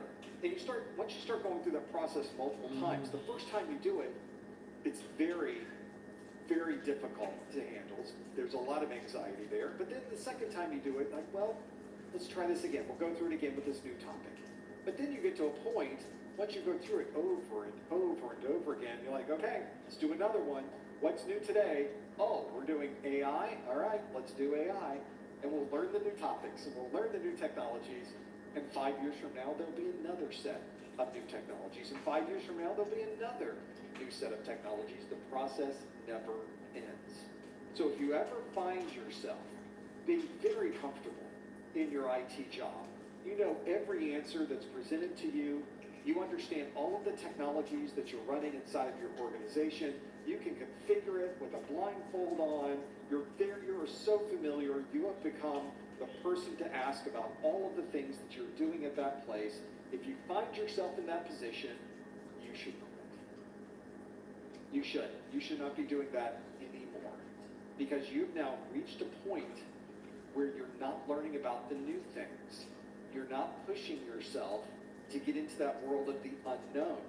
And the rest of us are working in that world of the unknown every day. This technology world does not slow down. It does not stop. It does not shift into something more familiar. It shifts into something less familiar. It shifts into something new. It shifts into something you haven't done before. So I would recommend that if you find yourself being the smartest person in the room, it's time to go find a room where you're the dumbest person, because that's the only way that you're going to continue to grow in this industry.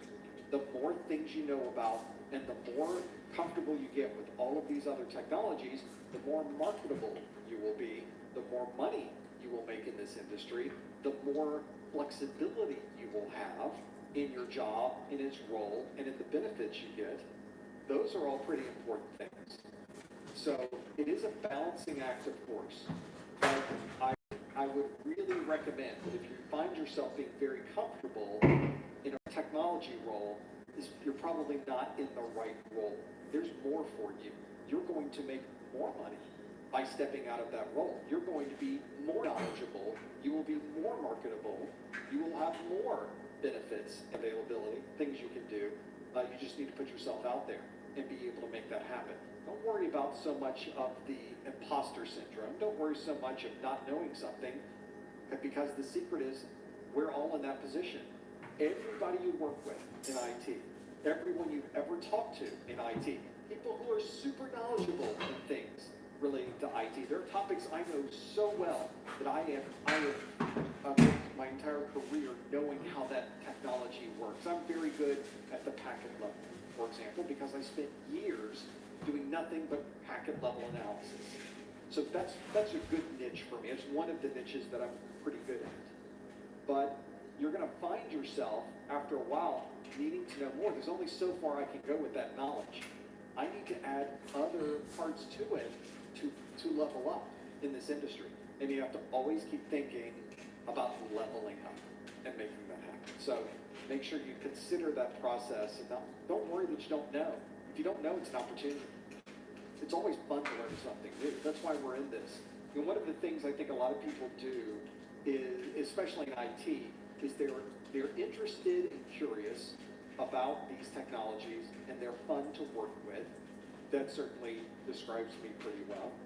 And this is a thing where they are put into a position where they want to be able to learn more of these things. It's exciting to learn more of these technologies.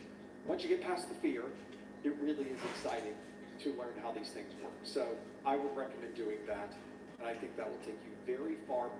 Suddenly the fears and the worries are behind you. You're spending your time learning, and the more you learn, the faster those fears go away. Let's keep going through your list of questions. We do have a few minutes left, so let's see if we can fit another one into this mix of things. There's a lot of questions a number of you have presented and sent in regarding some of the topics we did today. You'll notice that when I presented the answer to some of these topics, that it listed out the section of the exam objectives that it's associated with, and I also listed the name of the video. So if you are curious about the OSI model, it's that OSI video where I describe each one of those things. So there were a couple of questions that folks submitted that said, where do I find out more information on this? It's all in the course. Every single minute of every single video is out there on YouTube. You can watch the entire course for free, stream it, and see everything that's available there that you might need to know about these exam objectives.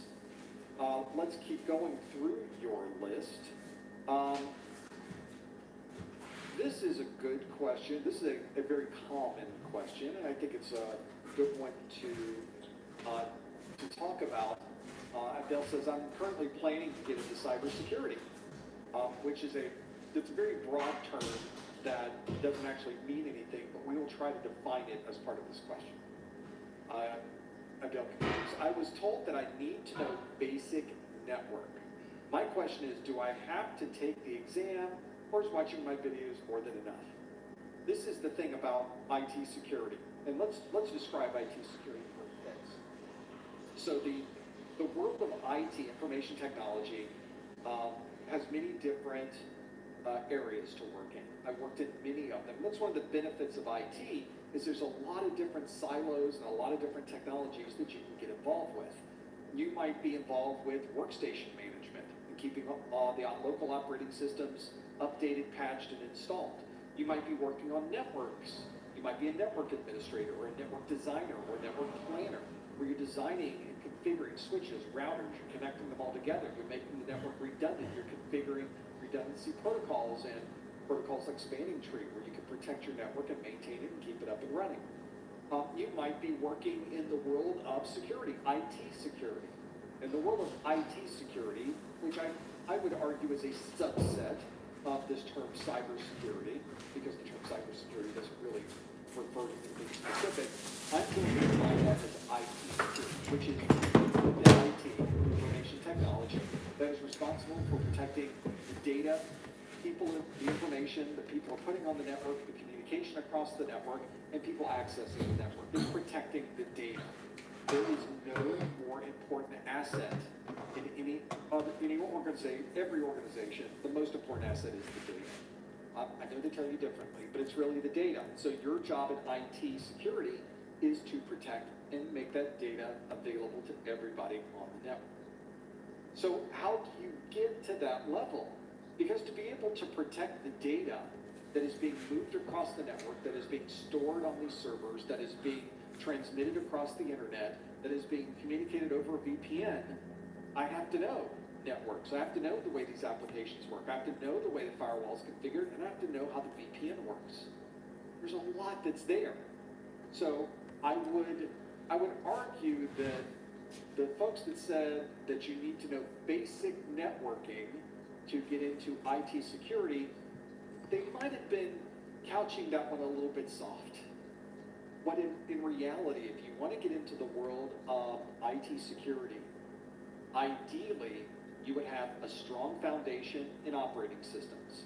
You've been working as a workstation administrator and or perhaps a server administrator for Windows or Linux or Mac OS or all of them. Because if you know the operating system, you can secure the operating system.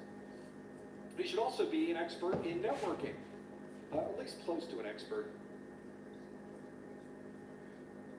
Close to a network expert, because you need to be able to work and understand the way frames are transmitted, how your switches are configured and what those configuration settings do, how they work, how to track those packets into the router, what the router is looking for, how it is configured, how it operates, how the VPN is layered on top of all of these things. Is this a policy-based VPN? Is this a route-based VPN? Is it an end-user VPN, like an SSL VPN, or is this a site-to-site IPsec VPN? There's all of these. Once you get into the details, suddenly it starts ballooning. You start getting all of these different topics that show up. So to be able to get into the real world of IT security, you need a good foundation in operating systems, you need a good foundation in networking, and you need some level of knowledge in security. But most of that can be taught as we go. Those are the keys. Now, there are, in a very limited level, relatively speaking, there are very few entry-level positions in the world of IT security or cybersecurity. But I think some of the most common of those entry-level security positions are those within a security operations center, or SOC, SOC. So this would probably be in the largest companies you would find. So if you're working in a large metropolitan area, you probably have some very large companies there. Those very large companies probably have a SOC. And in the SOC, you can think of the SOC as a help desk, but for security. So that's kind of what it is. So you need the same structure that you have in a generic help desk, but you need that structure that focuses on security issues. So you could still be that entry-level person on the service desk, on the help desk, inside the SOC, but that at least gets you into the world of IT security. I don't know that that is a perfect way into IT security. I think a better path is knowing operating systems first, then networks, and then get into the security side. But one of the benefits about IT is there's lots of ways to get to the end game. There's not just one way to do it. We're not all on a rail where you start here and you must follow this path to get to there. Instead, we can see where we want to be. It's over there. But there's a lot of different pathways that can get you from where we are now to where that is over there. And it doesn't have to be through SOC. It doesn't have to be through operating systems and networks. I'm giving you a very broad perspective of what I see in the industry and what I've seen in the industry working as a cybersecurity professional, working in the network field, working at a workstation, server administration. I've been in those roles before. They really, really are important when it gets to a point where you're trying to learn about cybersecurity. I'll give you an example of this. I know we're a little bit past the top of the hour, but let me give you a practical example. So I worked for Palo Alto Networks for about 7 or 8 years, depending on how you count it. Let's say 7 years, and worked there primarily, 100% of the time, worked there as a senior systems engineer. I was responsible for knowing how to understand everything about the way this firewall operates, understand how to present the benefits of that technology, and understand how to implement that technology in some of the largest networks in the world. Fascinating job, tons of fun, met some fantastic people, one of the best jobs I ever had. So that was something that, though, made me understand that I needed to build up to that point. They weren't hiring people to start working there that knew nothing about security. When you walked in the door, they wanted you to have a background. They wanted you to have a foundation that you could build on. At the time when I started there, they weren't actually selling their products yet. They had just started selling this product called a next generation firewall from this company nobody had heard of called Palo Alto Networks. I really did go work for a company, started working for a company at the startup level. And because of that, kind of came in just as they had created the product. They'd already been working on this for 3 years. Then they hired me and a bunch of people like me to be able to go around the world and tell people about how awesome this was. And it was. And as we all know now, it took the world by storm and it's become an incredible success. Some could argue that's because I don't work there anymore. Hey, no, we did fine. 7 years, I had a blast there. And to watch the company grow, we went public. It was an amazing experience all in all. But I couldn't have done it just walking in the door with a college degree that says, yes, I know cybersecurity. They wanted people that were knowledgeable. And here's where I was going with this story, is I got to a point where we needed to hire more people. We needed to hire them quickly, so we needed to hire more systems engineers. And there was a systems engineer manager in the Northeast who was really good at this. And he would have these questions that were very basic questions when you say them. But there's so much more to the question underneath the surface. And the one I liked the most, I brought this up before, the question I liked the most was one that said, tell us everything you know about ARP. That was what he started with. That's the first question of the interview. Tell us everything you know about ARP. Now, if your description only described the basics of the address resolution protocol, well, you use ARP to be able to find the MAC address associated with an IP address on a local network. That's not even close to being good enough yet. Now tell us more about ARP. What about proxy ARP? What about reverse ARP? What are the differences? When would you use them? Which one is rarely seen anymore? What about a gratuitous ARP? Wait, where'd all these ARPs come from? Suddenly the world is full of ARP. And yes, it is. And all of those different ARP types are important to know. All of them are used in some different way with these firewalls. And you need to have a complete understanding right off the top of your head. What is a gratuitous ARP? Where would you see that happen? Where would we use that? Where is it important to be able to find that? Where would you find a proxy ARP? Why would you have a proxy ARP? Why is this important? In what cases would you see that? You need to know that very, very well to be able to get to the next question in this interview. And if you don't, immediately we know where you stand. You're not going to get that job. If your reasoning behind ARP was just that, it's going to be hard to come back from that. I mean, we'll keep going with the interview. Let's talk about the next question we have, which of course is another question that is an open-ended question about a single technology that goes really, really deep if you want to do that. And there are certain positions where I have talked about these technologies, and we've actually drawn out, well, here's the way the packet looks, and here's where you have that information, and when you're working with IPsec, it's going to package these up, and it's going to encrypt them, and it's going to stick them in the packet, here's where it's going to go.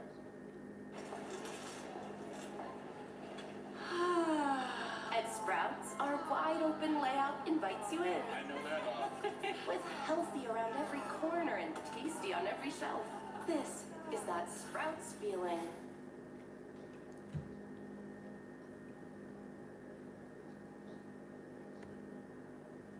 At King Supers, you never compromise. You get up high quality that's guaranteed fresh and down low prices of over 1,000 items. With quality and savings that add up, King Supers shoppers never compromise. King Supers, fresh for everyone.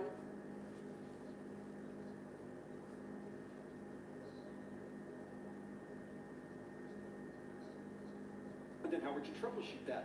And how would you troubleshoot a phase 2 issue on an IPsec connection between two devices? One is a Palo Alto Networks and one's a third-party firewall. Go. Well, here's what I would do. Because it's the same process, it doesn't matter what manufacturer of the device is, it's the same process every time. It's part of the troubleshooting that you would do, but you would have needed to do that before. You would have needed to troubleshoot a IPsec tunnel between two devices where phase 2 is failing to be able to answer that question, because there is a personal knowledge of that you only get if you've gone through the troubleshooting process. It's very hard to fake that one.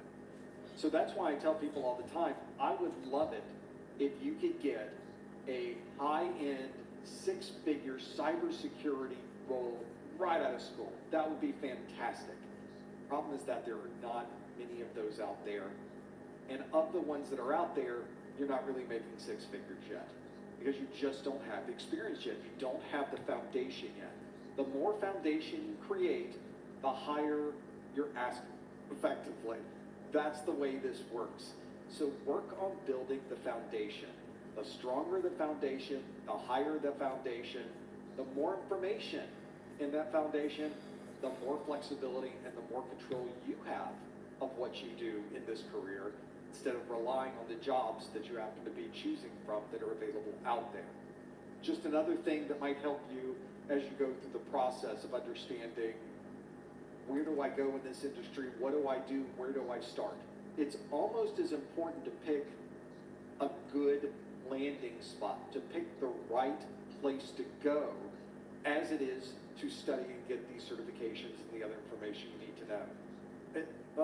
People often tell me, what do I need to know to get to start in a role with pen testing? I'm going to be a pen tester for a Fortune 100 company. Like, well, that sounds lovely, but what do you know about ARP? You know, we really need to start there. Why don't you just start being the CEO? Why aren't you just going to be the next CEO of that company? We don't have the foundation yet. Why don't you start a role where you're now the CFO of the company? You're the CTO of the company. You don't start there because you haven't worked into that role yet. The same thing applies with technology.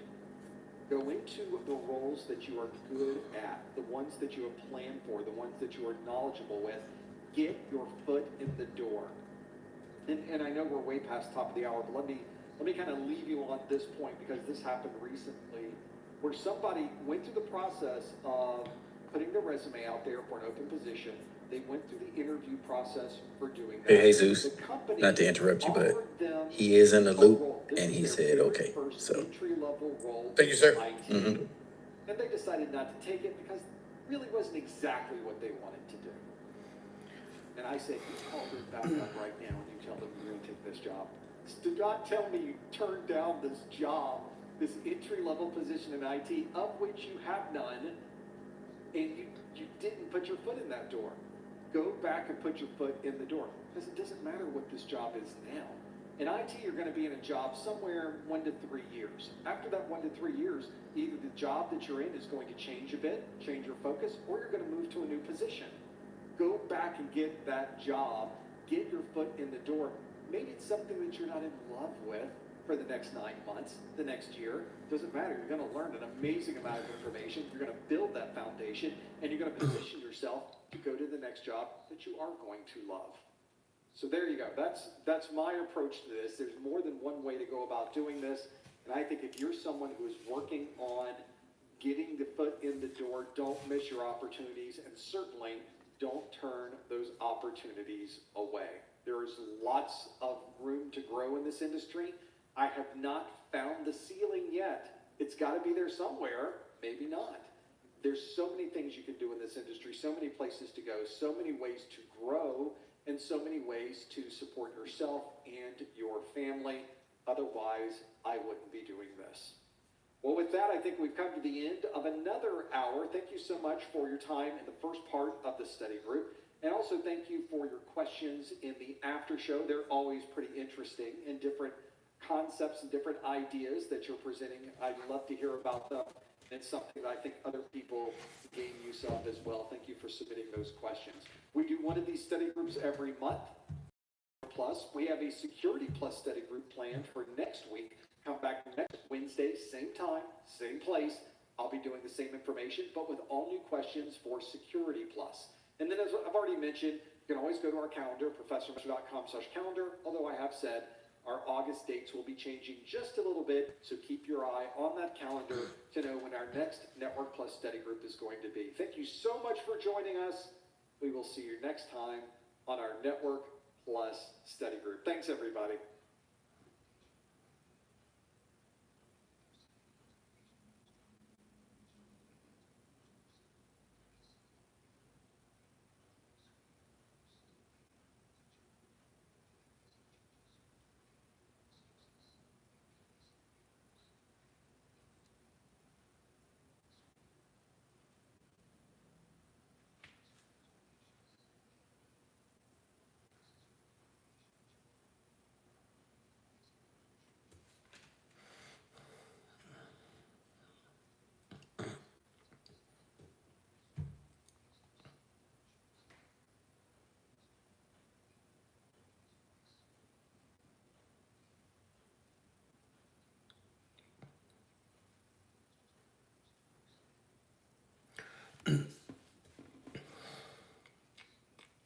If you're performing any type of administration of an operating system, whether it's Windows, Linux, Mac OS, or anything else, you'll probably be spending a lot of time at the command line.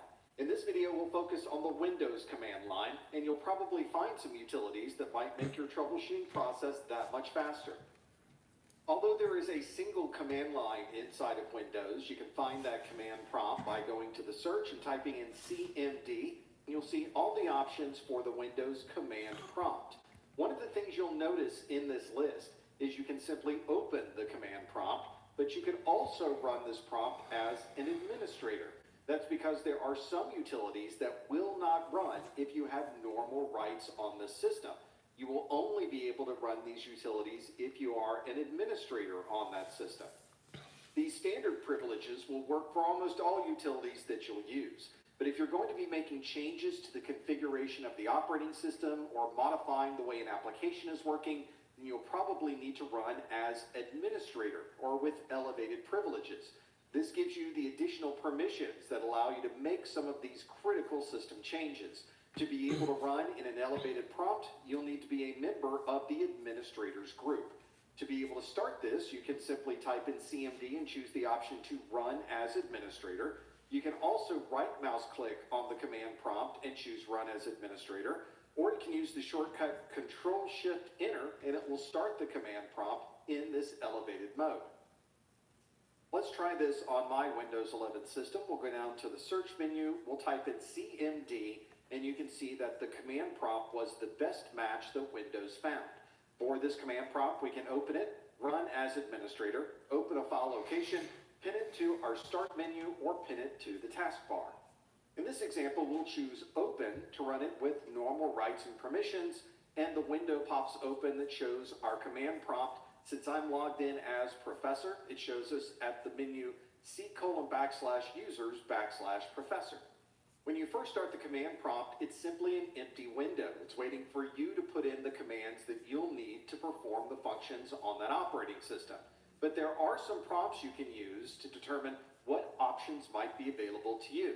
For example, we can simply type in the word help, and it will list out all of the commands available at that particular prompt.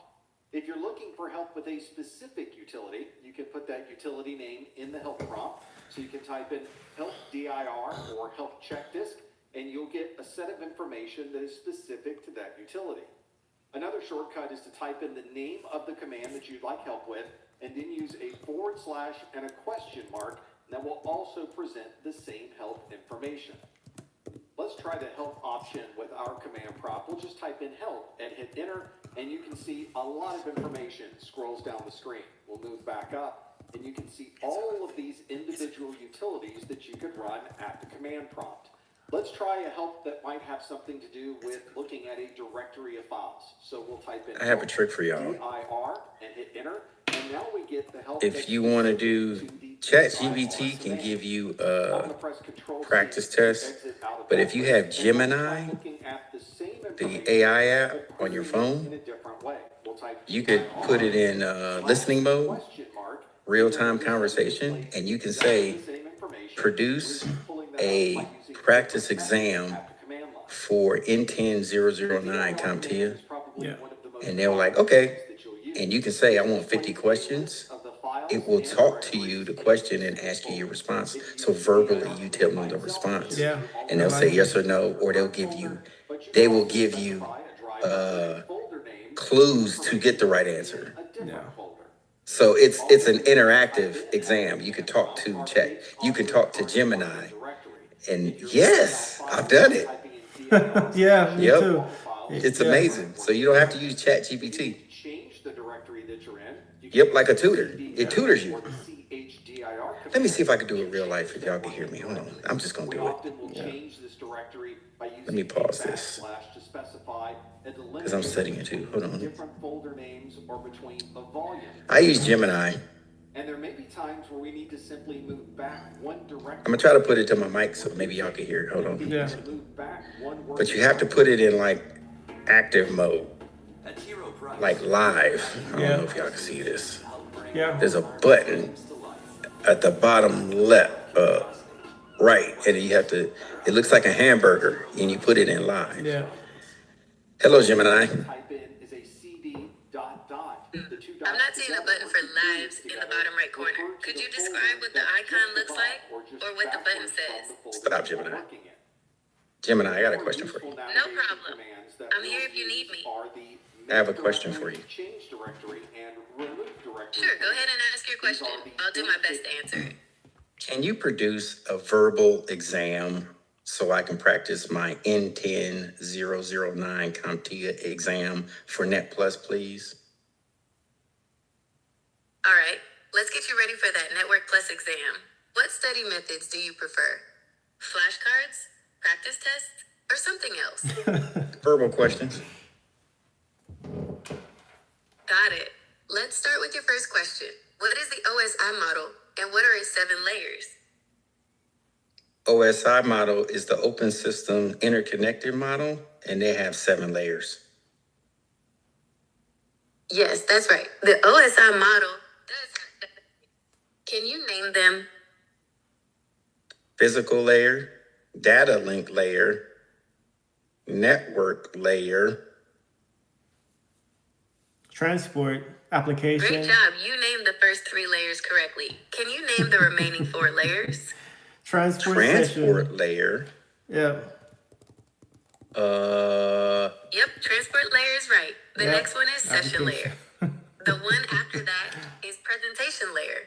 And the last one is application layer. See how she gives you hints? That's why I did it on purpose, so you can see it. Yeah. All right, so what's the... Let's keep going with the practice question. Okay, what's your next question? Let's try a different kind of question. What's the command to check your IP address on a Windows computer? IP config? That's it. IP config is the command you use. Question: does it have to be Gemini or does it have to be something else? It has to be a responsive AI model. Yeah. Like ChatGPT, it's a text model. It's not a voice response model. You get what I'm saying? So if you want to hear the voice and have them ask you the questions, you have to use a voice response model. But wasn't that dope? So you can change the test. You can say easy, moderate, or even hard. So figure I tell y'all that. It's pretty cool.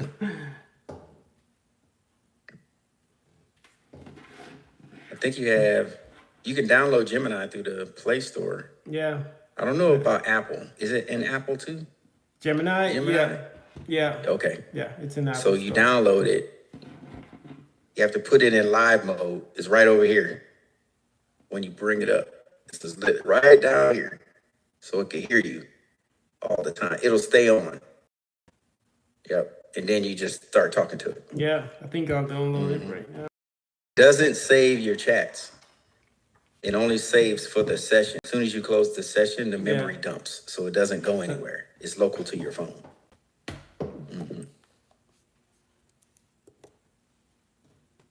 Okay, it's time per 24 hours. Okay. All right, Jesus. Good one. Because I've used it on the voice option, but after you use it for a certain amount of time, I'm not too sure how much time. Yeah. It'll tell you It stops.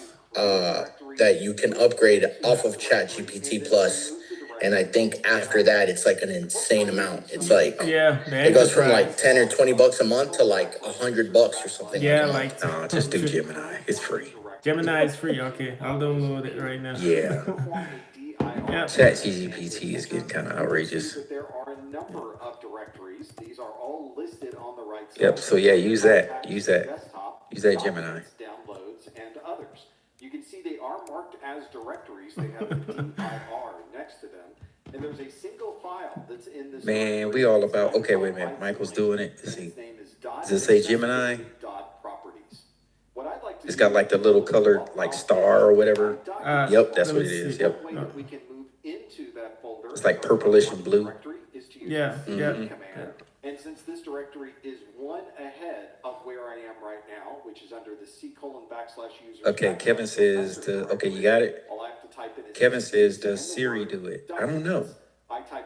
Okay, Charles says Siri uses ChatGPT. Okay. Autocomplete that word. So maybe not. You can see it says CD documents. When I hit enter, you'll notice now the prompt changes to users/professor/documents. Yeah, I was trying to stutter on purpose to see if I didn't know how she responded. Yeah. She gives you hints to go in the right direction too. Yeah.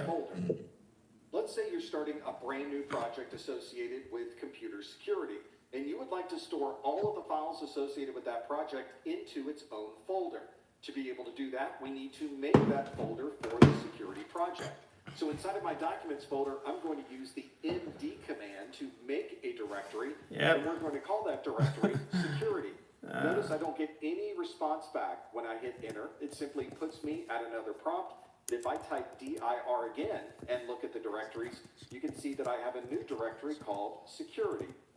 If you wanted to type in the entire path to be able to create that directory, you could do that at this command prompt as well. For example, if you wanted another one of these folders, but you wanted to call it security2, you could type in md to make that directory and then specify the entire path. For example, this would be users, professor, documents, and then we would call this security2. Notice again, we don't get any type of response to that command. We're simply put back at the command prompt. But if we use the dir command, you can see that there is a folder called security2. Just as we can make I see it, Lane. He's already getting it up and running right now. a directory, and as we use md to make a directory, we would use rd to remove a directory. remove that brand new directory we created called security2. We will type in rd space security2, and if we type dir, you can see the security2 folder is no longer on our drive. At the beginning of that long set of folder names was a drive letter. We saw a C colon right next to our users professor folder, for example. Each one of the partitions on our computer is assigned a drive letter so that we can access it from our Windows Explorer and from the command line. The primary drive of your Windows system is usually assigned the drive letter of C.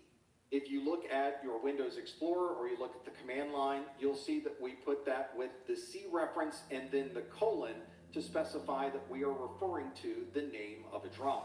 To then specify the entire path, we would use the drive letter and all of the folder names up to our current working directory.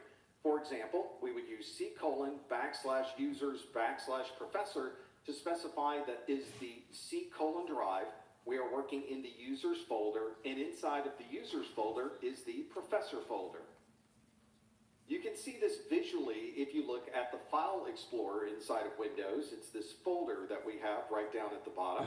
And you can see that I have a number of options for quick access at the top. We also have one for this PC and a list of a number of folders.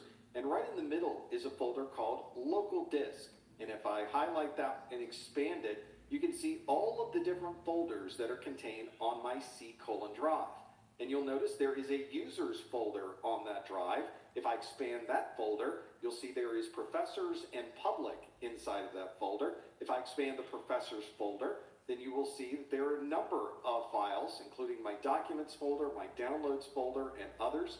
Let's expand out the documents folder, and inside you'll see our backup folder, our drive 102 folder, and our security folder. And if we look at the command prompt, that is exactly the same folder names that we have under C colon / users / professor / documents. In a previous video, we talked about file systems that could be used to create the storage areas on a particular partition. For example, inside of Windows, it's very common to see the NTFS file system. There may be times when that file system becomes corrupted. There might be inconsistencies in what we have in the file system index compared to the actual files that are stored on that drive. This occasionally will occur because of an interruption in power and the system turns off, or there could be a problem with the drive itself. To be able to check our file system and make sure that it matches the files on the drive, we need to run the utility checkdisk. Checkdisk will search through our logical file system. It'll look through the index and compare that index to the files on our system and make sure that everything matches up properly from the file system perspective. To be able to run checkdisk, you simply use the chkdsk utility, and if you want checkdisk to be able to fix any problems, you use the /f option along with that command. Because checkdisk could make changes to the underlying file system, it requires administrative access to be able to do this. So when you run the checkdisk command, make sure you're running it at an administrator prompt inside of Windows. If you're not only concerned about the index of your file system, but also the ability of that drive to properly store data, you may want to perform a sector-by-sector diagnostic of the entire drive.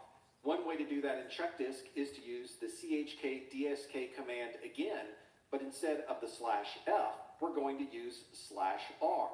This command usually takes much longer than the /f because it will go sector by sector through the entire drive, making sure that every sector is able to be read or to be written to. This is going to also recover anything that might be readable on your drive that doesn't currently exist in your file system. The /r option is also going to perform the same checks that we performed with the /f option. So if you're running a /r, it's effectively performing a /f and also looking at every sector on the drive. One common thing you may find when running a checkdisk on your local drive is that the volume will be locked. It will only be able to perform this checkdisk function when the system is starting up. This is exactly what happened when I tried to run the checkdisk command with the /f. It said the type of the file system is NTFS, but checkdisk cannot run because the volume is in use by another process. Would you like to schedule this volume to be checked the next time the system restarts? And I said yes. and it confirmed that this volume will be checked the next time the system restarts. When I reboot my computer, it will go through a scanning and repairing process. You'll see the percentages slowly increment as it's performing its test, and once it's done with the test, it will continue through with the rest of the boot process. When you perform the installation of an operating system, one of the first things it asks for is what drive do you want to install this operating system on? And once you select the drive, it asks what file system you would like to use on that drive. Then it performs a format of the drive, which initializes the entire file system and makes it ready to begin writing files to that storage device. If you wanted to perform that initialization process yourself, you would use the format command. This will format that particular partition with a file system that you specify. If you don't specify any file system, like I did here, it will default to the FAT32 file system. You can see that I use the format K: option here because the disk that I wanted to format had the drive letter assigned to it of K. The format process will verify the size of the partition, format it with the file system that you've specified, and at the end, it will tell you all of the information associated with that format process. This format command will only run if you are an administrator on that system. That's because format completely erases everything that's on a partition. So you want to be very sure you're choosing the right drive whenever you use this format command. If you aren't quite sure that you're choosing the right drive, make sure you have a backup of the system before running any format commands. We talked about formatting a partition, but what about the process of creating the partition from the very beginning? Fortunately, there's a utility that combines all of these functions together and more. This command is the disk part command for disk partitioning. You again have to run this as an administrator command prompt. You run the disk part utility, and it simply starts up and puts you at a command prompt that says disk part. From here, you can list the volumes that are on your system, you can format a partition, and run other commands to perform diagnostics of those storage drives. Let's run disk part, but notice that we are running in a normal command prompt. I'm going to run disk part anyway, and since we're running as a regular user, user account control asks us if we'd like to allow this app to make changes to the device. It specifies that this is the disk part utility, and we say yes, we do want to run disk part. Notice that the disk part utility now starts in a separate command prompt that is set up already as an administrator command prompt. Inside of here, we can run things like the help command, and it will show us all the options available when running the disk part utility. For example, there is a command to list different items. We can perform the list command and hit enter. We can list disk, list partition, list volume, or list a virtual disk. In this case, we'll choose the list command. Let's look at the volumes available, and it will show us all the individual volumes configured on this system. We have a volume 0, which is assigned a drive letter of D that is specified as a CD-ROM or optical drive in this system. We also have volume 1, it's given the letter C, it's an NTFS partition, and it's 255 gigabytes inside. All right, it is 10 till. Partition, and this is the partition we use. So let's go ahead and catch a break. There's also a hidden partition. When you get back, A+ Study Hall room is open. Net+ Study Hall room is open. So if you want to bounce in or in between, we are available until like 5 and there. Aaliyah says, make sure you ask Gemini to give you scenario. Nah, that's cool. There you go. Ask Gemini. You doing it right now? Okay, let us know how it is. Give you scenario-based questions. I like that. Work smarter, not harder. Nice. Options are the -V that verifies the new files have been written correctly, and /Y, which suppresses any prompts when you want to overwrite a destination file. Let's copy some files around on our computer. I'm going to start in the directory users, /professor, /documents, /missions, /PKX447. And if we perform a dir in that directory, you'll see there is a single file named report.txt.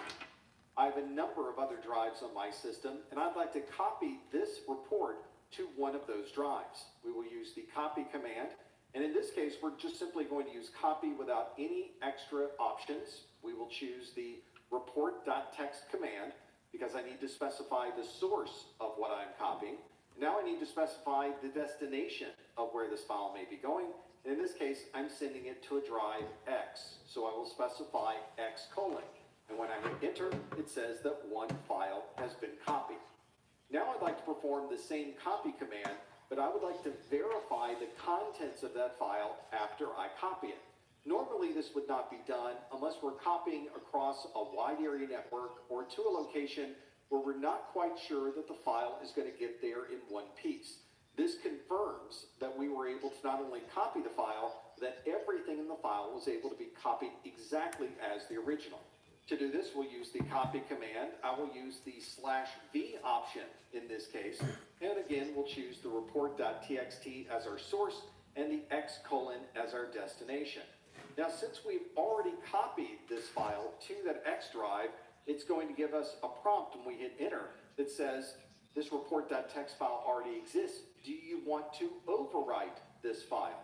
You, of course, have to be very careful when answering this question, because if you choose yes, it will overwrite that document. If you choose no, it will not overwrite the contents of that destination. And if you choose all, it will overwrite anything else that you've specified to copy in that single command. We could be copying multiple files simultaneously, for example. In this case, we would like to overwrite that file, so we'll choose Y for yes and hit enter, and one file has been copied.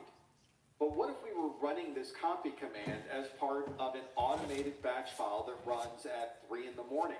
We're not going to be here to press the Y button to confirm that we want to overwrite that destination. So to be able to bypass that prompt, we will use the copy command with the /v, but we'll also specify /y, and then we'll use the same parameters. Our source is still the report.txt file, and the destination is still the X drive. This time, when I hit enter, notice that we don't get a prompt asking us if we'd like to overwrite the file. Since we specified /y, it knows that we automatically want to choose yes, and it copies the file and tells us that one file has been copied. If you're running a relatively new version of Windows, you may decide not to use the copy command, but instead use the robocopy command. Robocopy stands for robust copy, and there are many more options available in the robust copy command than are available with a simple copy. To give you an idea of just how many options might be available in robocopy, we're going to simply type in robocopy and hit enter. Notice that it says that for more usage information, run robocopy /?. Let's perform a robocopy with a /?, and you'll see that pages of information will go by. I'm going to scroll all the way back up so that we can see all of these different options.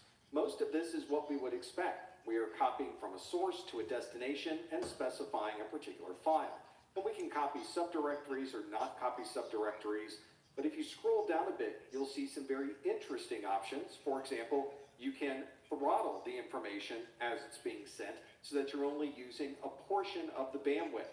This might be especially helpful if you're sending a large file to a remote site over a very constrained bandwidth. There's also options to send the file, and if there is an interruption, it will begin to retry to send that. So if you have an outage of that network connection in the middle of a copy, it will simply retry and retry until it's able to restore that connection and continue the copy. This is the new Dell AI PC, built for AI. It's like a trusted personal assistant, learning your habits, keeping you on track. But it can't make your coffee yet. When you start performing a lot of diagnostics and troubleshooting and dealing with multiple tickets simultaneously, you might have a number of different command prompts on your screen, each one that's connected to a completely different system. And if you're ready to make a change to one of those systems, how can you confirm that you're really in the right window? You don't want to shut down a computer thinking it's one machine, and instead it's a completely different production server. One way to tell what the name of that device is by using the host name command. This provides us with the Windows device name of that computer. That way, when you type in anything else in that window, you know you're typing it in on the right device. So here's our computer. We have a number of windows on our screen, but there's a problem that we're trying to solve back on this computer, and I need to restart that system. But before I send the command to reboot that computer, I need to make sure that I'm using the correct host name. So we're going to type in host name and hit enter, and it comes back with the name Daedalus, and that is the name of the host that I would like to restart. So now when I perform any other functions inside of that window, I really do know that I am performing them on the Daedalus machine. When you're troubleshooting a Windows computer, you might be using Windows 10, you might be using Windows 11, and there may be different versions of Windows within either Windows 10 or Windows 11. So what version of Windows are we using? One way that we can tell is by typing in the WinVer command, and it will bring up a dialog box that shows us all of the information about this version of Windows. So here we are on our Daedalus computer, or what I think is our Daedalus computer. We'll use the host name command again, just to confirm we're on the right computer, and it is the Daedalus system.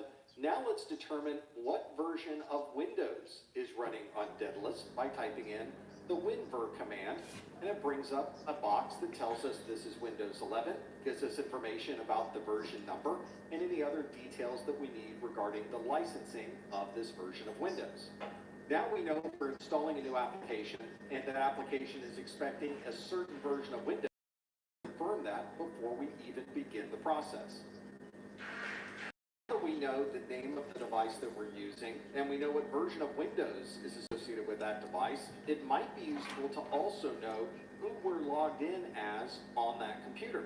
One of the ways we can determine that is using the whoami command. The whoami command can tell you what computer you're on, who you're logged in as, what groups you may be a part of, and other security permissions associated with your login. This might help you if you have a lot of windows open and you're trying to run a command and it's not running as you expected. It may just be that you're not logged in as the correct user. And one of the more useful options of the whoami command is whoami/all, where it's showing you more than just the name of the device and the user who's logged in. It shows you information about the user, their SID, group information, any attributes associated with those groups, and privilege information, all in one single screen. This is a command you can run relatively quickly. If we use the whoami by itself, it simply gives us the name of the device and the user we're logged in as. In this case, I'm on the Daedalus server, and I'm running as Professor. To get more information about this username, I'm going to use the up arrow to put whoami back into the list, and I'm going to choose the /all option, and you can see that it provides us with a lot more information about not only the username and the name of the device. We get SID information, group names, and all of the privilege details. If you're working in an organization of any size, then you're probably going to have all of your systems administered from one single point. You're able to do this through the use of Active Directory. This is a way to have one central consolidated database of all of your users, your devices, and anything else that's important on your network. One of the ways that you're able to administer hundreds or even thousands of systems from this Active Directory domain is by using a feature known as Group Policy. This allows you to set different features, functions, permissions, and other settings on individual users' workstations. For example, you may have a new group policy that you want to set on somebody's machine that changes the background of their system. Normally, this is updated each time the user logs in, but you may want to push this out to the user in the middle of the day. To be able to do that, you can use the GP update command to force a group policy update on a specific computer or a specific user account. And if you want to get more information about what group policies are active on a device or user, We are back. command to provide information about what's currently running. Here's a Windows computer that Hey Charles, if you're eating, you want to turn your camera off real quick, you can. logged in as one of the domain users, R. McKay. Because you're making me hungry. To see what policies were currently All I'm thinking about is bananas and peanut butter sandwiches now. Dang it. Once you see it, you can't unsee it. I know he's behind the screen laughing. He can't see us, but he's laughing. Resultant set of policies, RSOP. It was just a quick term is simply describing what policies are currently running on the system. When we hit enter, companies it where will this query network the system, those and if we weak scroll back signals. up, this shows us the Possible causes. RFID Oh, data okay, that so is that's for what she the asked. SGC domain. Gemini. It's user Okay. R. McKay who's logged into that Yep, domain that's a good on scenario. the device with the name Daedalus. And you can see it's a member workstation. We can see the version of Windows that's running. All right, We can I'm look heading at into information about the local other chat, profile the and other specific study hall room. users I'll see you in RMK. Net Plus if And you it gives drop us it. information about the user settings, so we can see everything about the way this user is configured in Active Directory, and we know exactly the last time group policy was applied to this device. If we scroll down a little bit, we can see that the applied group policy objects are the local group policy, so we haven't pushed down any group policies from the central domain controllers, and the user is part of the following security groups. That's a nice summary of information. If we're trying to determine if this user has had a certain policy applied to this machine or this user, you'd be able to see it in the GP result command. Administrators at this system may have configured a new group policy that changes aspects of the desktop. To be able to push that policy down, we can have this user log out and log back in, or we can use the GP update command, and we use the option to force that change on this local computer. We'll hit enter, it will update the policy, and we'll see what changes occur by running another GP result. Welcome back to the strongest connection. With most options, I've been waiting for something special, but it's been buffering. But underline, our connection is strong and ultra fast. This is gonna last. Underline, local gigabit internet that loves you back. After the update is complete, it says the computer policy update has completed successfully. We're going to get a prompt back, and now let's use our up arrow a couple of times and run a GP result /R, and you'll notice that a new applied group policy object has been applied to desktop background that might allow or restrict access to changing anything related to the desktop background. When using Windows, there may be times when certain core Windows files are overwritten. This might be overwritten by a third-party application. It could be overwritten by an operating system update, or malware could have infected this machine and made changes to the base configuration of this operating system. One way that you could tell if any of these important Windows files have been changed is by using SFC, or System File Checker. This utility will go through all of the important Windows files on your system, and it will check to see if any of them have been changed.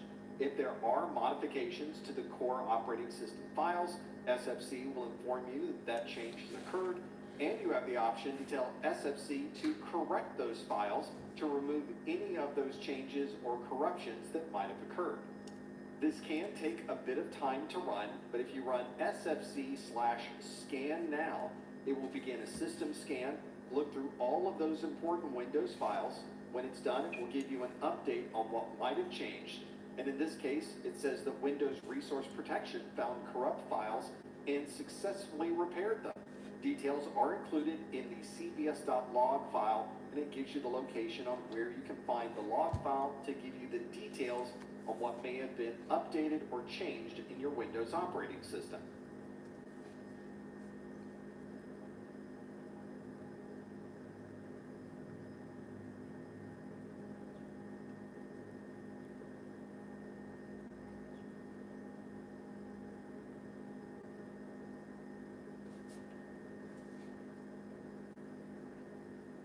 If you're a Windows user, you're probably familiar with working at the command line of a Windows computer. You would go to the Start menu and look for cmd.exe, for example. The process is very similar in Linux. You'll be starting an application such as Terminal, Xterm, or something that's very similar to get you to the command prompt of the Linux device. If you're running Mac OS, you'll find that the commands that we use here in Linux and the commands available in Mac OS are very similar to each other. You should be able to use almost all of these commands in your Mac OS terminal screen. Although Mac OS is derived from a Unix version known as Berkeley Software Distribution, or BSD, this video will focus on commands that are native to Linux. If you're not currently using Linux, this would be a great time to learn about virtualization on a desktop. For example, if you're running Windows, you might want to download the latest version of VMware Workstation or VirtualBox so that you can virtualize Linux on your current desktop. Having a virtual machine of Linux that you can use instead of restarting your computer into a separate Linux partition and then restarting your computer to go back to Windows, you can instead run Linux on the desktop of your computer. And as I go through this video today, you'll see me using Linux, but it's really Linux running inside of a VM. As we go through these command prompts today, I'll give you an overview of how that command operates. But if you'd like more information about that particular command, you can go to the command prompt and use the man command. This stands for manual. So if you wanted to look at the manual for the grep command, you would use man space grep and read all about the details of the grep command. There's usually a lot of information stored on these man pages because this is the documentation for that utility. So once you've read through the entire manual page for that command, you'll know every possible option available to run that utility. Here's my Ubuntu desktop. This is the front end that we're going to use to run these Linux commands today. But you can run any Linux distribution you'd like, and these commands will functionally be the same across all of those different distributions. You can see that I have a terminal that I've already pinned to my left-hand menu bar, but I can go all the way down to the list of applications on this computer and simply search for the word terminal. And if I do that, it will list out all of the available options on this distribution. I have two different terminals to choose from, the standard terminal and a separate terminal with enhanced capabilities. Everything we're going to use today will use the standard terminal to be able to run these particular programs. If you're a Windows user, you're probably familiar with the directory command or dir command. This is a command that will list out all of the files in the directory. In Linux, the command is the ls command, list directory contents. And this will show you all of the files, all the directories, and anything else that is located in that particular subdirectory. In my distribution, there's color coding in the terminal, so anything that is a directory is listed in blue, anything that's archived is in red, and there are other colors you may find for different file types. You'll often find there may be hundreds or even thousands of files inside of a single directory, and using the ls command lists all of those files and they scroll down the screen before you're able to see anything go by. One way that you can paginate this list of files is using the pipe and using the more utility. So when you use the ls command and use a pipe, we're going to send the output of the command on the left through the utility that's listed on the right. This will allow you to hit the space bar to go from one page to the other rather than having everything scroll by at once. In my Linux terminal, the default prompt shows me the user that is currently logged in. This username is Professor, has an @ sign, and then it shows me the name of this device. And in this particular case, this Linux machine is called Atlantis. To be able to run a command, we will run it where the cursor is flashing at the end of that line. I'm simply going to run the ls command, and it will list out a number of files that are in this directory. You can see that this lists out a number of directories in the bold blue color, and I do have a single file in this directory known as first.txt. There's also a number of system directories on this computer that we might want to look at. For example, let's use the cd command to change directory to a particular subdirectory. Now in this case, we'll choose the /var/log directory. If I perform the same ls command again, you'll notice there are a number of different files located in this directory. If we wanted to get more detail about each one of these files, we could use the ls command with the -la option. This lists out all of the information associated with permissions, rights, and the ownership of these files. You can see that this lists out a lot of information, and it's scrolled by a number of different pages. Instead of having it scroll by, let's use that ls-la command again and pipe it to the more utility, and now it will show me the first page, and at the very bottom it provides me with an option to show more. I'll hit the space bar and it will move to the next page. It prompts me again for more because there's additional information. We'll just keep hitting the space bar until finally we've moved through all of the different pages of this output. There's a lot of information that is shown in this expanded view of the ls command. You'll notice that our file names are on the right side of the screen, and there's a lot of other information that is shown in this expanded view of the ls command. Later in this video, we'll show you more information about all of the details that we see on this screen. When you're working in a command prompt, you may be moving back and forth around a particular computer, and you may not have the luxury of having a lot of detail at the prompt telling you what your current directory is. Fortunately, there's a command pwd, which will print the working directory. It displays the current directory path so that you know exactly what directory you're in when you run any of these commands.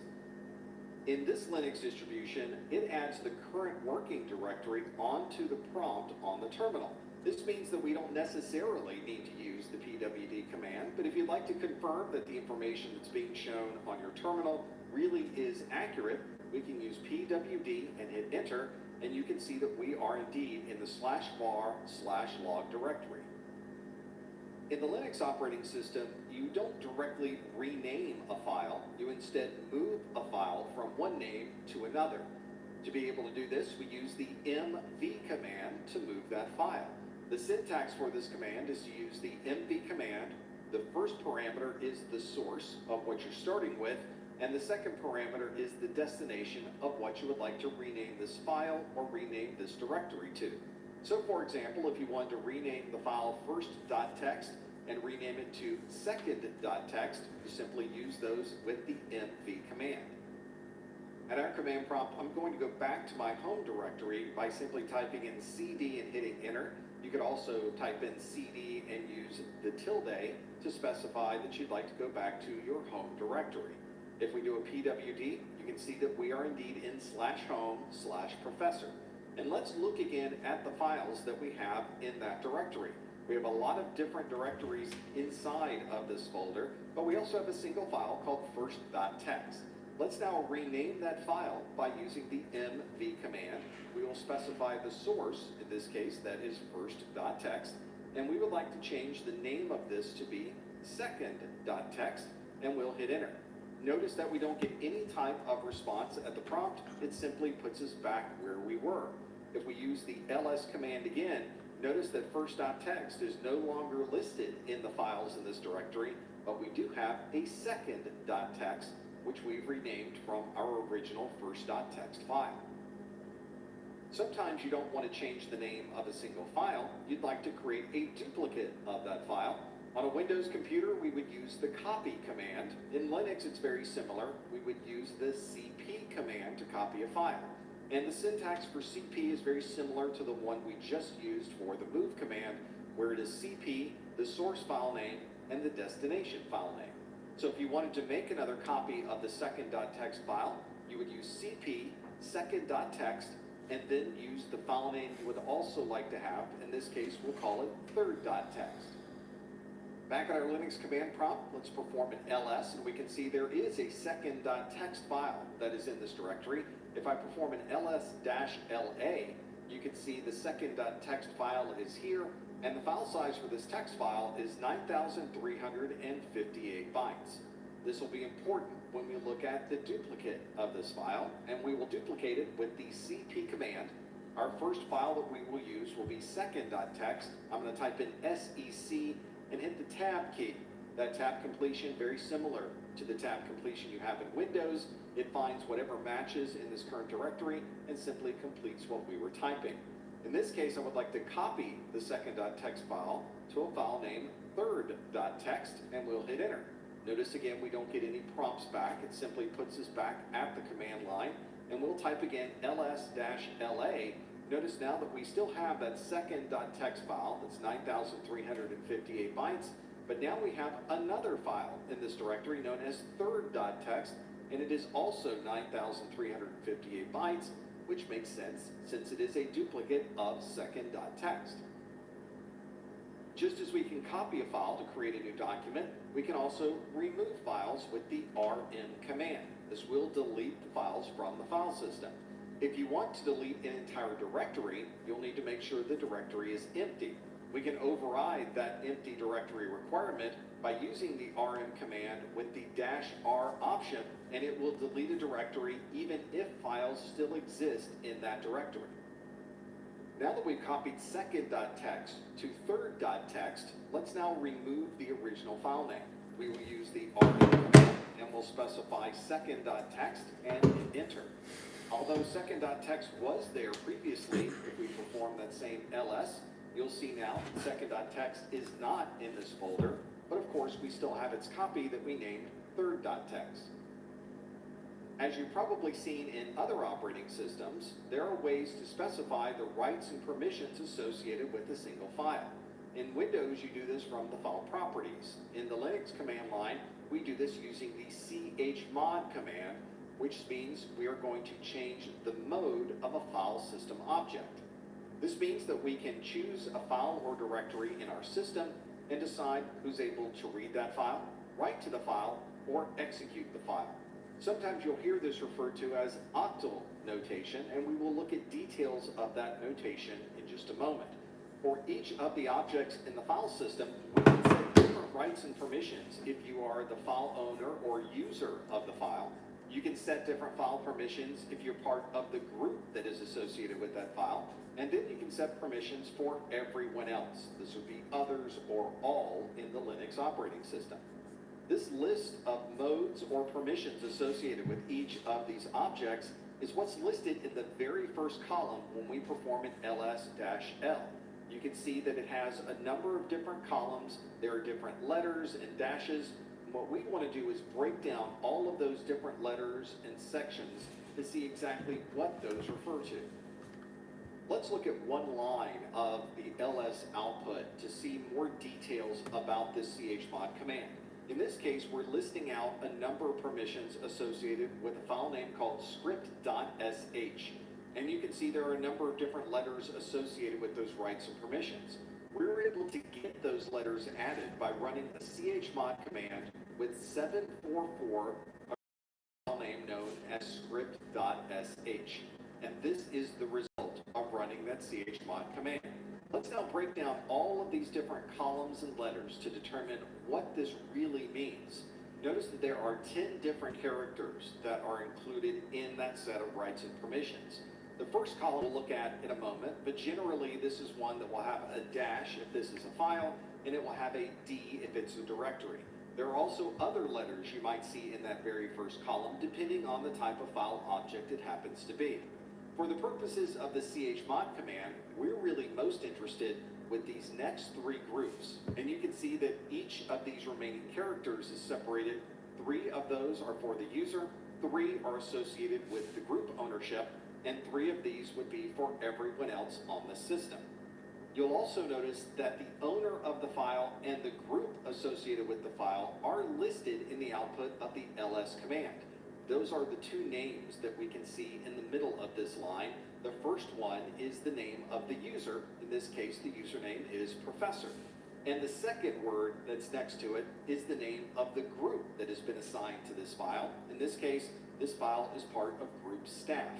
So if you're trying to figure out who the user is, what group they belong to, and who everyone else might be, you can find all of that information in the ls output associated with that file name. If we look at the last 9 characters of that first column, you can see that the first 3 letters are assigned to the user permissions, the middle 3 are assigned to the group permissions, and the last 3 are assigned to everyone else on that system. Notice also that we have numbers associated with each of those. These are associated with the chmod command we previously ran. The chmod command was 744, and this correlates to the user is 7, the group is 4, and everyone else is also 4. You'll also notice that those numbers are associated with a series of permissions. So the number 7 is associated with read, write, and execute. The number 4 is associated with read only. You can see that those permissions are listed in this table, along with the type of R, W, and X that you would expect to see in that small box of 3 characters. So if we used a chmod command of 744, that means that the owner has permissions relating to number 7, everybody in the group has permissions for number 4, and everyone else has also permissions that are number 4. If we break this out into those permissions, you can see that the user being 7 is read, write, execute. So we would expect to see RWX in that box, and we do. The group permission is 4, that means read only, which means we would expect to see R dash dash, and that is what we see in the middle box. And since others is also 4, then it is exactly the same as group with the R dash dash. This is the way that we're able to see at a glance what type of rights and permissions are associated with the different files at the command line. If we look at the output from our previous command that we ran, you can see all of the different files and folders that are listed in my home directory, and you can see in that first column that there are a number of different rights and permissions for the different documents in this folder. If you're just learning about these different permissions and those characters that you see in that first column, this may be a bit overwhelming. But as you start to parse these out and become more familiar with what they might be, you'll find that it becomes very second nature when you're looking at one of these file listings. Although up to this point, we've been talking about the chmod command and using it with numbers, there are also letters that you can use to designate what you would like to change and what you would like to modify it to. We'll look at those options in just a moment. We've already seen the chmod command with the 744 option and the name of the file name. And since it's 744, that means that the owner of this file or the user has read, write, and execute permission. The group that is associated with this file has read-only permission. And in this case, everyone else on the system also has read-only permission. As I mentioned, you can also use letters to determine what permissions you want to set. You can use that chmod command. The first letter would be the section that you would like to change. If you use the letter A, we would be referring to all users on this system. That means not the owner of the file and not the group associated with the file. It would be everyone else. We would then specify the type of permission we would like to set. If you use the dash, that means it would be not that permission. If you use a plus sign, we would be adding that permission. And lastly is the permission itself. If you want to use R, it would be read, W would be write, and X would be execute. So for this chmod command, where we're performing the chmod A-W to first.txt, we're obviously referring to A, that would be everybody or all users on this computer. So everyone who is not the owner of the file or anyone who's not in the group associated with this file would be the A designation. And with the -W, the dash means that we would be removing a permission, and the permission we're removing is the write permission. So chmod A-W for first.txt will remove any write permissions that are currently set for all users on the system. Here's another example where we're using the letters to designate the permissions. We use the chmod U plus X. If it's the U, that means it's the user or owner of the file. In this case, it's the script.sh file. And if we're using the plus sign, that means we're going to add a permission. And in this case, we're going to add the X permission, which is the execute permission. Let's change the permissions of the single file and see what the results of changing those would be to the information that is shown in the ls command. We will perform an ls-l, and you can see that I do have a file in this directory known as third.txt. You'll notice that the owner of the file is professor, and the group that is assigned to this particular file is the group staff. Let's also look at the very first column. You can see that there's nothing in the first column, which means that it is not a directory, it's a file. And you can see RW dash is the very first options here, which means the owner of the file can read and write to the file, but not execute what's in the file. The second three are R dash dash. That means that everyone who is in the staff group has read access to that file, but does not have write access to the file. And then the last three are dash dash dash, which means everyone else on the system has no access to the third.txt file. Let's look at just the third.txt file by performing an ls-l and specifying just that file.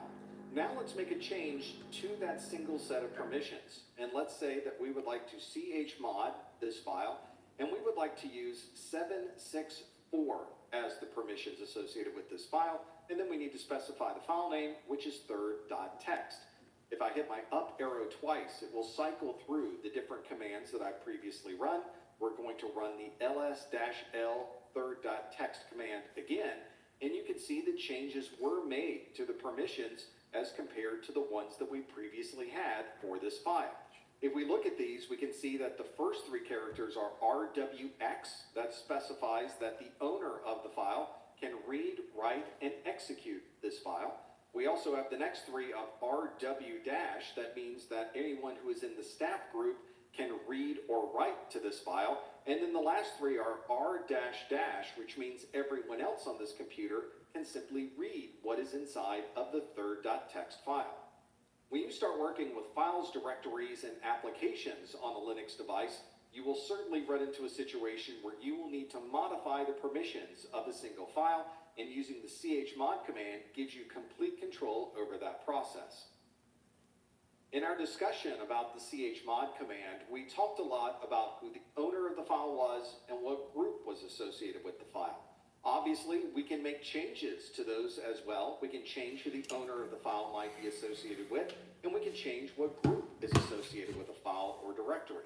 You get this by using the chown command, that is the change ownership command, and that allows us to make changes based on the owner and the group. You'll notice, for example, that you can change the name of the owner by simply specifying the owner itself. And if you would like to specify the owner and the group, you can do all of it also on the same command line. For example, let's say that we've been working on this text file which contains documentation on our backup process. And now that we've completed this document, we would like to change ownership of this document to be the backup user. In the previous command, we saw that the third.txt file was owned by user Professor. Let's say that we'd like to turn this file over to someone else so that they would own the file and be able to use it on their system. Let's say that we would like to modify the owner from Professor to user Jack. To do that, we would use the chown command. We would specify the user we would like to change this to. In this case, the username is Jack, and the name of the file is third.txt. When we hit enter, you'll notice that we get an error message saying that the operation is not permitted. That's because to change the ownership of a file, we will need elevated rights and permissions. In Linux, the way that we do that is to use the sudo command. We will then do exactly the same command, chown. When we do that, it will ask us for a password since we are asking it to perform this function with elevated rights. I previously used my administrator password, so it used that password that was cached earlier. If you've not used your super user password in this command prompt yet, it will first prompt you for that password and then perform the command. Now that we've run the chown command, we can use the ls command again and look at what the differences are for the third.txt file. And you can see now that the permissions are the same, but the owner of the file has changed to Jack. We can see that it is still part of the staff group, and obviously the file name remains the same with third.txt. If you'd like to change both the name and the group at the command prompt, you can specify them both in the same chown command. So we'll run the sudo with the chown option.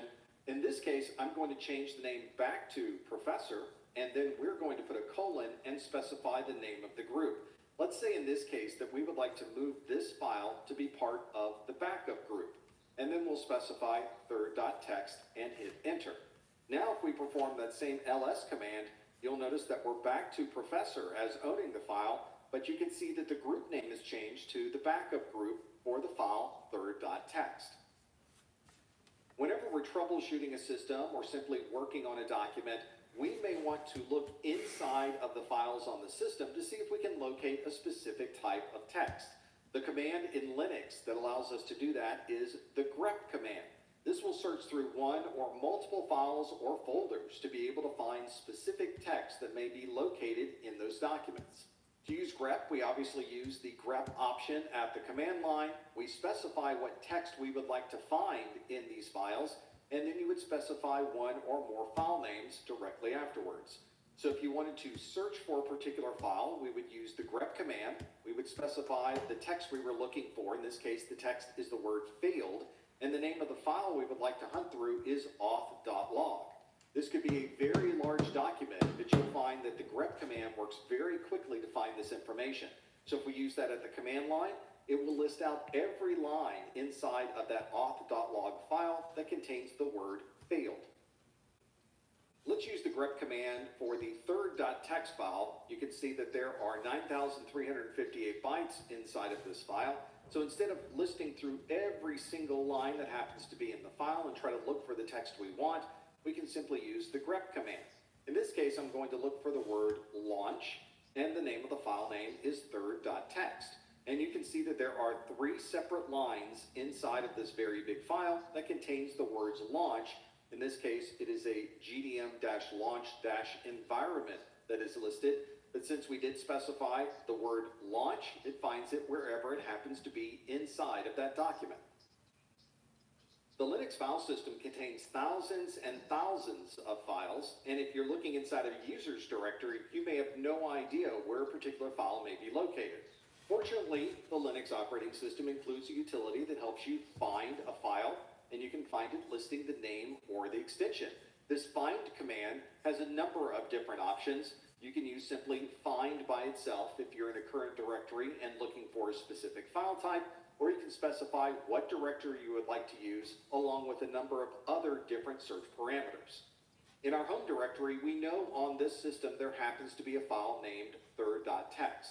But let's say that we just logged into this system, we've never been on this computer before, and we would like to see if there's more instances of files that are named third.something.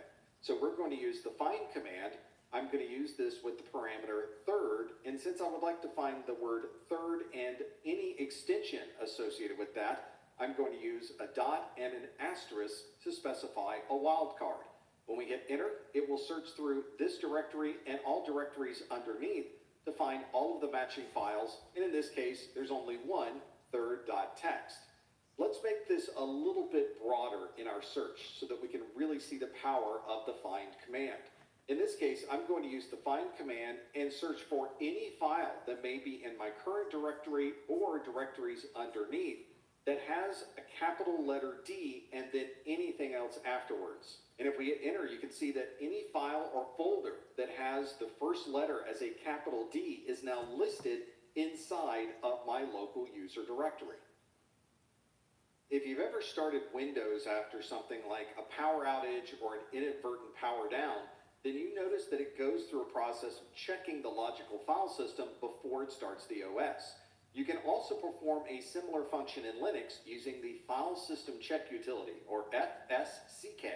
This utility will check for any logical file system errors. If it finds any inconsistencies in file sizes, it will correct those, and it will look for any files that may not be included in the file system index.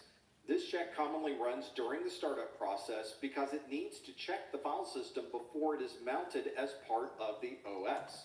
You can see that it goes through the process of checking all of the files and clusters that are in a particular mounted directory, and you can see it goes through each one, checks all of them to make sure that they're working properly, and then continues with the normal boot up process.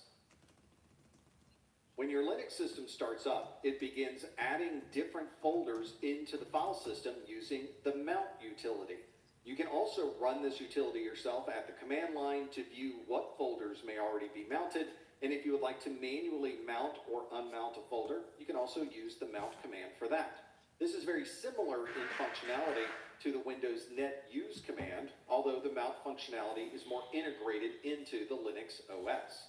If you simply run the mount command with no parameters, it will list out all of the mount points that are currently set and running on your system. This might be a large list to parse through, so if you're looking for something specific, you may want to pipe this to the grep command to try to find exactly a piece of text that you're looking for. One common use of the mount command is to make the information available on a USB drive that you've just connected to your Linux computer. Most modern versions of Linux will recognize that you plugged in a USB device and it will automatically mount that USB drive. But if your system has been modified or doesn't provide a way to automatically mount that, then we'll need to use the mount command to be able to use that USB drive.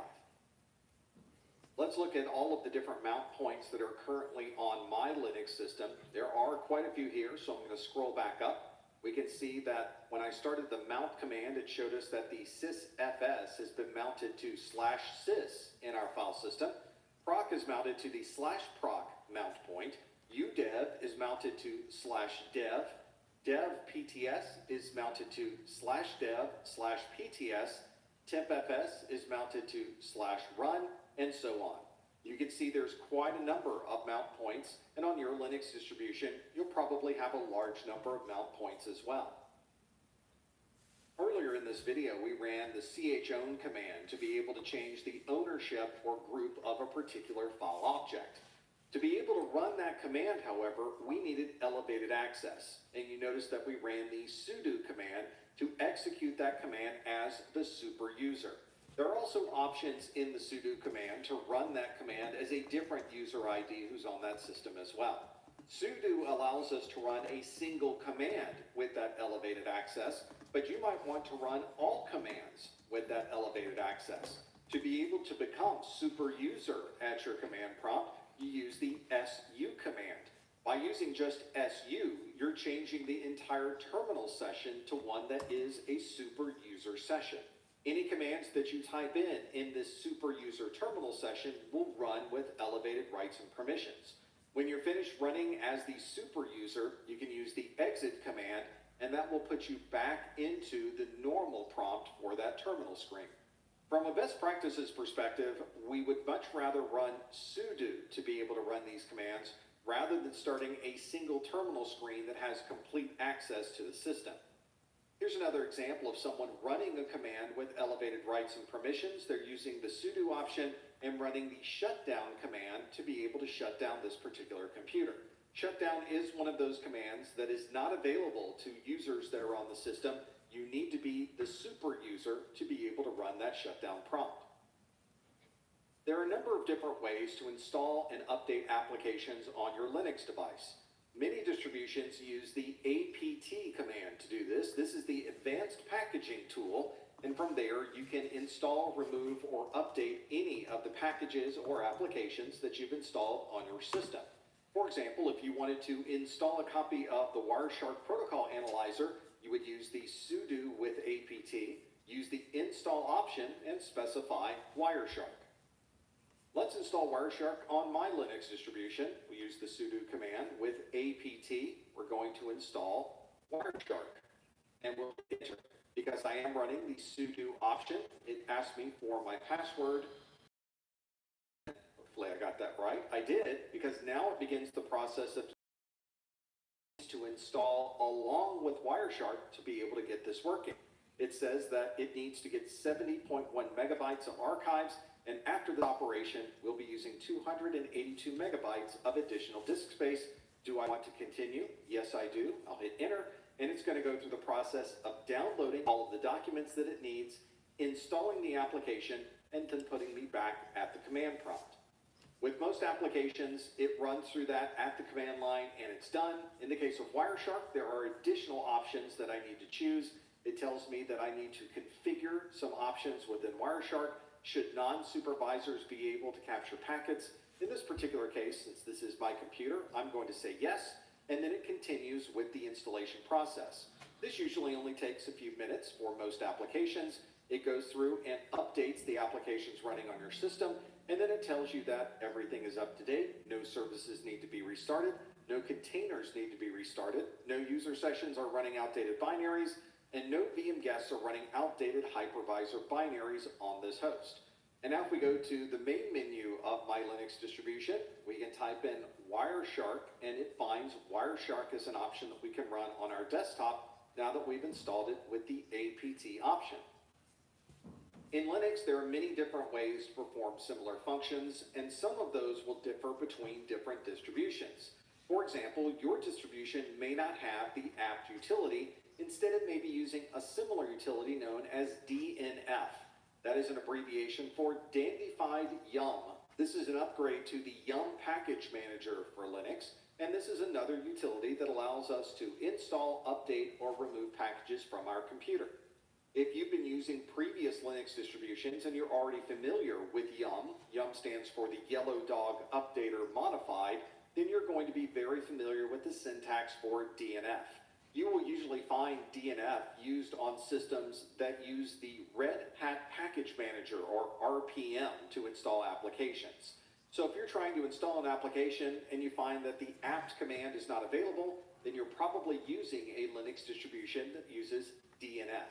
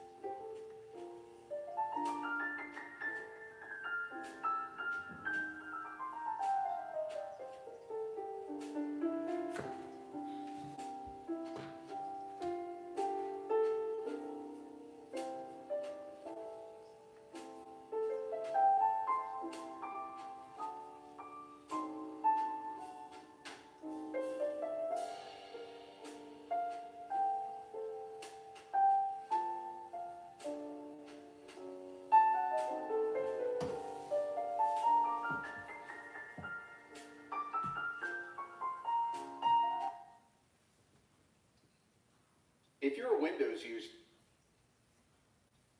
if you're performing any type of administration, Audra Rewards introduces the industry's most expansive global rewards marketplace featuring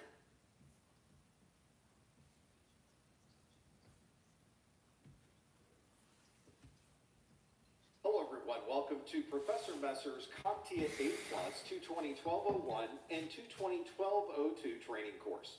This training course is designed to teach you everything you need to know to pass both of these exams and earn your A Plus certification. If you're working towards your A Plus certification, then you're probably already familiar that CompTIA is one of the largest organizations in the world for IT certifications. They provide entry-level certifications, certifications for networking, security, data analysis, AI, and so much more. If you're just getting into the world of information technology, then you're probably seen the A Plus certification mentioned. The A Plus certification is commonly mentioned when you're at the starting point of your information technology career. And as you probably already found, the A Plus is often a prerequisite for getting that first job or moving up to a better job in information technology.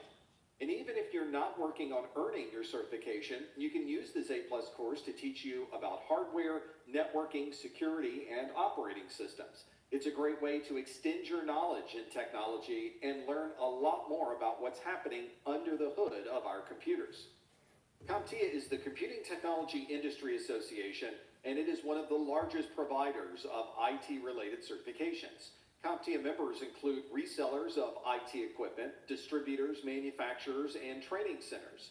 In the world of technology, we used to have separate certifications for every single computer manufacturer. CompTIA was able to take all of those different skill sets and bring them into one single certification that would apply across all of those different companies. And these certifications would apply regardless of where you might be in the world. CompTIA has a worldwide reach to over 100 countries, and you'll find that their certification exams are provided in many different languages. At Professor Messer, we provide training that gives you a perspective of someone who's been in the field and using these technologies for many years. My personal IT industry experience includes supercomputer operations, server and network administration, corporate training, software engineering, network analysis, and cybersecurity. I personally publish books on general IT topics, networking, security, Cisco, Microsoft, Linux, and many others. And the CompTIA certifications that I have earned sit alongside the certifications that I've earned from many other organizations in the IT industry. This training course focuses on a specific version of the A Plus certification. This is the 220-1201, sometimes you'll hear this referred to as the Core 1 exam, and the 220-1202, which is the Core 2 exam. Both of these exams were released on March the 25th of 2025. We've also designed this course to give you everything you need to pass this exam in small bite-sized chunks. Instead of watching one single video that goes on for hours, we focus on one or two individual topics and give you information on what you need to know about that specific information. You can then decide to watch another video right after that, or come back at a different time and continue your studies. And this is a complete course that covers every single topic from the official CompTIA exam objectives. CompTIA has listed hundreds and hundreds of topics that you need to know, and this course includes every single one of those topics. There's nothing hidden behind a paywall or anything that we're holding back. You can simply visit our YouTube channel or our website and watch every minute of every training video. Our goal is to provide you with all of the skills you need to be able to get that first job in the IT industry or move up into a better job in the IT industry. Hopefully you'll find that this training course and many of our other training courses provide you with the information you need to move ahead in your IT career. The internet is an amazing technology that allows us to provide this training information to you for free with nothing additional that you would need to purchase. We put the entire course online, and you're able to stream this course from anywhere you'd like, any time of the day. If you'd like to download the course, or you'd like an audio-only version of the course, you can purchase those on the Professor Messer website. We also have other study materials that might help you. We have course notes, practice exams, and so much more to get you all of the information you need to pass your 220-1201 and 220-1202 exams. If you like the video index or you'd like to see some of the other training offerings we provide, you can find them all on our website at professormesser.com. The second exam that you need to pass to be A+ certified is the A+ 220-1202 exam, or what we often refer to as the Core 2 exam. This exam covers topics on operating systems, security, software troubleshooting, and operational procedures. Again, this is a 90-minute exam, and you could get a maximum of 90 questions. And although the scale between 100 and 900 is the same as the Core 1, notice that your passing score is a little bit higher. You need to earn a 700 to pass your Core 2 exam. If you're watching this video, then you'll notice that we're very specific about that version of the exam, the 220-1201 and the 220-1202. These two exams were released on March 25th of 2025, and these versions tend to be available for about 3.5 years. After that, the exams are retired and they're replaced with a newer set of exam objectives and a newer version of the exams that you need to take. So if you're watching this video and it's anywhere between March the 25th of 2025 and somewhere around September of 2028, then you are probably watching the right training course for you. If you're watching this video after September of 2028, then you'll probably want to see what the next version of the CompTIA exam is, and they have all of that information out on CompTIA.org, the official website for CompTIA. You can take these exams in any order. You want to take the Core 1 exam first and then take the Core 2 exam, or you could do it in the opposite order, take Core 2 first and then pass the Core 1 exam. It doesn't matter what order you take them in, but you have to pass both exams to be considered A+ certified. Cybersecurity today is so messy and expensive. And why does it take so long? It really shouldn't be that. Get started with Sola, the studio where you can build any security app. Whether you're the security person or just the person tasked with security, tie together some loose ends or build up your security stack. You fit Sola to your needs. It's simple, quick, and free. Get security done with Sola.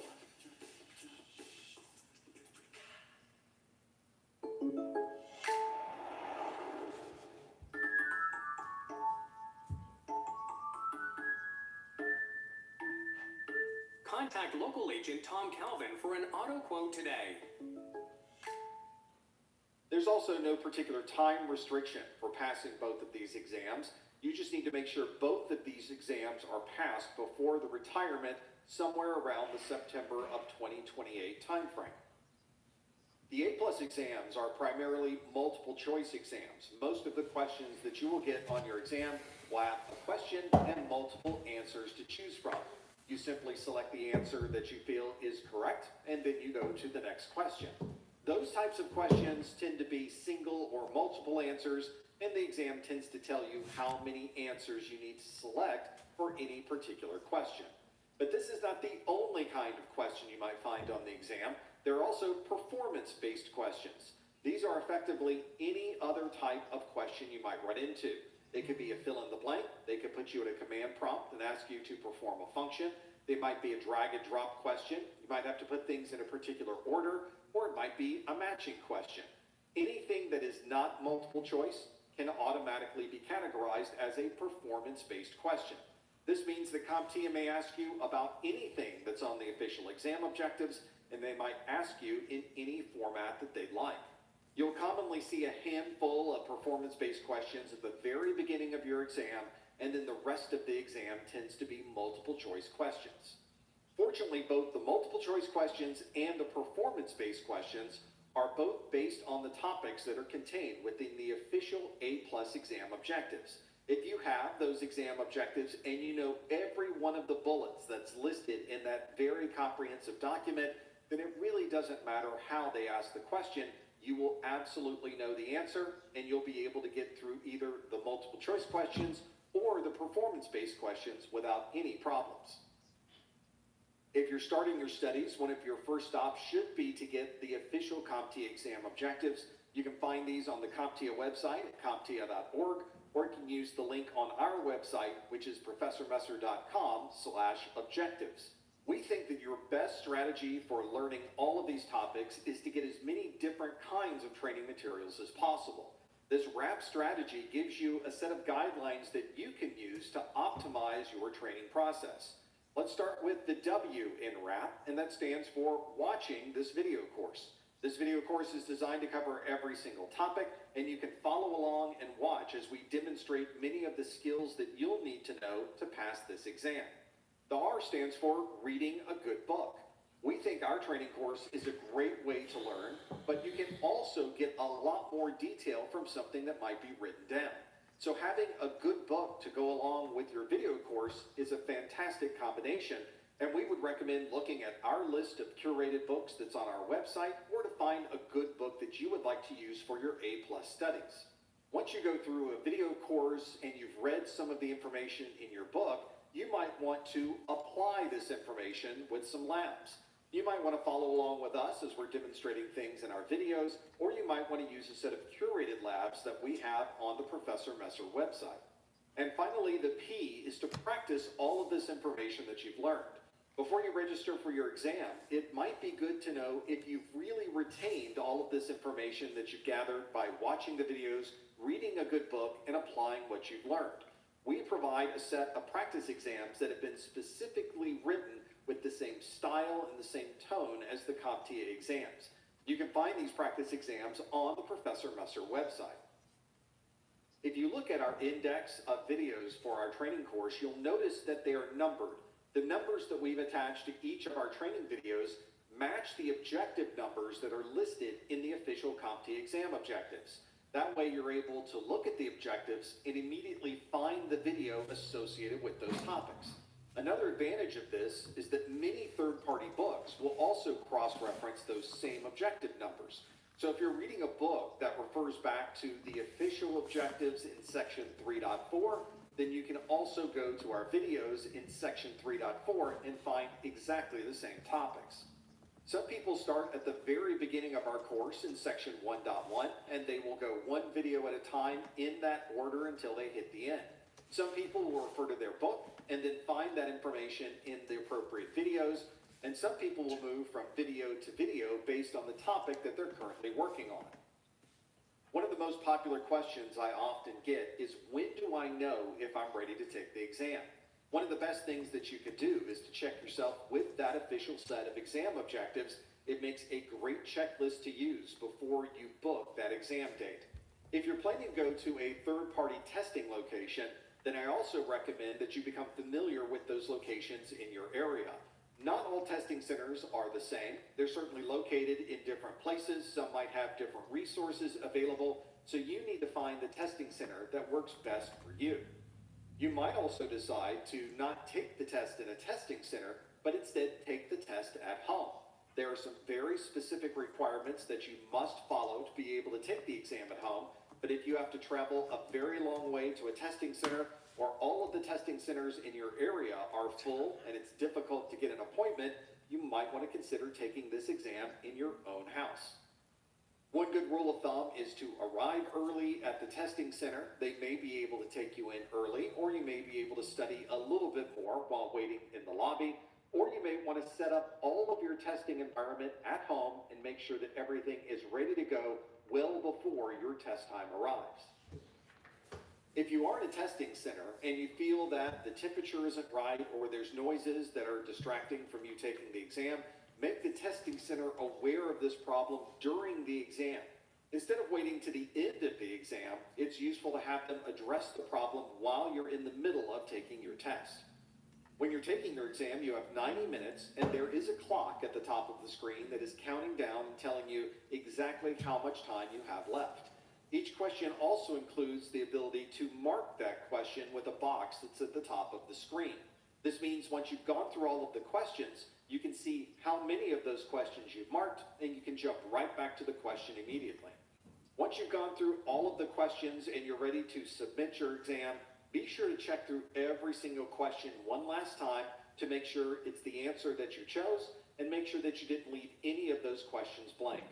And once you submit your exam, you learn immediately if you passed the exam or if you haven't passed the exam. You'll get immediate feedback, and you'll be able to look online to be able to get a summary of how you did during that exam.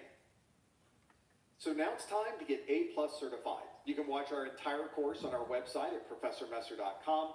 We have books, training materials, labs, and so much more to help you with your A+ studies. All of our videos are available in one single index on our website, or you can find us on our YouTube channel. We have an entire playlist set up in order for all of these A+ training videos.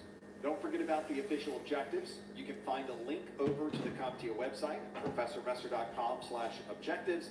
If you're in the middle of your studies and you have a question about one of the topics, you might want to pose that question to one of the thousands of students on our Discord server. This real-time chat allows you to interact with other people studying for their A+, Network Plus, Security Plus, or many other certifications. You can also open an ad hoc study room, stream the videos along with other folks, or simply ask questions about the information that you're learning in your A+ studies. We also offer free A+ study groups every month for both the Core 1 and the Core 2 exams. This is an interactive type quiz that you can participate live and online, and I also open up the floor to ask any questions of me during this study group.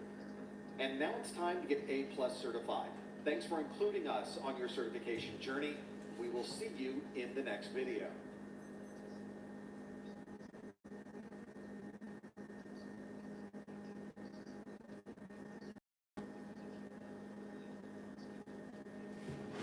The laptop has become the standard computing platform for almost anyone who's mobile, and that's mostly because you're able to fit so much technology into such a small place. But there is a trade-off when it comes to troubleshooting or dealing with these very small components inside of a laptop computer. It is built to very precise specifications, and therefore it requires a very precise form of troubleshooting. You'll find that certain laptops are much easier to work on than others. Some have been engineered so that you can get inside of the system and replace memory or storage devices. Other laptops are built so that it's very difficult to gain access to the inside of that device, and even more difficult to be able to swap out some of those components. For that reason, you'll find that different laptop manufacturers will have very different processes for managing and troubleshooting their particular systems. A good example of this is how different laptop manufacturers might handle batteries. With some laptops, the batteries are very modular and can be removed from the laptop and replaced with a different battery very, very easily. Other laptops have the battery built into the system, and it's not designed to be swapped out by the user. This may make it very difficult if you have to swap out a battery that's in a system that is not designed for a modular battery replacement.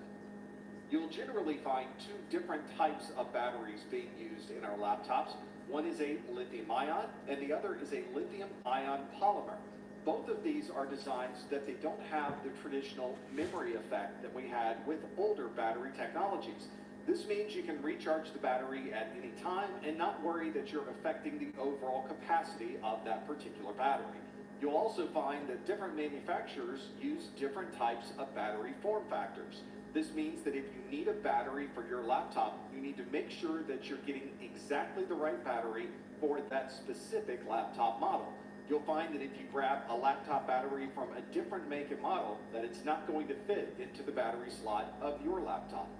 With modular batteries, it's very easy for the end user to be able to remove and replace the batteries inside of that laptop. Usually they have a button that you can press that will pop out one battery, and then you can slide another battery directly into that same slot. If the battery is built into the laptop itself, this type of modularity is not available, and usually you would have to have a technician completely take apart the laptop just to replace the battery. If you've maintained a group of laptops, then you know one of the most used components on that laptop is the keyboard. This commonly means that the keyboard is probably going to be swapped out more than any other component on that particular device. Fortunately, most laptop manufacturers make this process relatively easy. You can usually remove a bezel on the laptop or a few screws, and the laptop keyboard will pop out as a single unit. It very often is connected to the system board of the laptop using a ribbon cable. There's usually a connector on the end that allows you to easily disconnect and then reconnect a new keyboard. If you do have a user that is having problems with their laptop keyboard, or you'd like to perform some diagnostics of that keyboard, You could plug in an external USB keyboard to see what the results might be. This might allow you to work around problems that may exist in the laptop's primary keyboard, and it can also help you troubleshoot whether the problem is with the hardware of the keyboard itself or with the operating system inside of the laptop. Laptop keyboards are designed to be compact so that you can fit everything that would be on a regular size keyboard inside of a very small space.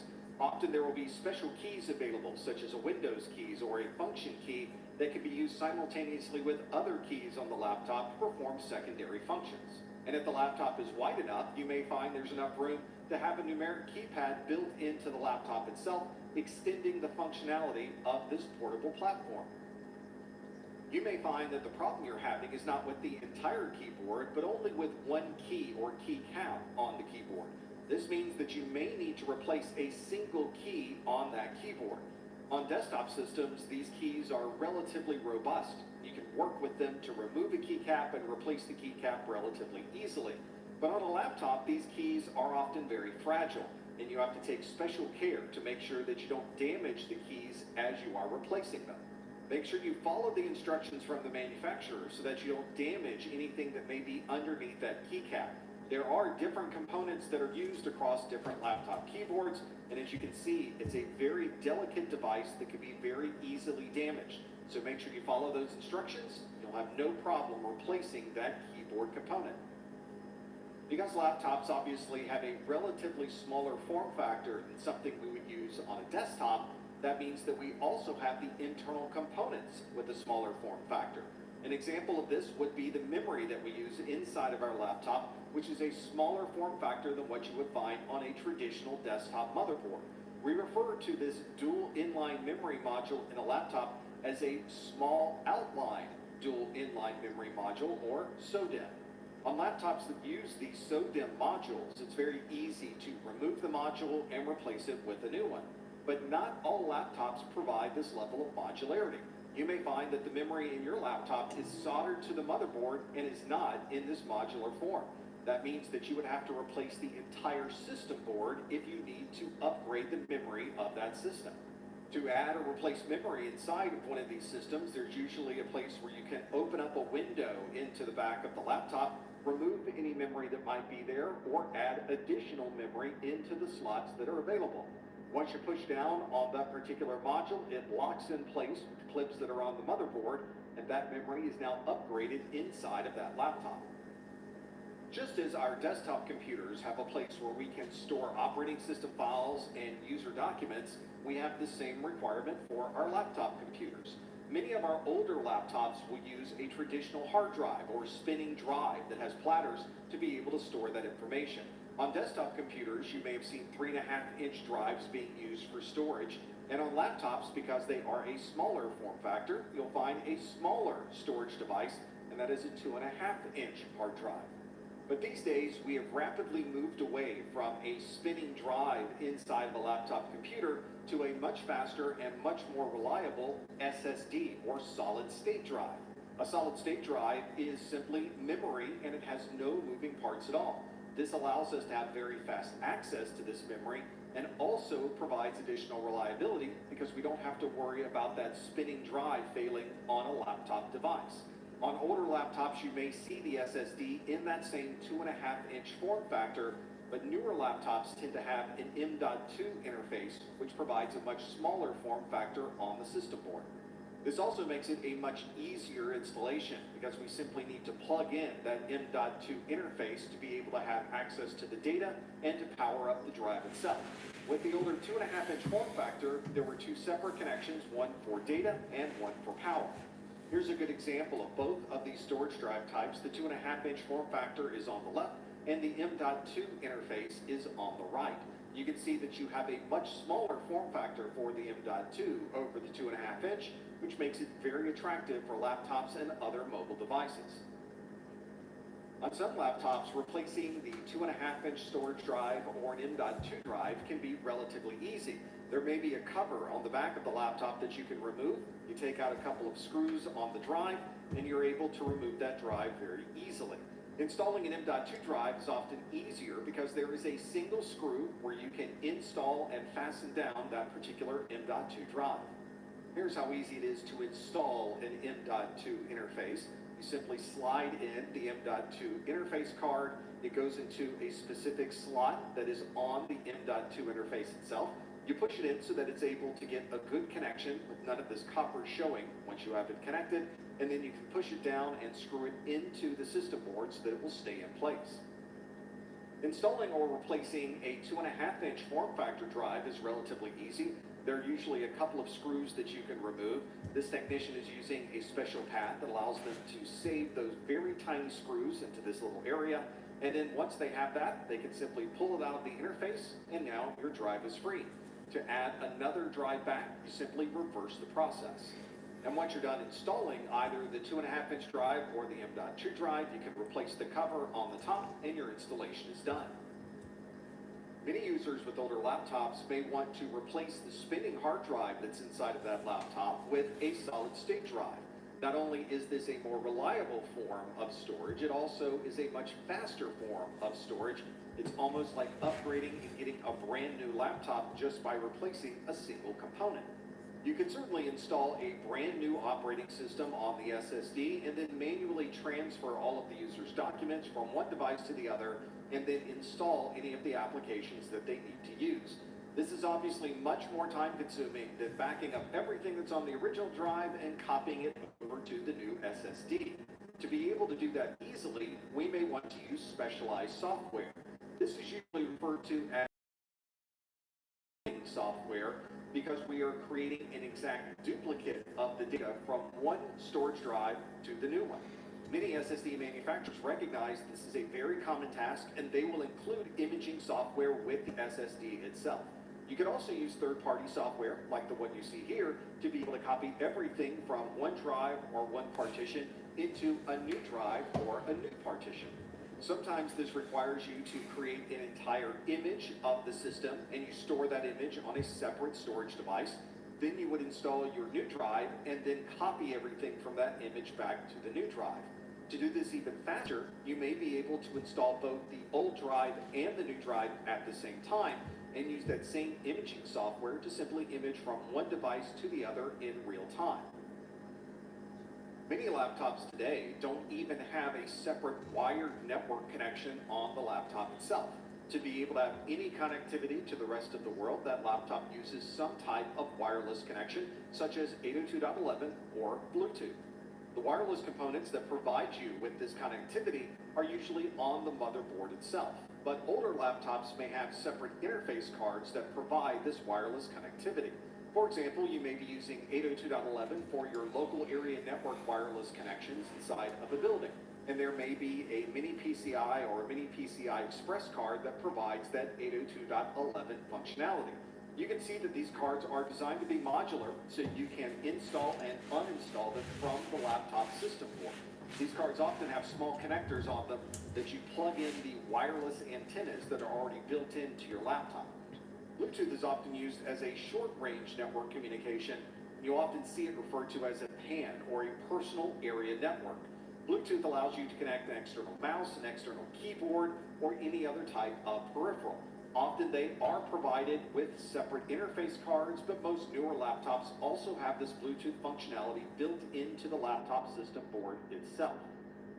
Installing these modular cards is very similar to the process of installing additional memory modules onto the system board. There's very often a panel that you can remove on the back of the laptop, and there'll be a place where you can install that particular component. Once you place the card in the laptop, it usually locks down into the laptop with connectors that are built into the interface. And in this particular case, it's an 802.11 card, so you'll need to also connect the wireless antenna wires. You can see them down here with the gray and the black wire, and they will connect to these smaller connectors on the interface card itself.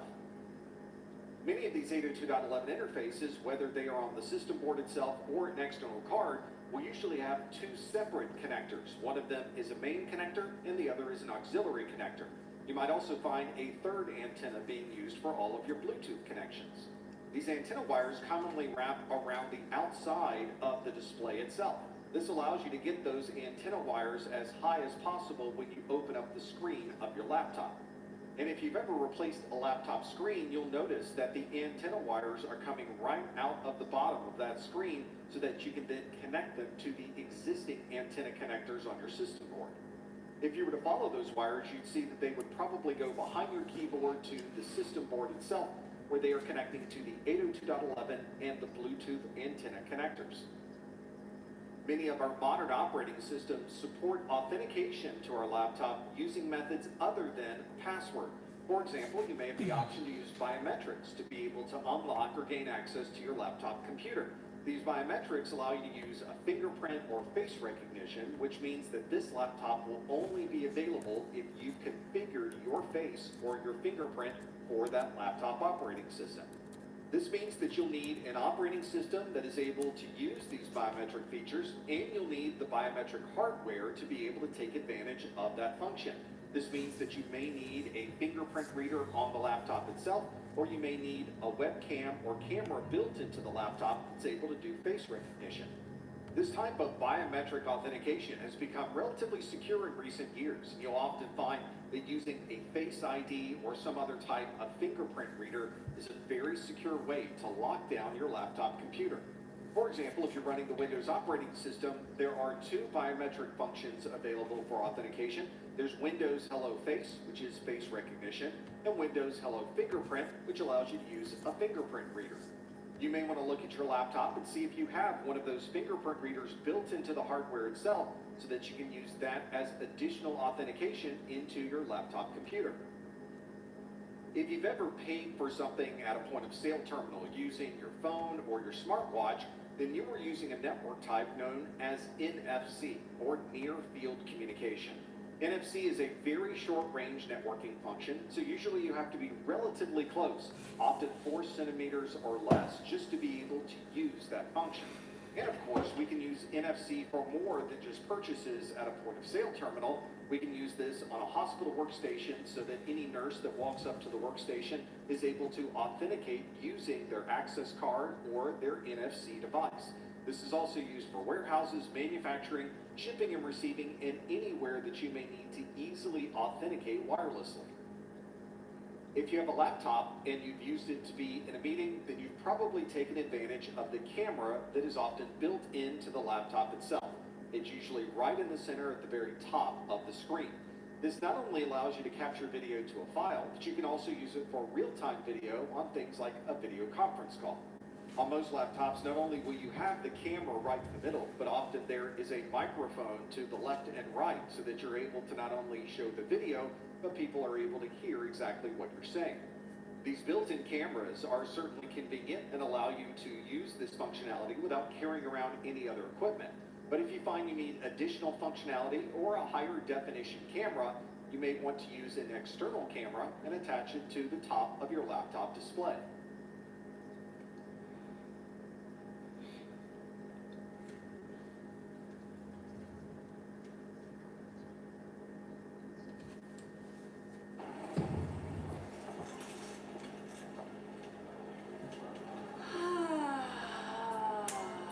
Wow.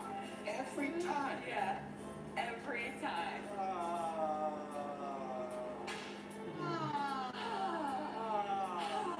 I know that.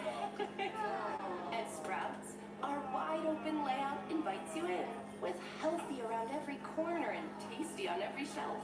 This is that Sprouts feeling.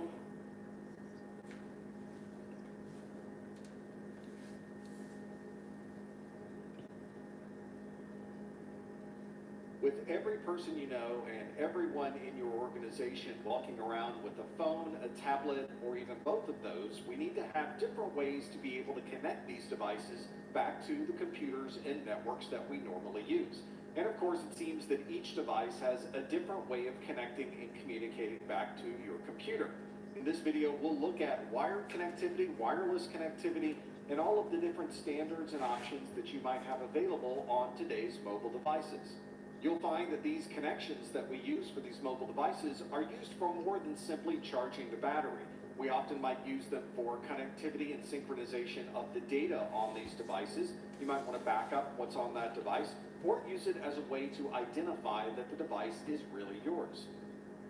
One of the most common ways to connect these mobile devices is using USB, or the Universal Serial Bus. These are standard connections that we've used for years and years, and of course the connectors themselves have changed a bit as time has gone on. You'll find that there are different types of connections for USB. For older devices, you may find the mini and micro USB plugs are very popular.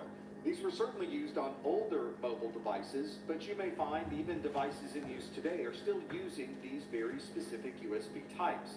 You may find, of course, that our mobile devices are getting smaller and smaller, but these interfaces are made for a much larger style of interface. And although many of our modern devices have migrated away from the micro B plug or the mini B plug, you may still use the USB Type A connection to plug into your computing device like your desktop computer or your laptop computer.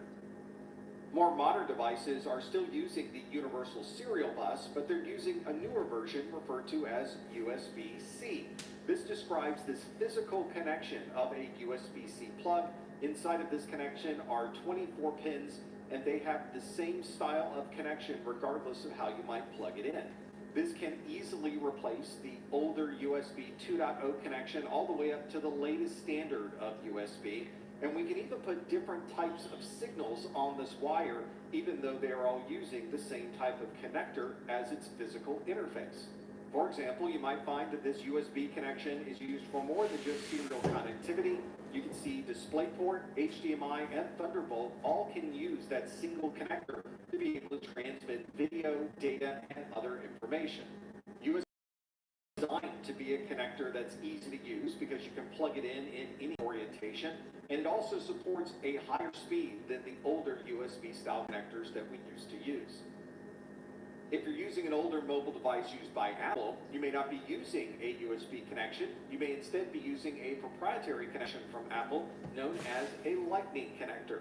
This Lightning connector has 8 pins, and it's commonly used for older iPhone and iPad devices.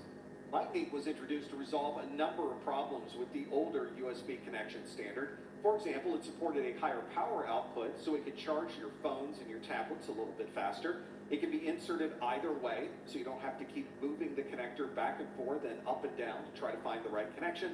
And this relatively simple design made it easy to be able to use this across many different devices. The challenge, of course, is that you might be using or supporting a number of different mobile devices from a number of different manufacturers. So you may be walking around with a lot of different connector types and cables inside of your bag just to be able to support all of these different components.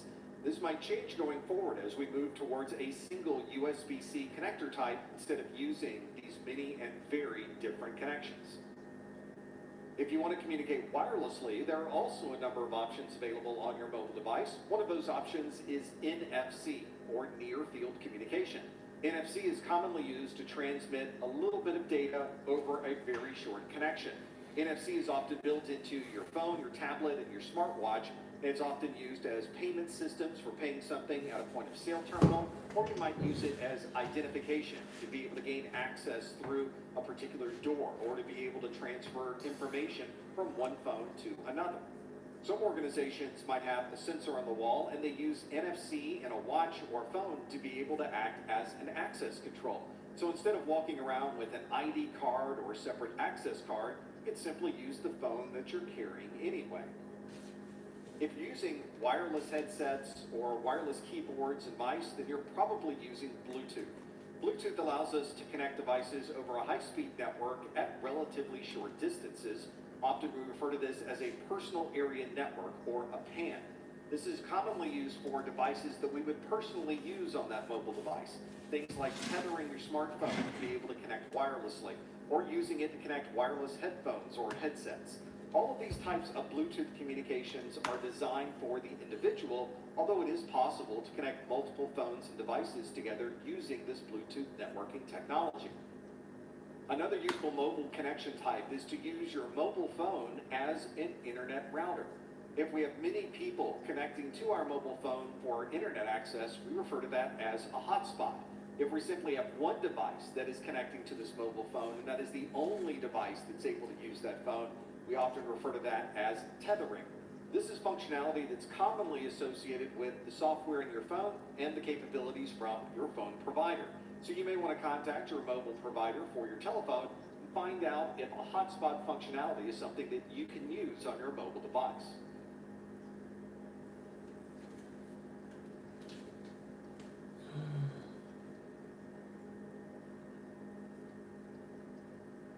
This is the newly redesigned Dell AI PC with Intel inside. It's not just an AI computer, it's a computer built for AI. So you can do the stuff that slows you down way, way faster. Like that. And that.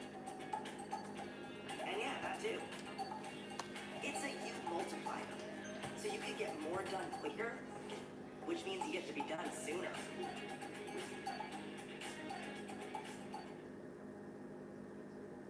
Many of us have used our fingers to be able to manipulate the screen of our mobile phones or our tablets. But if you need a more precise input method, you might want to use a stylus.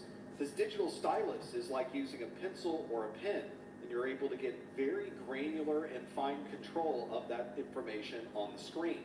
The stylus is usually connecting to the device over Bluetooth, so it's wireless, and you're often able to use pressure sensitivity and the buttons on the device to enable different functions.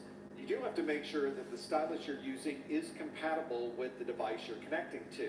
So if you're using an Apple laptop, you have to make sure that you're using the Apple Pencil or something that is compatible with that particular tablet.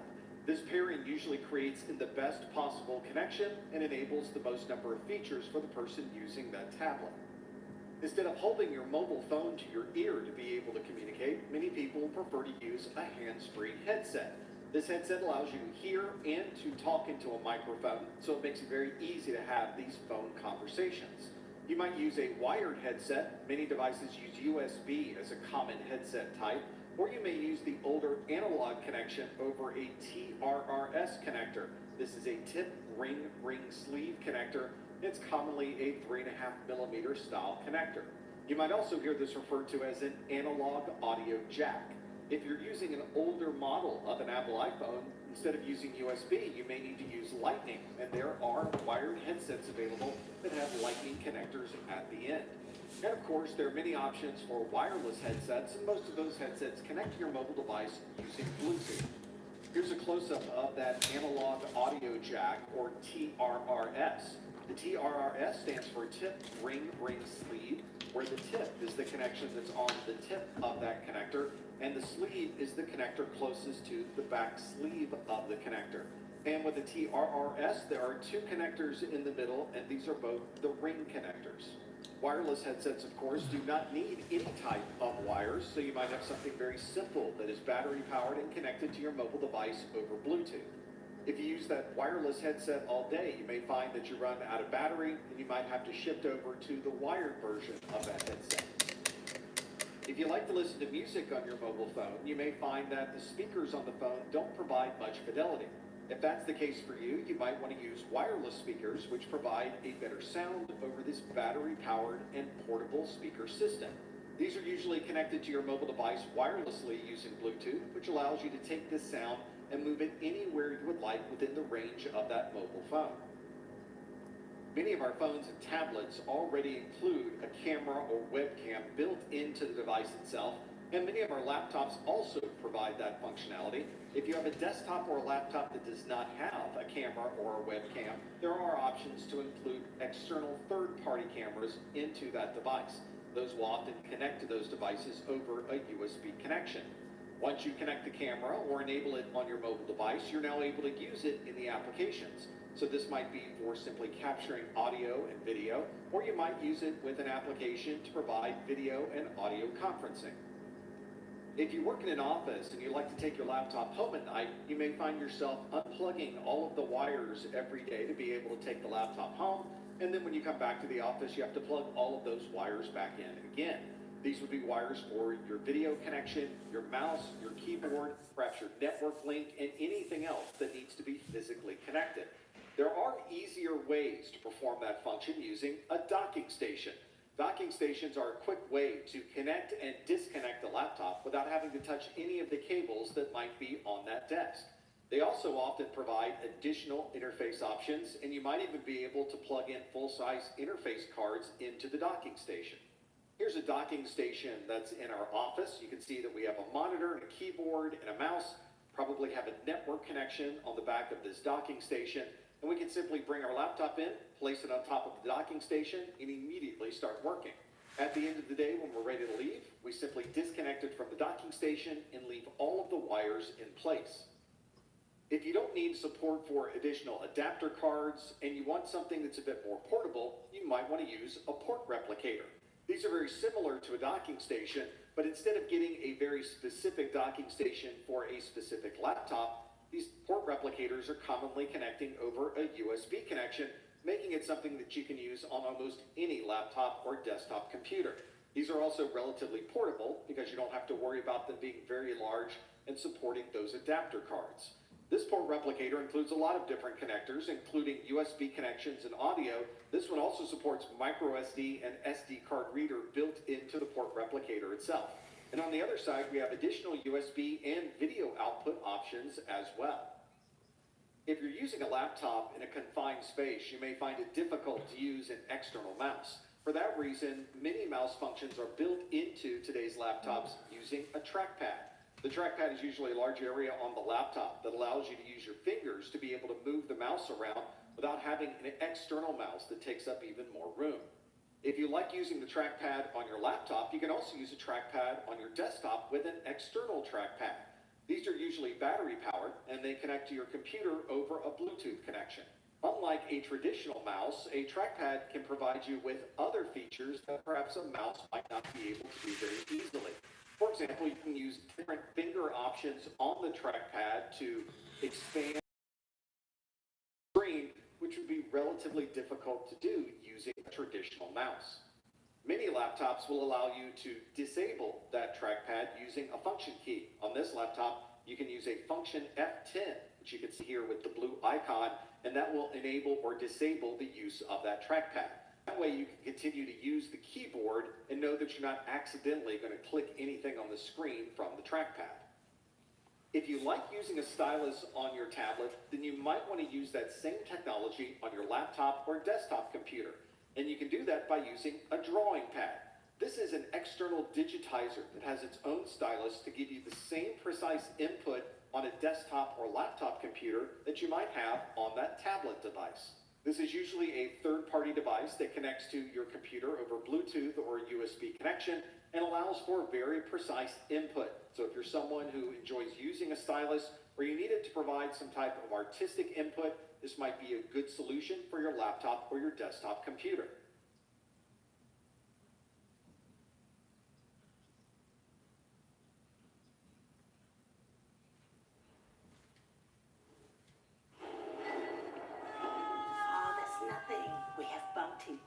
It's 2 times more absorbent, so you can use less. And one sheet holds up better while ordinary brands fall apart. It's good. Get more done with one. Bounty, the quicker picker-upper. Doug.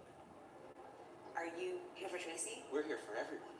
Mimo and I help people save hundreds by customizing car insurance with Liberty Mutual. We ordered a limo, not a limo. Oh yeah, we do that too.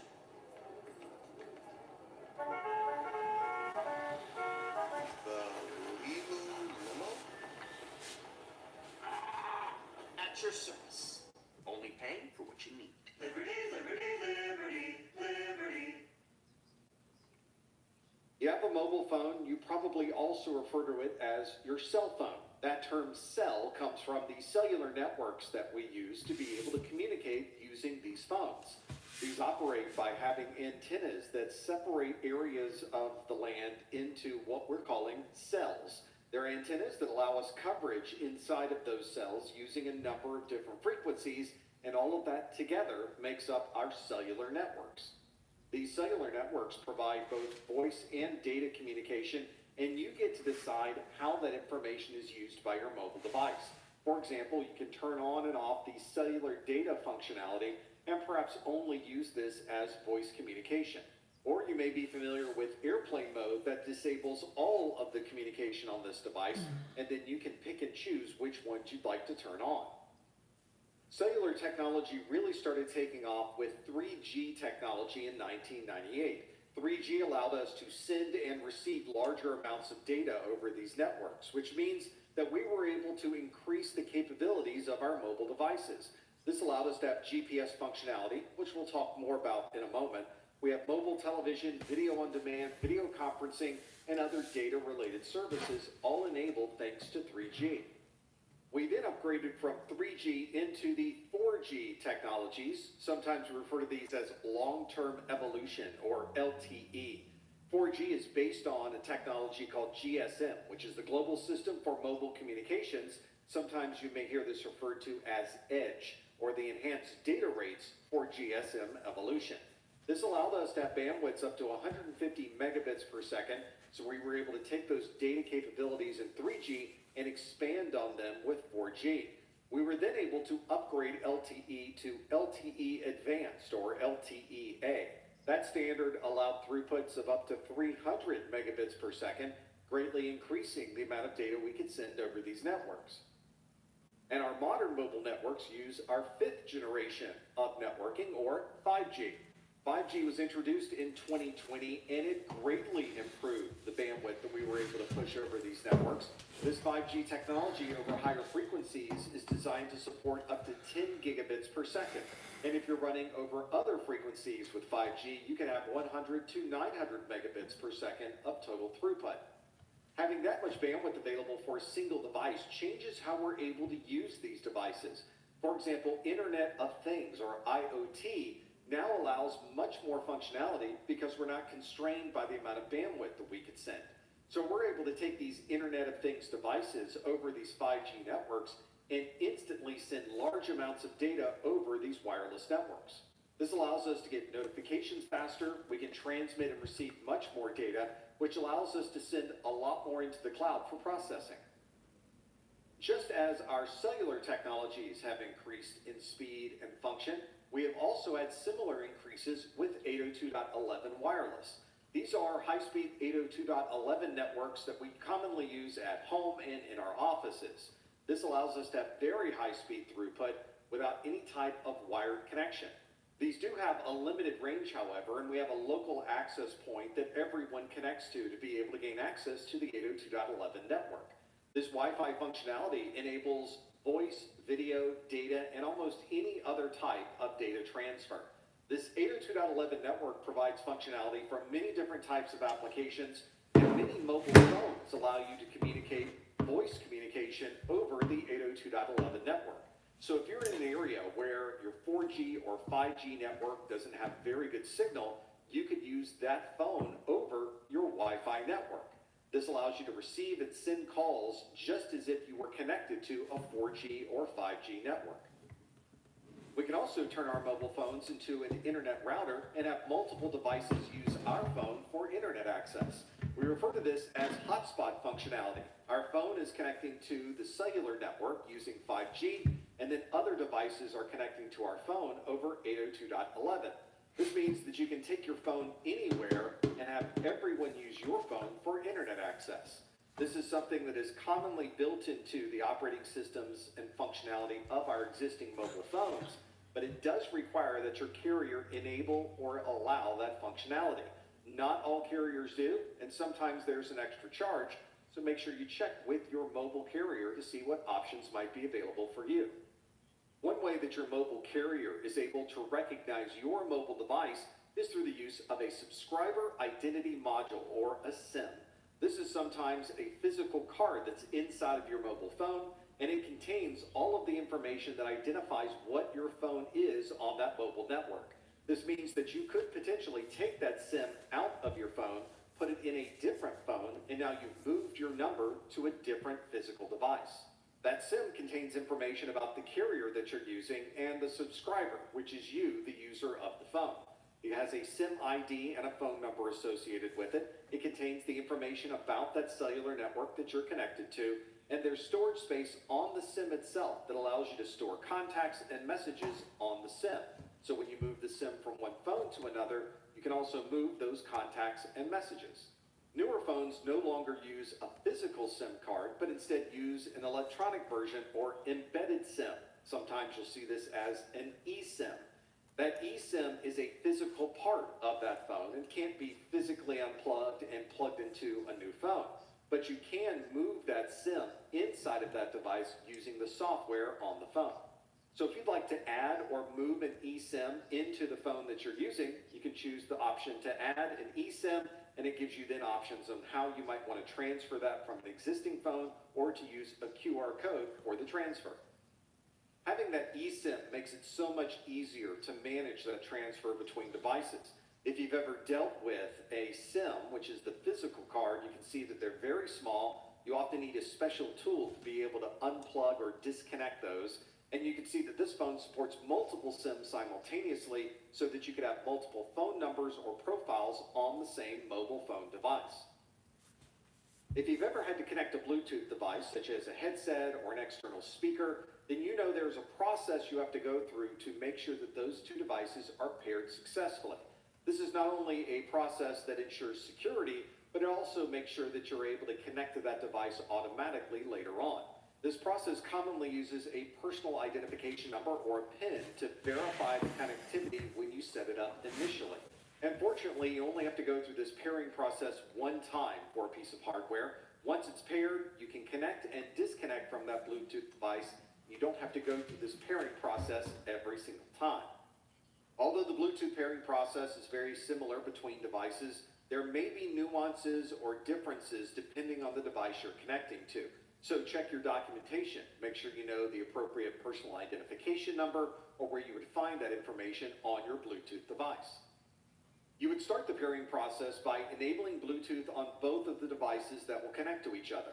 If you're an iOS or Android user, you'll find this enable and disable function under settings and devices to be discoverable by each other. This may require a specific key sequence or startup process, so make sure you check your Bluetooth device documentation to know how to put your device into a discoverable mode. Once you do this, you'll see devices start to appear on your mobile device, and then you can select that to begin the pairing process. Before the pairing process completes, it asks you to confirm a personal identification number. This might be one that is embedded into the Bluetooth device, or it may be dynamic so that it changes every time you try to pair with that device. Again, your documentation will tell you where to find that PIN, and you'll need to confirm that PIN or type it in on one of those Bluetooth devices. At that point, the Bluetooth pairing process is complete, and those two devices can communicate with each other. You can test this by powering down one of those devices, powering it back up, and making sure that it's able to automatically reconnect over the Bluetooth connection. If you've ever used the Maps functionality on your mobile phone, then you know the GPS capability can be very helpful. GPS is the Global Positioning System, and it's a technology that was created by the United States Department of Defense. This technology uses satellites that are circling the Earth, and if you can see 4 of those satellites with your phone, then you'll get accurate GPS readings. This GPS functionality uses differences in the signal that is received from these multiple satellites to determine your longitude, your latitude, and the altitude above sea level. So if you're using maps or you're using an app that has location functionality, it may be using GPS to determine that. But GPS is not the only way to determine where you are. Some apps use the Wi-Fi networks that are around you to get a better idea of where you might be, even if GPS is not currently available. And some cellular networks are able to triangulate based on the different cellular towers to determine where you might be as well. So if you are having a problem communicating or receiving GPS signals, you may be able to use these other technologies to locate where you might be.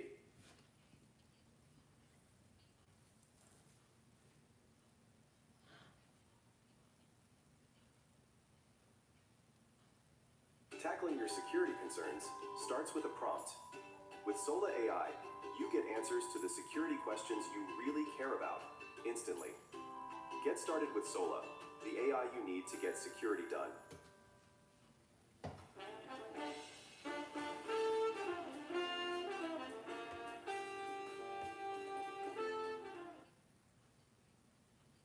If you have an organization and you need to manage all of the mobile phones used in the organization, then you need a mobile device manager, or MDM. This allows you to manage devices that may be owned by your company or devices that are personally owned. This would be a BYOD, where someone is bringing their own device to use at work. When that occurs, you need some way to be able to centrally manage all of your mobile devices from one place. This is a relatively specialized function, and so you need specialized software to be able to do this. An MDM allows you as the system administrator to set certain rules and parameters on how these mobile devices are used. So you can set policies on which applications are allowed or not allowed. You can configure or disable functionality of things like your camera or GPS, and effectively control almost every aspect of these mobile devices. This also allows you as a company to set up a partitioned area on someone's personal phone for use by the organization.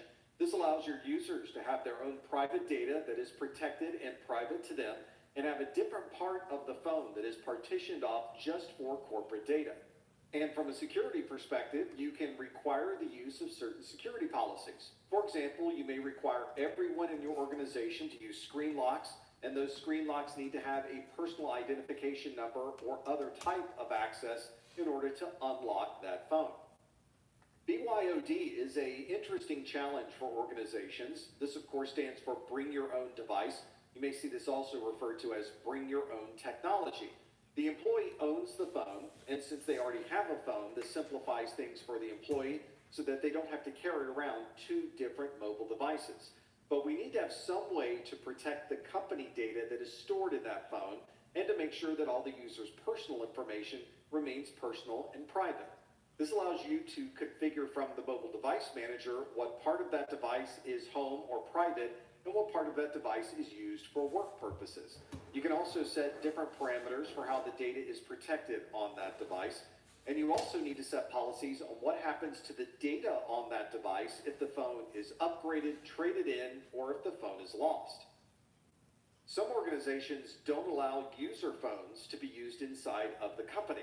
Instead, the company will provide the phones through COPE. This is corporate owned, personally enabled. The company purchases the phone, they assign that phone to a user, and then they manage that as a corporate device. Although the corporation does have full control of that device, in many organizations, they allow the user to use it as a personal device as well. Since the company has purchased the phone, they have complete control over the phone, and they manage every aspect of how that particular device is managed. This is very similar to how organizations might manage laptops, desktops, and other computing devices. The company determines how information is stored on the device, what type of information is stored on the device, or perhaps more importantly, what happens to that data if the device is changed out or if the device is lost. Some organizations will add some flexibility to the process and allow the user to choose from a selection of devices. We refer to that as CYOD, or Choose Your Own Device. Having management of all of your mobile devices from a central MDM policy screen provides a lot of flexibility and saves a lot of time. For example, you can configure your corporate email settings on the mobile device manager. That's pushed down to everyone's phone, and so they don't have to make any changes at all to gain access to their inbox. They simply turn on their phone and everything works as it should. The security team may decide that they would like additional security on these mobile devices since they are outside of the company and can be lost easily, so they may require things like two-factor authentication, and they can specify what type of multi-factor authentication they would like. And from the MDM, you can determine what applications are allowed on that device, if there are certain applications that are forbidden to be installed on that device, and you can even push those applications to be installed automatically. Here's a view from an MDM console. We can see that we are looking at a number of devices inside of the organization. We can see the device name, the platform that it uses. We can see usernames associated with that phone, and even know the email and contact information for the phone. And if you need the IMEI, which is a unique identifier, that's also listed in the mobile device manager. You can drill down on one of those devices to get more information about it. For example, this is an Apple iOS device, specifically an iPhone 13. You can see the version of iOS that's being used. We also have information about the operating system running on that device, different device security options that may be enabled or disabled, and you can see the network summary that's currently in use for that particular unit. If we click over on the restrictions tab, you can see all of the settings that you can enable or disable since you are the manager of this particular phone. You can enable or disable the camera, FaceTime. You can change if voice dialing is enabled or disabled. If you want to get rid of Siri, you can turn that off inside of the MDM. And different security options, printing options, and application options are also configured from this restrictions screen. The MDM also allows you to configure how this device will be synchronized over the air. Since these devices are rarely plugged into a central facility, we need some way to back up the data that's being stored on these mobile phones. Some of these settings are already pre-configured. For example, your telephone information and messages is something that we know will always be configured and set up on these devices. But different organizations might use different types of email. One organization might use Gmail, another organization might use Microsoft Outlook. Each organization does things a different way with different settings, and so the MDM allows you to have all of those configured in one central place. It also allows you to turn on how the data will be synchronized. You can specify whether data will be synchronized over the Wi-Fi network only, or if it will use the cellular network as well. This is also important for understanding how this data will also be restored if this device fails, is damaged, or you need to replace it. You can also get into the granular settings of the synchronization. For example, you can specify what specific types of data will be synchronized. Will we synchronize calendar settings? Will we synchronize contact details? And we may want to even change how the data is going to be synchronized at different times of the day. For example, some organizations may not want to use the network due to cost limitations. Maybe you can only synchronize this data in the 802.11 or local network. Fortunately, most specify how much of this cellular network can be used and for what purposes. You'll want to check the contract that you have with your cellular provider to see how much data would be allowed over this network and at what particular time. And you as the administrator could configure, for example, if automatic downloads are configured, and if they are configured, what size applications can be downloaded over the mobile network. When you're setting up business applications on these devices, you're often configuring things like Outlook, email, cloud storage, and other services. You would commonly set those up in the account setting of that device, where you would need to provide a username, a password, or some other type of authentication factor. From there, you can get even more granular control over exactly what will be synchronized, and you can choose mail, contacts, calendars, reminders, notes, or other settings. You can also set this up to be different from other services. So your synchronization settings for Microsoft Exchange might be very different than the synchronizations that you configure for Google Mail.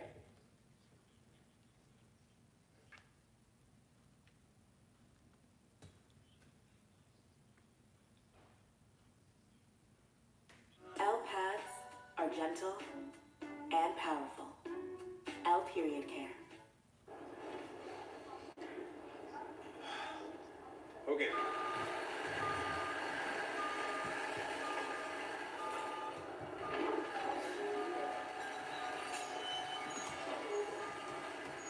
Stop forcing ads for your forklifts on financiers. Start marketing to the right people by targeting industries and functions on LinkedIn ads.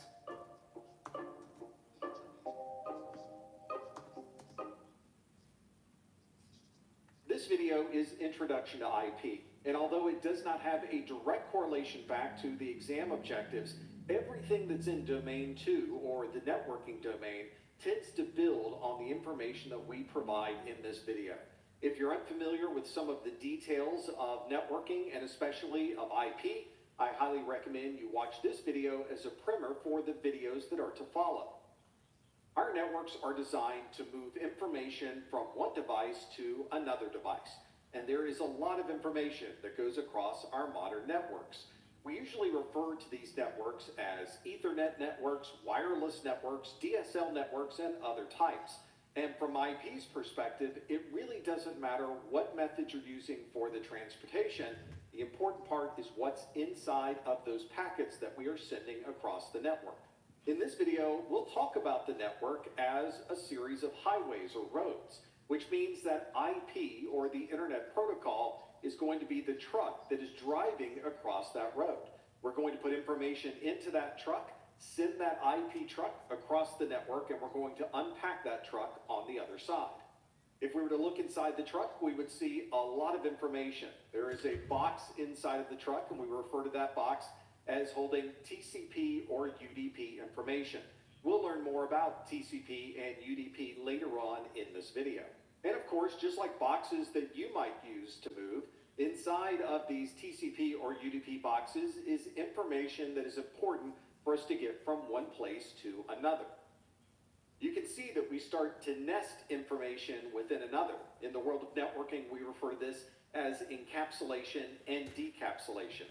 Here's a basic diagram of us sending information to a web server. On one side is our client or laptop computer, and on the other side is the web server itself. In this particular example, we're sending this information across an Ethernet network, and all of the information that's being sent across the network is the Ethernet payload. Also included with this Ethernet payload is information at the beginning of this payload that is a header, and information at the end that's a trailer. This allows us to know exactly where the data starts and where the data ends. Of course, there's more information within this Ethernet payload, and if we were to look a little bit closer at that payload, we would see that there's a specific kind of data contained within that payload. In this particular example, we're carrying IP traffic, so there's an IP payload and an IP header within that same Ethernet frame. And as you probably already expected, within this IP payload, we have even more detail that consists of a TCP payload in this particular example, and that TCP payload also consists of a TCP header. And we can continue to break this down since we know that this is web traffic. We know that within that TCP payload is HTTP, or Hypertext Transfer Protocol data, which holds all of that web server communication. So as you can see, this Ethernet frame has within it IP traffic, TCP information, and HTTP information. And different protocols may have even more layers of information that we could drill into to see exactly what's being sent between these two devices. The Internet Protocol, or IP, is one of the most popular protocols that you'll find.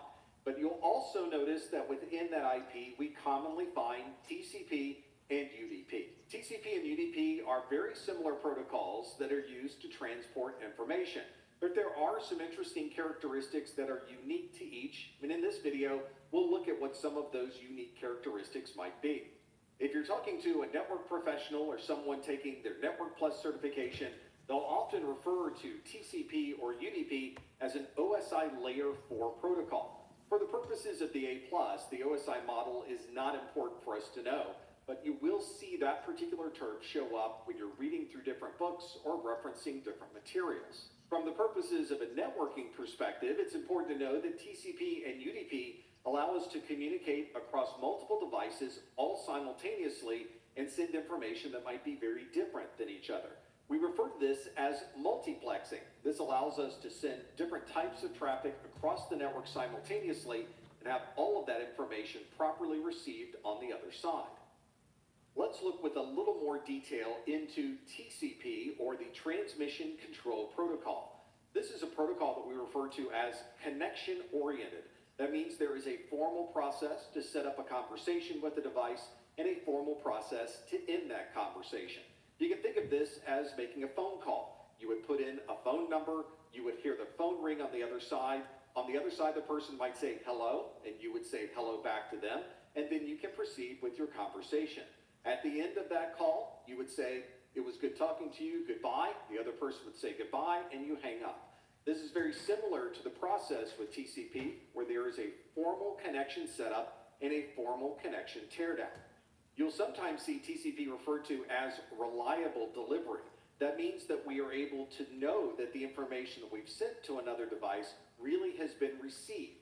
That's because TCP includes an acknowledgement process. So TCP sends the data, and the person receiving the data will send back an acknowledgement so that both sides of the conversation know that everything was received properly. If any of the information sent by the sender is damaged or corrupted in the transport process, the receiving station can send a message back to the sending device telling it that something did not work properly and they need to resend that data to be able to receive it properly. All right, everybody, we back. The sender and the receiver We crashing the party. how much data is being Y'all sent missed a at good any particular session. time. We refer to this as flow control, and that means the receiver Who's actually in there playing tell Uno? the sender to speed up the data Whoop, or whoop. slow Okay. down the data depending on how much information it's All right, able we to got a couple of receive minutes at a left. particular time. It's this Any constant questions from y'all? sending of data and an acknowledgement of the data that provides that reliable delivery and enables all Again, of those Jesus, be on the lookout just in case they say something about logging in for flex. Look around for that. If not, I got you tomorrow. We'll take care of it. that's associated with TCP. Tomorrow, I have my Hawaiian shirt ready. Yes, it is ready to be put on tomorrow. So tomorrow again is favorite shirt Friday. I will contribute. Or hats. Put them hats on. If you have a hat you want to wear. Leah, no hat? In the communication, we refer to that as an unreliable delivery. Those terms are referring to the fact that there's no way to Beanie? That'll work. really was Whatever you want to wear. on the other side. Hat or shirt Friday. Pick one. All right. Since there's no acknowledgement And tomorrow, be prepared for a marathon of slides. Because I just want to knock out these last two lessons. I don't want to drag it into Monday. I just want Monday and Tuesday for y'all to relax. if everything really was Cool. received properly on the other side, there's All right, no we'll way hit it to in the have any morning. type of flow control. The device that's receiving Trying to think all of what this else data has we no got. way to send back any type of messages saying that they should Y'all are doing speed real up or good, slow tell you down that. the data transfer process. Given that What is that explanation from? of UDP, What we got? you might be Whoop, thinking, whoop. why would any application want to use Dumb and Dumber. Oh, advantage of crazy UDP is that movie. there's very little overhead. You don't have to set up any formal Mr. T got the picture dropping. You can simply Bam! send data, and you have a best effort to get that data to the other side. A good example of an application that works All right. exactly like this. Trying to think of is one something for else. real-time Any last questions? No questions? Man. Applications that are voice over IP related or send video across the network. What picture is that from, Mr. T? If information What movie is that from? along the way, we can't stop our conversation, rewind what we were Is that a talking movie? about. And Oh, fedora meme. Okay, you gonna wear your fedora tomorrow? Yeah, that's what I'm talking about. lost that moment in time. No fedora? You know, right? Okay. Time to go back to where we were. For that reason, I'm gonna wear my 1987 Run DMC Kango. prefer to use UDP. Yeah, since it has with gold chains. The fake gold Don't chains. worry about Yeah, resending traffic that may have been lost. that's what I'm doing. Well, if y'all don't have anything, I would say enjoy your evening. Oh, final exam. Please do the final, course final if you haven't done it, and the course survey. Course survey. Let people know how we doing in here. A good example of these Aaliyah, the second matrix is not free anywhere. I have it. host configuration protocol that we commonly use. I could get it to you. I could share the file and y'all could download it. Devices on our networks. I'll create a link in my Google and y'all could just I got all three of them. Which often sends very So, small amounts of data okay, across the so remind me particular overhead. Okay, so remind me in the morning to create a link, upload them to my cloud. I'll create a map link and share it to you, and y'all can all download them from where you're at. Nice. So instead of relying on UDP, Yeah, you need to know how it ends. Yeah. the application itself will keep track. All right, Skippy Hip, remember to carry out the orders of the day. And see you tomorrow. This requires the application Don't forget to clock out. to be able to manage the process. And some applications like voice over IP apps might not do anything if data is lost. If information doesn't make it through, then it will simply continue sending the voice over IP traffic. And if the users didn't receive information, they'll simply ask someone to repeat what they just said. Some applications, though, are very particular about making sure that data is properly received